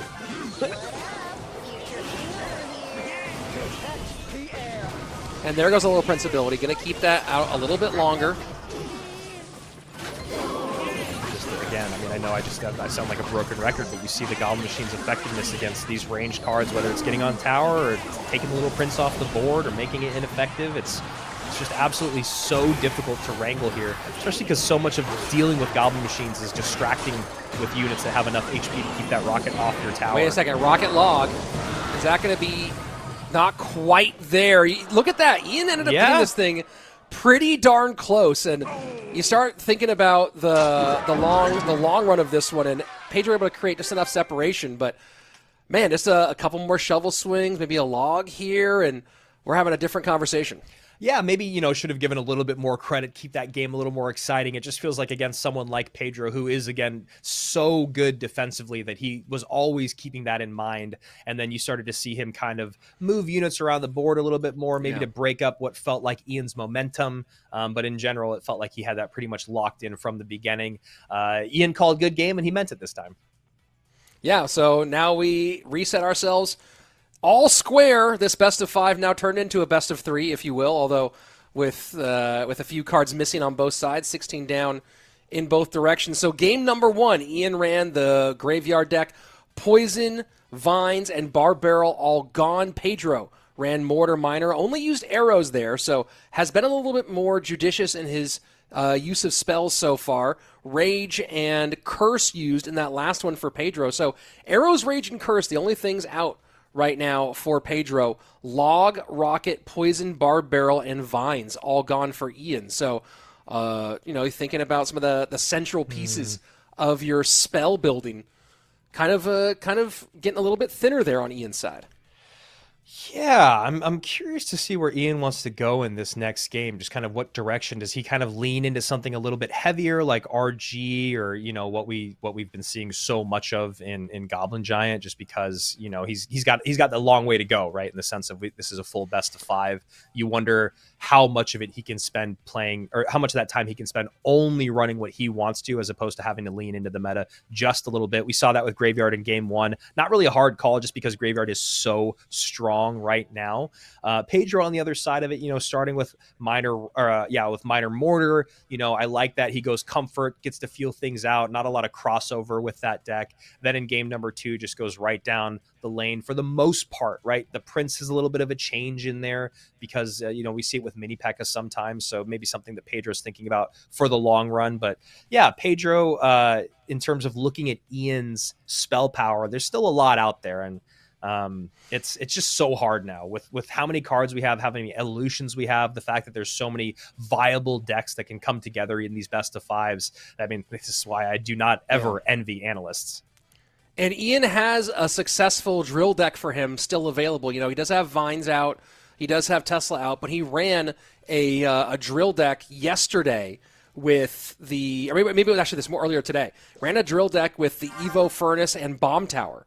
So there definitely is. I was gonna say that maybe drill was off the table here, but Ian does still have one of his drill constructions free. That Rage probably means we're going a different direction. Yeah, Cannoneer, Tombstone. So you can see Ian here already. I mean, Tombstone's actually shown up a lot more today than we saw it yesterday. I think we saw it maybe once yesterday, and today I think we've seen it maybe 4 times already. I don't think we've seen Ian run Tombstone yet in this competition. I'm just double checking right now. Yeah, none from Ian thus far. He'll be very happy to have that fireball today. Yeah, great value there. And now how do you deal with this? You get the high tombstone, but man, that's just a lot on the board right now. And the rage to clear, the skellies just distracting heck of the fisherman, and that tower is pretty much Dunzo's. I mean, that tower is Dunzo, man. The fish boy just distracted for so long. Now we're just a fireball away, and Ian has got to feel good. He does not need to play another Royal Giant until Pedro overextends, and then Ian can go opposite lane with the Royal Giant. So, you know, right now Pedro thinking, what do I do? Let me go build up in the other lane because I know all it takes is a fireball, and already pretty much looking at game number 4. Yeah, this is a tough one. Sets up to the right-hand lane, but like you said, there's no reason to do anything other than sit back and defend for another 75 seconds. Yeah, give Pedro a taste of his own medicine, as they say. He's been such a good defender himself, and it's crazy the synergy of the Skeleton King plus the Royal Giant when it actually works out well. We've seen that in history. We've seen Royal Giant paired with, you know, bait-type cards as well, whether it's Skeleton King or the MK plus, like, you know, Skarmy was a classic one we saw a long, long time ago, but we see the effectiveness of it. It looks like Ian misplayed what he wanted there. Probably did not want to play the Royal Giant there. Probably looking for more of like a Furnace or Tombstone situation. This is the second time that we've seen a little weird misplay out of Ian. With the log in the first game, of course, in the first game, the log didn't matter. He ended up coming out and taking the win. And this does still force expenditure, right? You're still forcing Pedro to play in the lane he doesn't want to be in.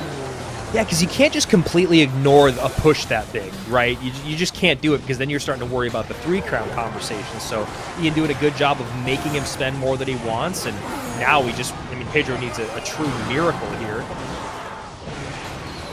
Well, miracles happen, but not here and not now. Ian taking the 2-1 lead and now has championship point. Yep, and this is where Pedro's got to get that reverse sweep because I'll be honest with you, the way that Ian has been playing, I do not want to get into an upper bracket reset with him. I mean, again, doesn't really matter that much, which is unfortunate. We talked about how all day long everything mattered so much points-wise and ticket-wise and all that. We are in a very unique situation as you come to the end of the year where we have 2 guys with golden tickets, 2 guys at the top of the leaderboard that are really just playing for a lot of cash. So you talk about the difference between $15,000 and $9,000. That's a pretty big difference. That's something that I'd be playing pretty hard for right now, actually. Sure, yeah. I mean, that's definitely it's no joke for these guys. Of course, they've got the most important thing, that trip to World Finals. But yeah, a $6,000 best of 3. This is now turned into, or I guess $6,000 best of 5 overall. That's definitely, the pressure is on. And let's take a look. Let's just go rewind here for a second, deck wise, because now Ian came out with the Furnace, Fireball, Rage. Skeleton King. Now it does kind of feel like we're getting that you start thinking about what you don't have to cover and do have to cover, right? So I haven't seen a drill deck yet that Ian would be playing at this point. Obviously, they could come up with some sort of construction that could change the story a bit. I would be more concerned maybe about a Hog EQ or a Piggy's deck if I were Pedro. On Pedro's side, Arrows out, Furnace and the Curse gone, now Lightning Barb Barrel, but Log, Fireball, Poison, some classics all still available. Yeah, it's really interesting, like what you might want to play. I mean, there is just the popular Hog EQ deck out there with E-Spirit and Barb Barrel that, Ian's used Log and Barb Barrel, so it starts to become a lot harder to run that. Plus the idea of playing something that, he doesn't need to play his comfort deck right now. It's just not a necessity. I think it's better to be unpredictable in this moment. Where do you go from there, though? It's definitely really tough. I mean, even Recruits Piggies would be something weird and kind of fun to see. You look at how much splash and stuff is out for Pedro, and Pedro looking like he's going to go bait. Ian could be going to the skies here or something different with that cage and the Golden Knight combo. I thought Ian played Electro Giant the other day, but I guess I was wrong. I can't remember who it was who played Electro Giant. It might have been Pedro. Yeah. It might have been Pedro. I think it maybe was Pedro. But yeah, we did see Electro Giant once yesterday.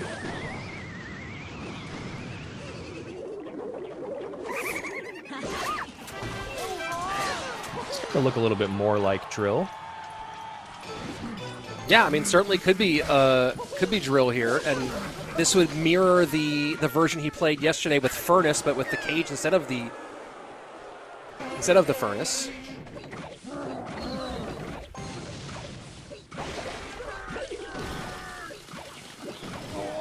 And that Dark Goblin. We'll see what Ian actually has to deal with the Dark Goblin as this game goes on, but if the Dark Goblin and Princess are two cards that he's having a lot of difficulty controlling, this could be a very frustrating game. Yeah, no log, and pretty clearly not playing Bar Barrel. Yeah, Bar Barrel used in his, I think, first game or something like that, so I like this call. I like bait when you see that log and Bar Barrel are out. You know, Golden Knight ability can do a decent job, but you really want something else to help deal with that Evo barrel.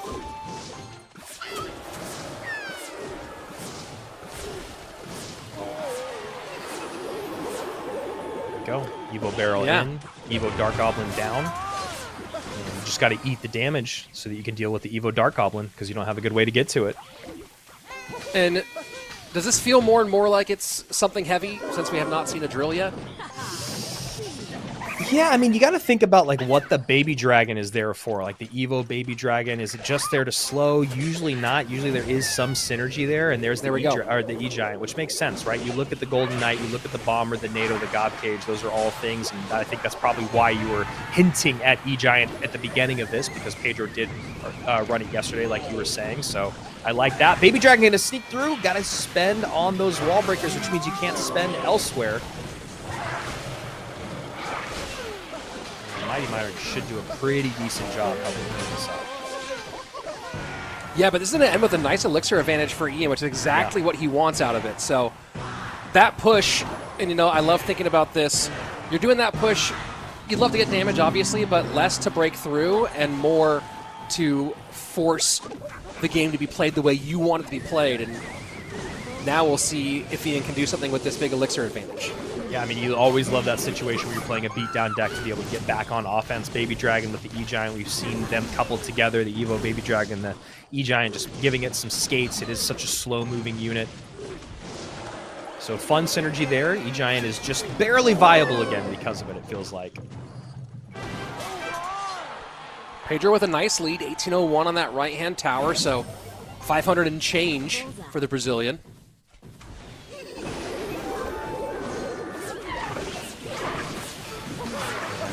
Fake barrel just going to get completely soaked by Ian, which is the right idea there. No reason to spend too much when you've got a healthier tower on that left side. Oh, Berserker stays up long enough to take care of the wall breakers. And full send right-hand barrel, yeah. Gets the King Tower activation, but at a lot of elixir spent, I mean, a lot of damage taken there. Yeah, I don't actually really love that play, and that's a really nice play, though, by Pedro.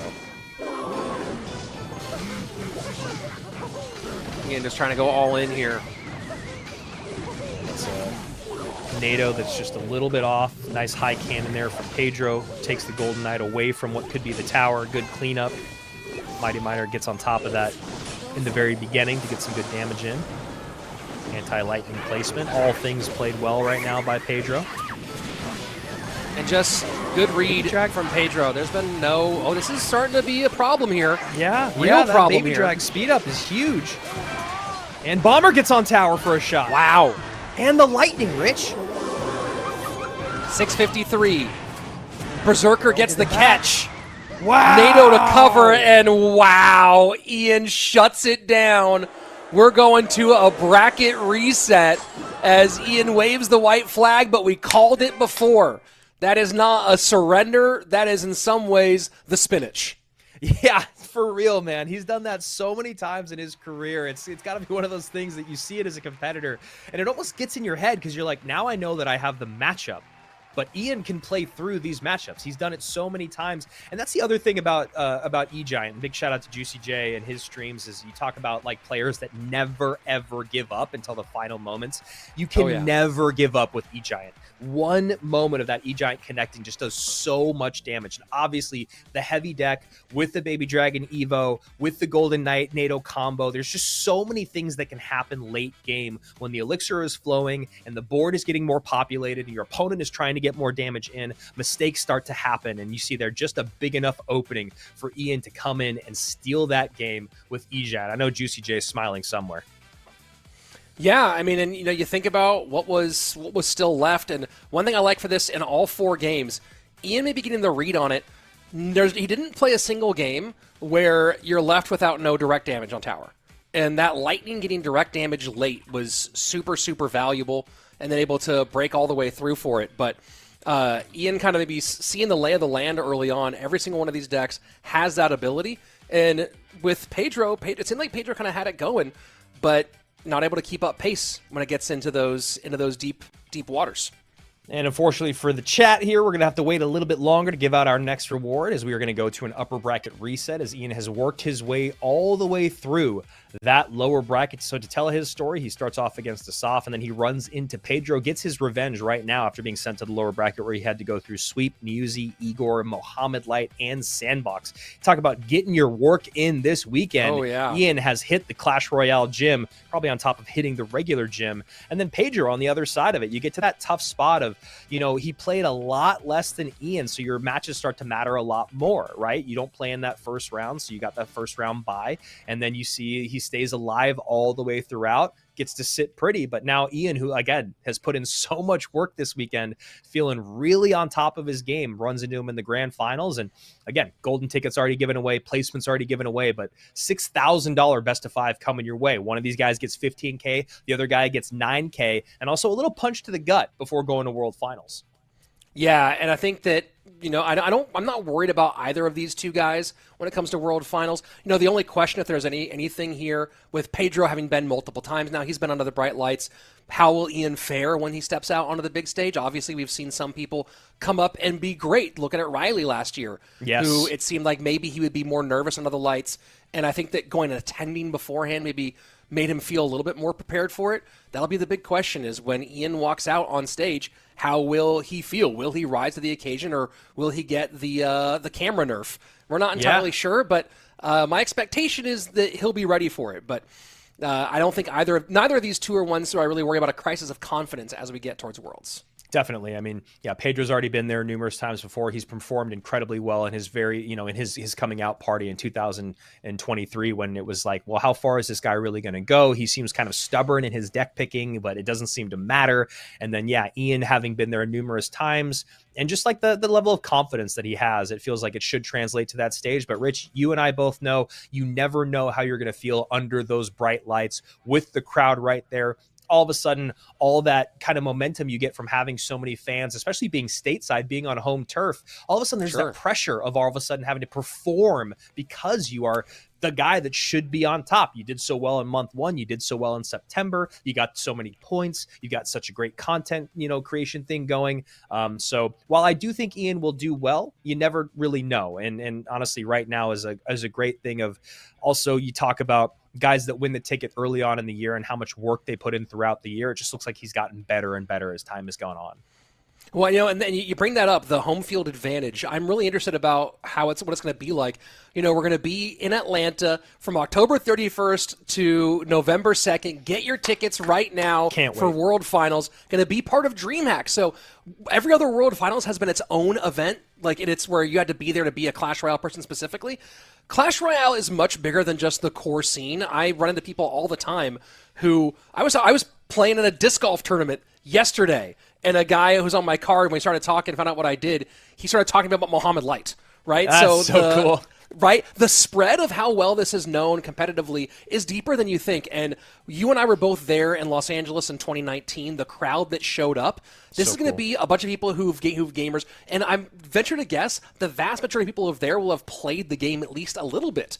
So I'm excited to see what the crowd is like there. And with the home field advantage, if you guys haven't seen, I am expecting some pretty big cheers when someone like Ian takes the stage. It's going to be really, really interesting. I'm going to put it up there. You know, we played and we did World Finals in Japan, which that crowd was tremendous, especially not just for Ponos and their home field team, but just for everybody. They were great. The wild crowd in LA, you know, it's interesting to be if there's a different situation. We might be it could be the most wild crowd we have ever had for a World Finals. Yeah, and right now, guys, we're just waiting for these guys to reset after that best of 5. We'll be getting into the action very soon. And I agree, man. I mean, you talk about what this crowd is going to be like. You also talk about how huge Clash Royale has gotten over the last 6 months, right? It's been one of the best years, if not the best year for Clash Royale in history. You know, you look at it the way that it's kind of worked up the Supercell leaderboard in terms of popularity and obviously money spent every single month. And it's really, really exciting for the game. You know, you have to imagine a lot of it is the great people out there making content, but also the cards that are being brought into the game, the evolutions that are coming into the game, and the fact that the balance team is working so hard to make sure the game does feel balanced, even with all these new pieces. It's just a really exciting time to be a part of Clash Royale. Dude, I was playing, and just to, you know, since we got a second here, I was playing pickleball the other day, and there was a kid that came out there who absolutely bodied me in pickleball. He was insane. But then we talked about our trophies and Ultimate Champion ranking, and he was nowhere even close to where I am in Clash Royale. So it's just so cool to see how universal it is. He's also obviously like,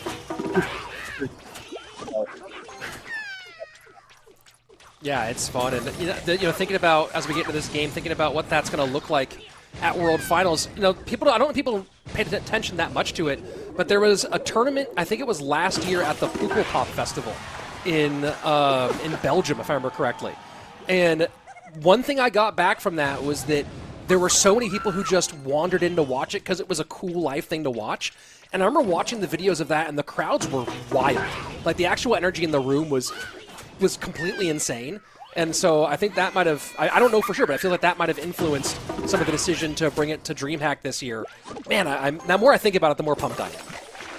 All right, here we go. Game number 1 in our upper bracket grand final reset. These are the last 5, if necessary, games that will be played before our last chance qualifier next weekend, where we'll be crowning and giving away our final golden ticket winner that we get to decide on, at least in the competitive, actually being able to watch the competition. Everything else will be decided by leaderboard points. And for those of you curious, I won my division and shot a 960 rated round yesterday. I was curious, but I already saw Thanks, that Andrew. on Instagram. Thank you, buddy. I mean, I gotta look it up. I'm again the Berserker and Valkyrie lore. There has to be. Wow, that is such a good vines there by Pedro, and you can see Ian does not love that interaction. Knows the cannon, he already took a shot. Berserker stays alive. He uses that extra 3 elixir to get an extra lot of damage in. And Ian kind of responds in kind there with the vines of his own.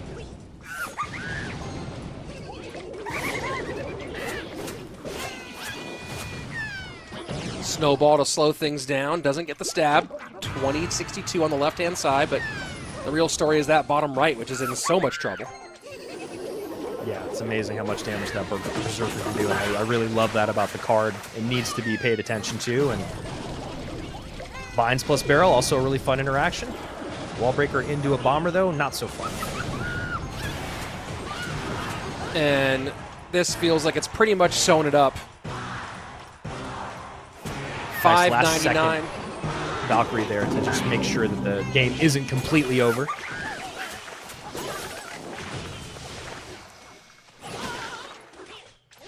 Nearly gets the Wallbreaker's connection. Not quite.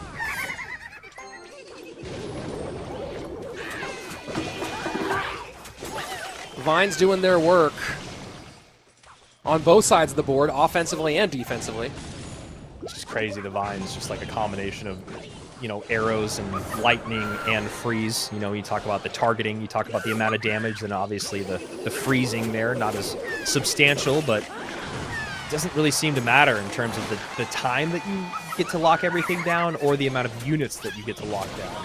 Wow. Wow. The work done there by the Evo Valk to open up a lane here, and I might have spoken too soon. Ian is in this one. Yeah, I mean, it's really not that far apart, and you know how quickly that damage can stack up with the goblins, and now we're seeing Pedro have to use his strongest utility card on offense, on defense, and then we see another wall breaker connection. What is the last card? That's the question.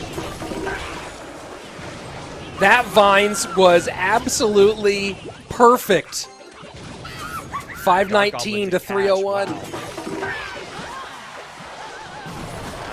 Ian just trying to spell cycle this out. Now goes in with the double barrel. What does Pedro have for the right-hand side? He has to snowball, which means he can't do it on offense, which means Ian is just back ahead again in cycle. He should be able to get another Vines in. There you go. And now, again, pulling the snowball out of Pedro. He has to use Vines there. Snowball on offense. Is it enough? 151, 293. This game Oh my, absolutely caster. insane. Is this one of my all-time worst caster's curses? It is! And it is! It is! Oh my word. What did I do to Pedro?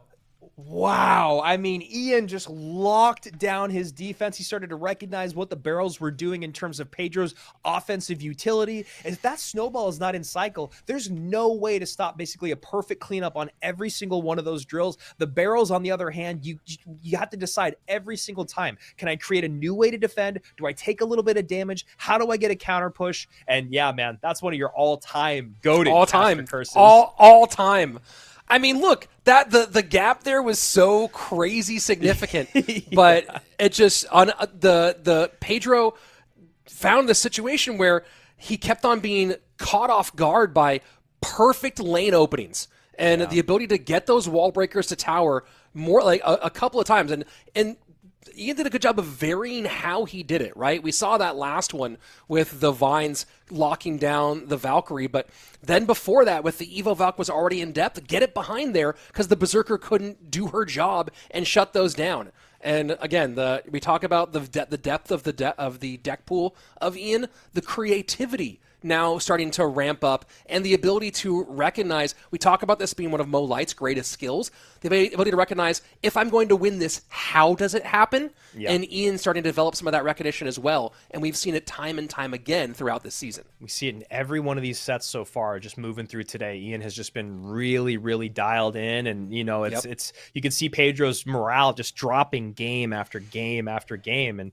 you know, it's just it's one of those things where Ian is just doing exactly what you have to do to be on top of the world. I've said it time and time again. I'm going to say it again. You look at the recognition of how he wants to defend, tracking the cycle, realizing how to put your opponent out of cycle, where Elixir is at in the moment, just everything working well for the American. And I was just going to say, you were talking about how the crowd is going to be in Atlanta. Well, the chat is absolutely losing their mind. I imagine some of these people will be there. I think Ian's going to have a really big home crowd feeling in Atlanta.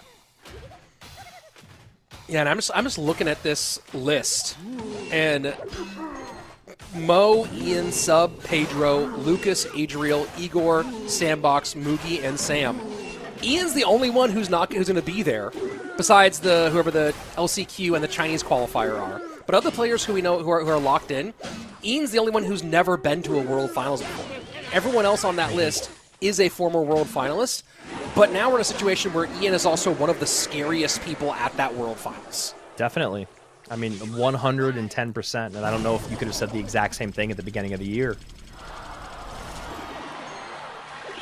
Even though he won the first monthly final, you're always like, well, you know, a lot of people have won monthly finals. A lot of people haven't won world championships. And right now, Ian really looks like a guy that can win a world championship.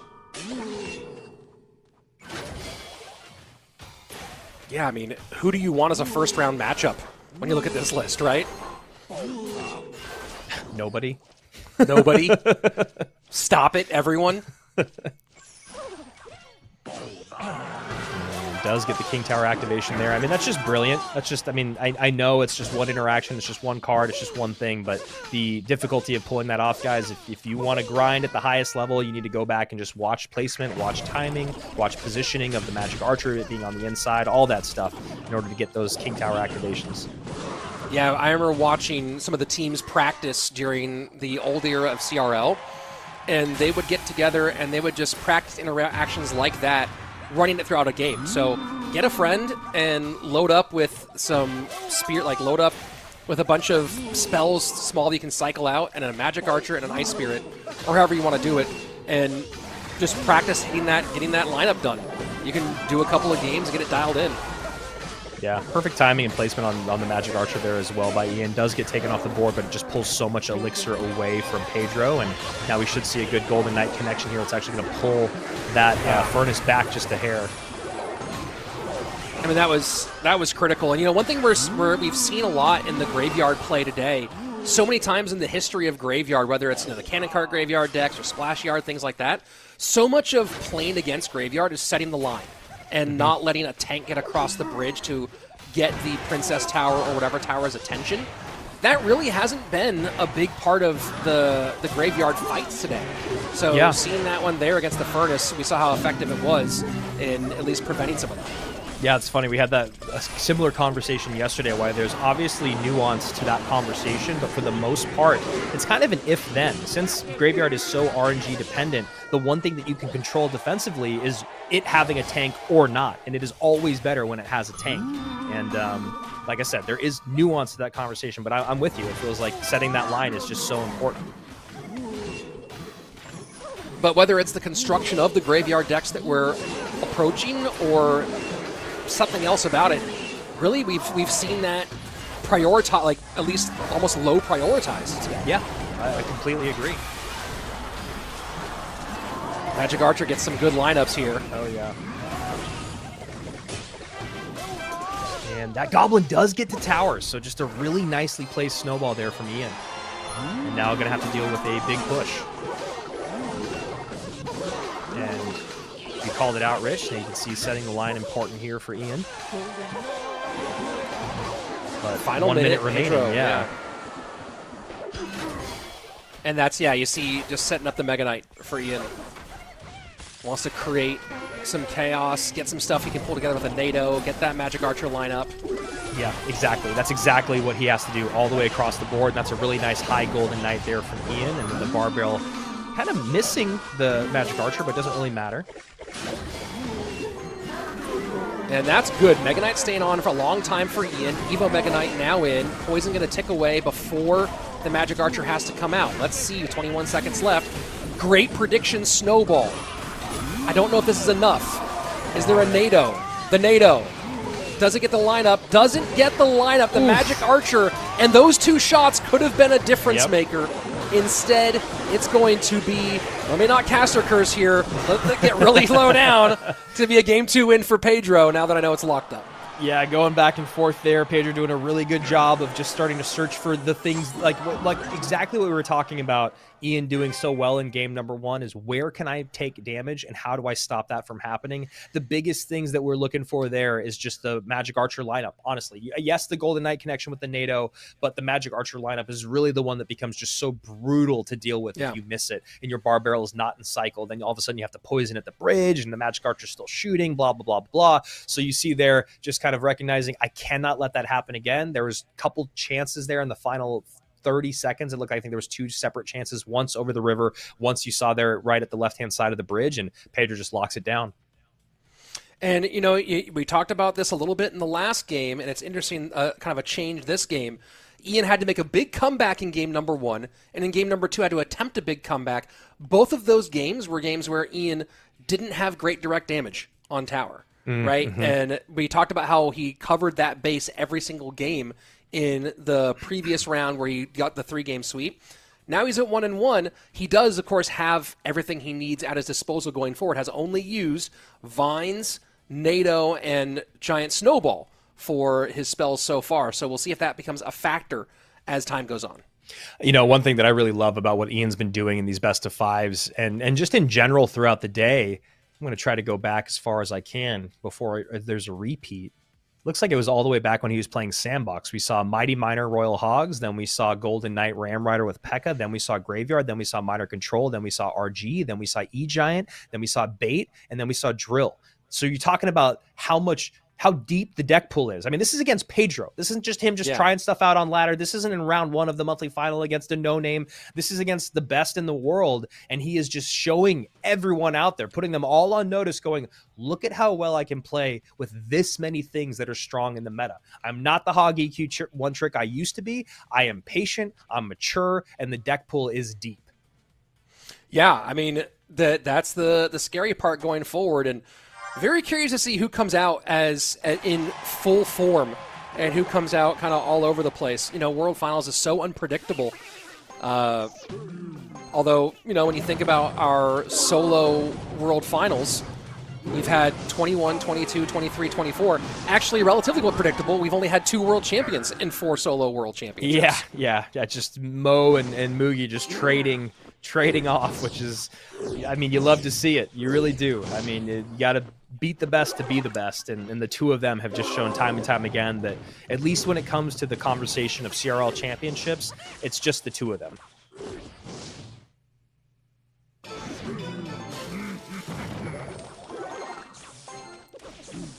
And Piggies will get handled here. Pretty close to a mirror matchup here, which is really interesting. You wonder how much that cheaper cycle or the cheaper building is going to come into play here for Pedro.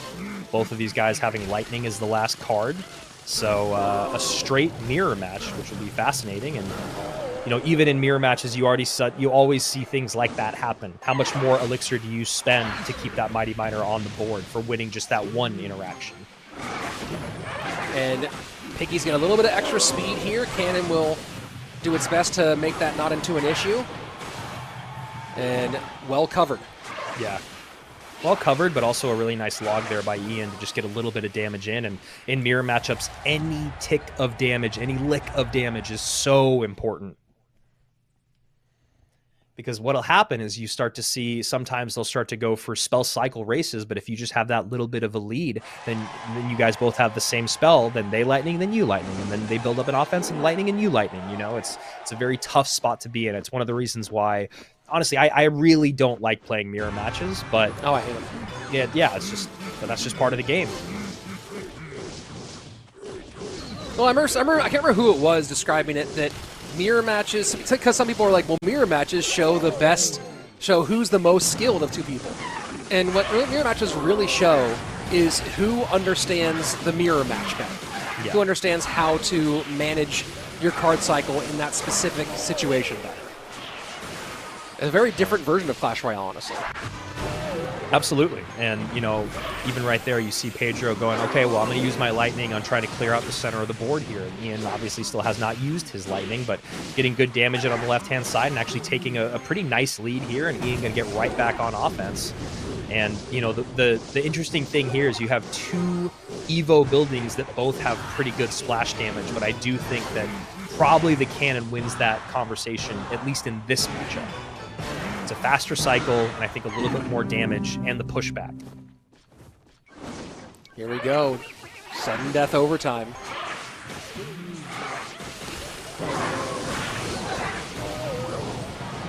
And some Piggies do sneak through for just a tip, but still about almost 300 separated. And that's pretty good lightning value right there, but Pedro doesn't have enough elixir for it.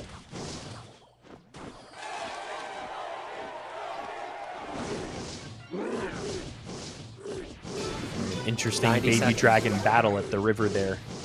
Yeah. Down to the final 90.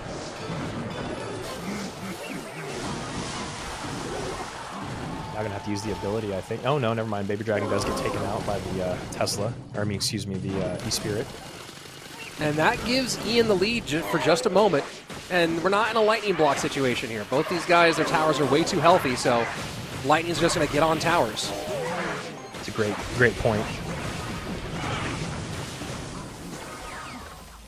And Piggy sneaking through again, and the lightning does come down. 2007, 2274. All tied up for the moment. 1 game to 1 game.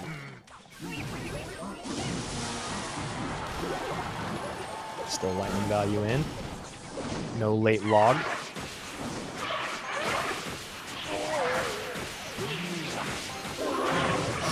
This is going to be tough. Nice log there, though, from Pedro. Lightning does not get onto the Tesla.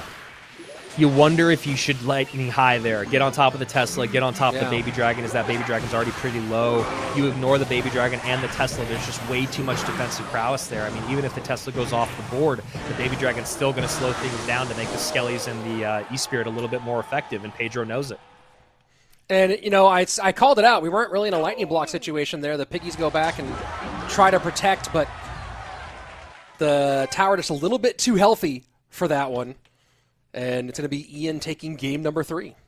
Talk about demoralizing losses. I don't know what it is about losing mirror matchups that is just also so incredibly frustrating. As frustrating to me is getting rocket cycled.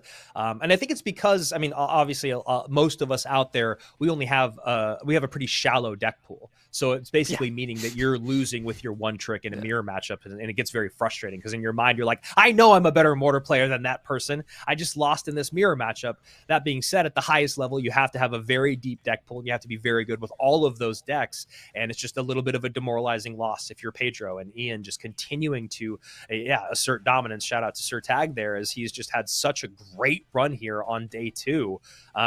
You know, yesterday we were talking about, like, okay, you know, Ian doesn't have a lot of pressure on him. He doesn't really need to do a whole lot here. Obviously, if he wants to win more money, and that was even before we knew the conversation with the points. So it was really just about the money, Rich. And so we found him in moments yesterday where it was like, okay, well, he really needs to probably win this against Sweep. While this meta does favor the way that Sweep plays, the way that Ian is got the rest of his year set up, he needs to win this. And now you're looking at him just kind of roll through day 2. I mean, there's literally nothing you can say about the guy. He's just like, play like this, do that, and you'll be great at World Finals. Yeah, and I do want to surface something here. We're talking about that attempted lightning block by Pedro. Piggies at level 11, which is tournament standard, do 837, which is far below what the tower health was. At level 15, they have 1216 in HP. So if this were a full-on ladder match, right, a top-ranked match, that HP of the Piggies would have been enough to lightning block. So you wonder if maybe Pedro was thinking about, oh, well, Piggies have 1216, that's enough to block, and didn't make the adjustment for the HP for competitive versus that level 15. Yeah, I mean, I think the other thing too is if you just miss a lightning block in that situation, you go Piggies down the same lane that Ian's working on, as opposed to the lane that you're working down.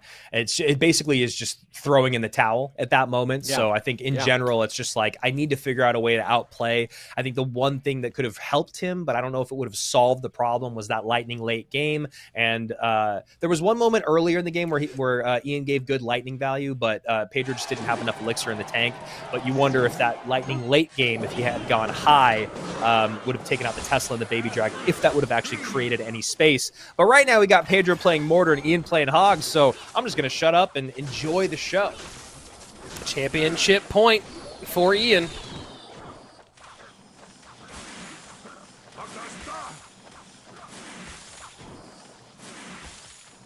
And Icewiz putting in some pretty good work on that right-hand side. One of those things that you don't love to spend elixir on defensively.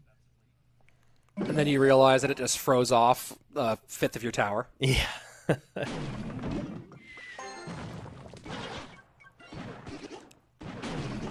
Flying Machine is interesting here. Yeah, I mean, it's one of those cards that we've always talked about, if-then, you know, if Fireball's out or if a spell's out. But the fact that Vines is such a prevalent card now, it definitely changes that conversation a little bit. Well, this was a bet on Ian's part, right? Poison is gone, Lightning is gone, Vines is gone, so you're kind of flipping the coin. Are you or are you not running Fireball? And it appears that the answer might be not. Wow, I mean, Ian's going with a very unique Hog deck here. Hog Recruits, which is a little bit of a mid-ladder menace situation, but you understand the idea behind it is get the Recruits out front, the Hog behind, Flying Machine behind that, and all of a sudden you've got 3 layers of defense you got to play. And very little spell power if you're Pedro, but the splash damage that he has, the ability to get the minions right on top of that Flying Machine are things that he's going to have to think about as this game goes on.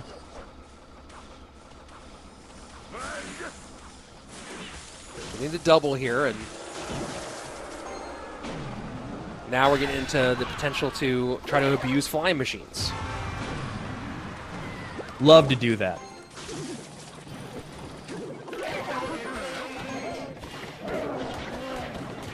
cage in the right spot. Pull that miner in. And that Evo Witch just getting healed all the way almost back to full.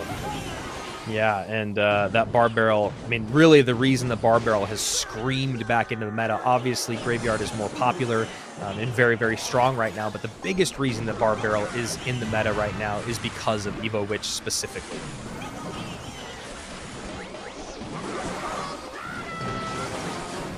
And you see these Zappies, they come out to handle the flying machine because they have to, or the minions, yeah. and then the Zappies are there able to just clean them up.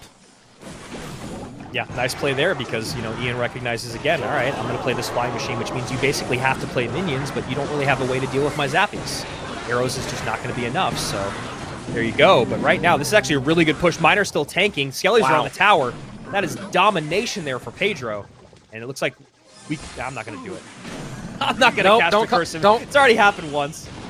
Don't call it yet. But this is looking pretty dire.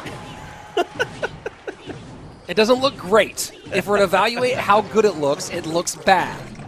I've seen many better looking situations in Clash Royale, but anyone could win, ladies and gentlemen.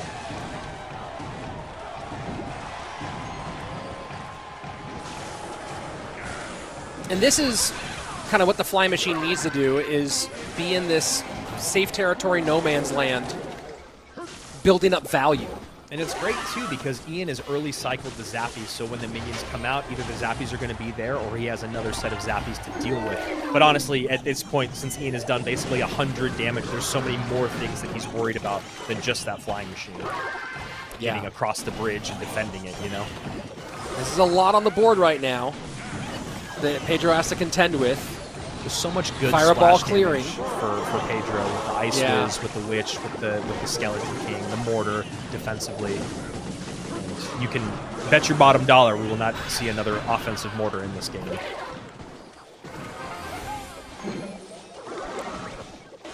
Yeah, it's just his shut down city. Get ahead, slow it down, clog everything up, make it messy. And Pedro making us earn our dollars here all the way down to Game 5 in the bracket reset. I mean, that's another great thing about these two guys going head-to-head is you're just seeing how close they really are in skill, how deep we're getting in these best-of-5s. And it's just been really, really fun to watch and such a great setup for what World Finals is going to look like.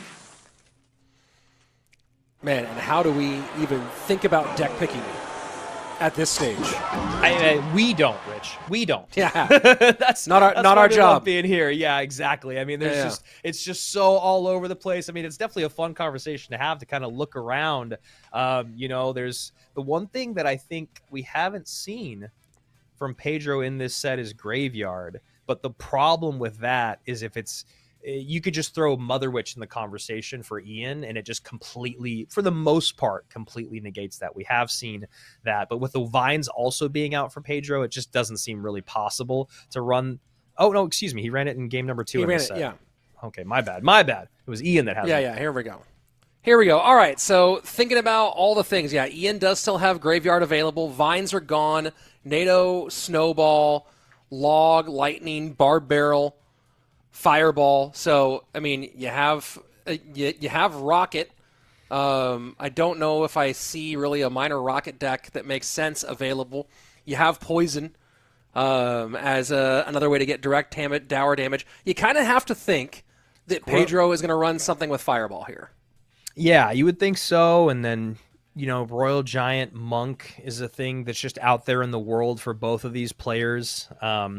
We actually haven't seen the Goblin Giant deck in this set, and he has is very Pedro has Rage and Curse still available. Yeah, so that's definitely a part of the conversation. And I guess what I probably meant to say was that Ian does not have Graveyard in his used cards, and there's still cards around it that can kind of support a Graveyard style deck. But again, Mother Witch just kind of comes in and equalizes that conversation, especially when you know, you don't have Vines out there to deal with the Mother Witch.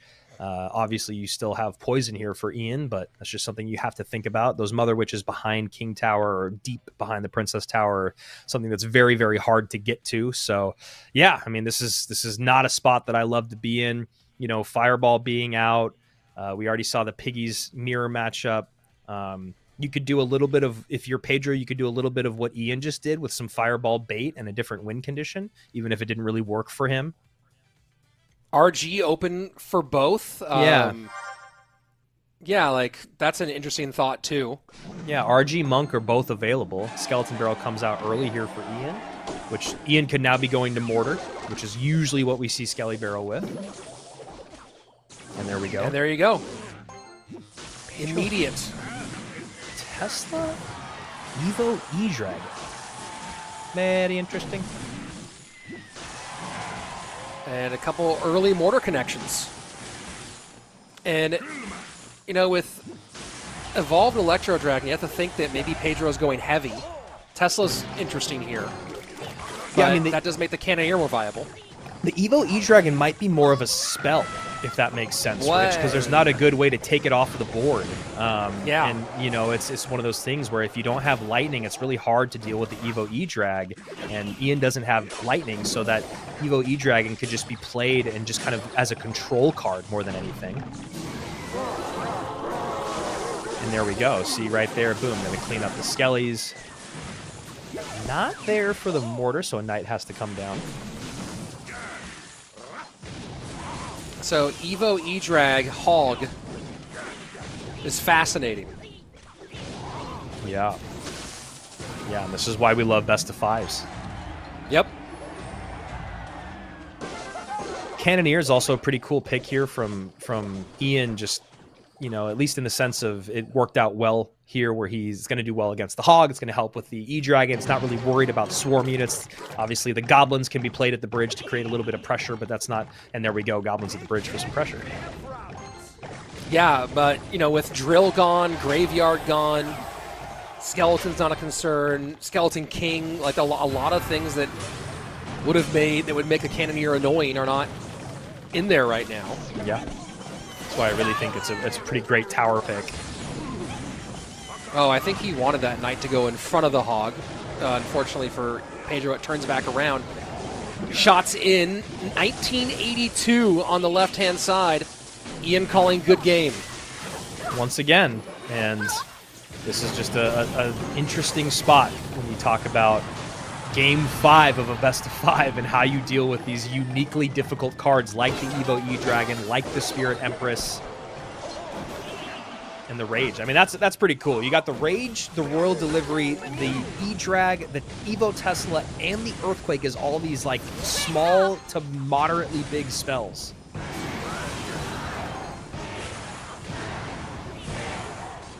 $88 to 82, 6 HPs. Yeah, you and I both had the same idea. We're looking at that going, this is razor thin.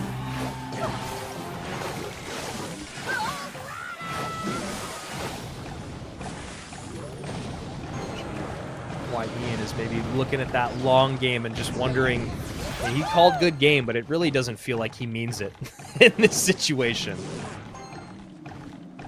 It's just that E-Dragon, man. He's just got no way to get to it other than sniping it with the Spirit Empress.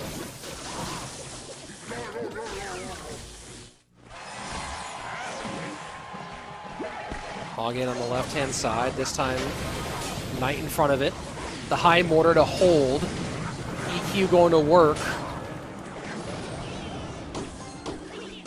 Yeah, I think Ian's just recognizing he has a really, really tough time breaking through.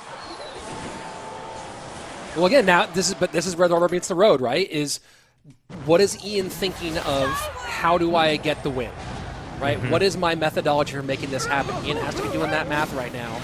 I just And don't maybe know. He's thinking there's no way. Yeah, he's got to use that mortar defensively because there's no really other good way to stop the Hog. The Tesla's always going to pull these barrels in. There you go, double drop right away. Evo E-Dragon to clean it all up. Somehow those Skellies get away, which is, again, you can't give up. And the Rage, he has to guards here. Hog's going to get one. Yeah, good job. 35 by Pedro, just seconds kind of left. recognizing the overspend by Ian, and it turns up his offensive push just a little bit. 2 Empresses. That Tesla, though, that Evo Tesla was spot on from Pedro. Yeah, the Tesla placement has been really nice to see by Pedro, and it makes sense, being a minor control player. He's probably got all these buildings on lockdown, considering how many different versions there's been. And there you go. There's the smile from Pedro finally. Rich, we cast a curse at him before, but that man who already had a golden ticket has got 15,000 more dollars in his pocket, 100 more points to go on that leaderboard, and we will see both of these gentlemen in Atlanta. What a performance this weekend by Pedro. And, he already had his ticket punched to Worlds just on points to a certain degree, but, the difference, the work he put in here to not just get the money, but to get himself into that top 4 spot, to get himself the first round bye. You can see why he's so excited. Big win for Pedro. And man, we are in for an amazing World Finals. It's so funny because the conversation behind this weekend was so much more about the Sams and the Rileys and even someone like Sweep or Viper. Viper doing a good job with his points throughout. And there you go, Riley getting the silver ticket. Wait. Okay. Wait a second. Wait a second. Holy crap. That's actually insane. The silver ticket goes all the way to Riley, because if you look at all the other golden ticket and silver ticket holders, that's actually fascinating. I don't even know if he knew that. Everyone else already has their ticket punched to World Finals. That's absolutely insane. Everyone else already, one more chance, man. That's absolutely insane. That is completely nutty. Wow. Yeah, I love absolute to see it. Wow. Love to see it right there, man. So Riley gets the silver ticket. He'll be back next weekend, still competing for his shot at World Finals. And what a great way for the day to end for Riley, our former world number 2. That is an unbelievable way for Riley to keep himself alive in the hunt for those silver tickets. And we're going to get some information on the silver tickets here, but I believe now that locks in who's able to get silver, who's going to be in our last chance qualifier. And one of those guys is going to be Riley. And he was, points-wise, he was on the cusp, by the way. The last qualifiers for silver tickets, I think, had 60 points, and he also had 60 points. So tiebreakers might have not worked out for him in that situation. This is a huge one for him. Yeah, that's absolutely crazy. So it looks like we've got most of the leaderboard flushed out. We're going to make sure before we show everybody what we believe we have for next weekend in terms of golden tickets, though. Ian, Mohamed Light, Adriel, and Pedro will all be there at World Finals. And then talking points, talking LCQ, we'll be getting there in just a minute. But Pedro having an exceptional day. As I was saying, coming into the weekend, he wasn't really much of the conversation because he already had the silver ticket punch. He'd already been doing well in points. But just what a great day for him when you talk about going home, or I mean, he's still at home, but walking away from this with the money, with the ticket, and feeling good for Riley, I'm sure, who it felt like we all thought was going to be eliminated. Yeah, I mean, that's absolutely huge. And this is, again, unofficial, but as silver ticket holders, people who are still alive in the hunt for Worlds, right? Vitor, Katashian, Viper, Riley, Wallace, Arden, Aslan, Samuel Basoto, Coco, Hugo, Clown, and Issei. Those are the ones who, again, this is unofficial. And we might be getting a graphic going for this one here in just a moment. But that is, those guys are all still alive. So we have our definite world finalists, and I think we're going to get going here in a moment. We'll give you the whole picture. We have our people who are locked in for world finals. We'll talk to you about the buys here and confirm all that for you just in a moment. But man, this is an exciting day, really exciting gameplay from Pedro. To how difficult it was to come back after losing for the bracket reset and then really fight back again against Ian. Just very, very nice stuff. I can't wait for Atlanta. Yeah, I can't either. I mean, we have such a great lineup for our world finalists. We have that's exactly what you want in world finals. You look at the names that are on the leaderboard, you look at who's got the golden tickets. It's just absolutely insane. And yeah, production right now working to figure out exactly what we got for the LCQ, who's going to worlds in terms of points. I just saw that Sam posted that he qualified for worlds, so he's feeling good. Rich, take it away, man. What do we got? All right, here we go. And I do have to do a little driving here because this doesn't give you that first round bye, but we do have our qualifiers. So everybody on the left has qualified for World Finals. Ian, Mohamed Light, Adriel, Pedro, Sub, Lucas, Igor, Sandbox, Mugi, and OP Sam making a return to World Finals. Wow. On the right-hand side, everyone there gets a silver ticket and will be appearing next weekend in the Last Chance qualifier. So a bunch of former World Finalists, some people with a first chance at making World Finals.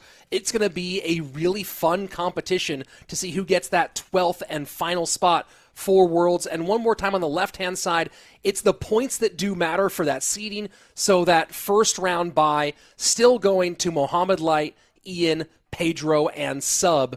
What a blast. What a season, Andrew. And Wow. I am so pumped for the LCQ. I mean, you look at the LCQ and there's so many names in the mix. Vitor and Riley. I mean, literally everyone on that list. But you look at guys that have kind of not been in the conversation as much this year. Like, let's say the Wallaces and the Basotos of the world. Clown was so close to making World Finals last year. And honestly was playing the best Clash Royale I'd ever seen him play in 2024. Still in the mix. The LCQ is going to be absolutely insane. Of all of those players, only one of them gets the ticket, and I cannot wait to see who it's going to be. Yeah, I mean, that's going to be just pandemonium from top to bottom. Really, really pumped for that one. And now's the time for all of you at home to book your flights, get your tickets, and join us in Atlanta for the World Finals. DreamHack in Atlanta from October 31st to November 2nd. That's the dates of our Clash Royale League World Finals. Come have a great time. It's a celebration of gaming overall, and Clash Royale League will be a central piece of that weekend, and we'll be there right alongside you. And here you go, Andrew, the final reward of the day. I'll be honest, I was so overwhelmed, I completely forgot about it. Yeah, well, I'm going to go ahead and collect mine. Yeah, me too. Here we go. Game open. Going to get that banner. The Furnace. Furnace dominated this weekend. And yeah, I mean, just such an incredible lineup. The LCQ, remember, guys, next week, same time, same place, 2-day competition, 1 golden ticket being given away. As Rich just called out, we have so many of our other world finalists already squared away. Get that banner and get your tickets to DreamHack Atlanta. Let's go. We want to see you guys here stateside. The first world finals stateside since 2019, although the other ones were technically here because we were here in person in 2020 and 2021, but it was just very different. Not the same vibe as having that huge live crowd there like we saw at the Shrine Auditorium and like we've had in Finland the last 2 years. Yeah, it's going to be an absolute blast, and I'm really curious about how how next weekend's going to go. Yeah, it's been a minute. Yeah, 3 years in Helsinki, a new place with new people, and man, and honestly, DreamHack overall such a big event. The event itself could sell out, so make sure you get your tickets so that you can come and experience everything. And I believe that Clash of Clans is going to be there as well. Yeah, I think so. If I remember correctly. So a whole celebration of all things Clash. If you haven't made the trip to Helsinki the last couple of years to see the whole collection together, come join us in Atlanta. Andrew, next time we'll see you, we'll be at World Finals. So what are your thoughts, final opinion on the season as we head towards the LCQ in Atlanta? Yeah, I'll be watching the LCQ. My niece might not like that I'm watching the LCQ at her wedding, but you know what? Clash Royale, baby. I got to watch what's going on. I got to see who makes it. I'm so excited for DreamHack. I'm excited for the meta. I mean, this was absolutely incredible to see how the meta developed and what it's doing with the new cards, with the evolutions, with the balance team. And I think what was so exciting this weekend was it was so diverse. I hope we have the exact same thing at World Finals, and I cannot wait to see you guys at DreamHack Atlanta for our next CRL World Championship. That's it for this weekend. Thanks one more time for watching. Don't forget to like and subscribe to this channel. Turn on notifications so that you never miss a moment of Clash Royale Esports. That's Andrew Guy. I'm Rich Slayton. We'll see you next weekend for the Last Chance Qualifier.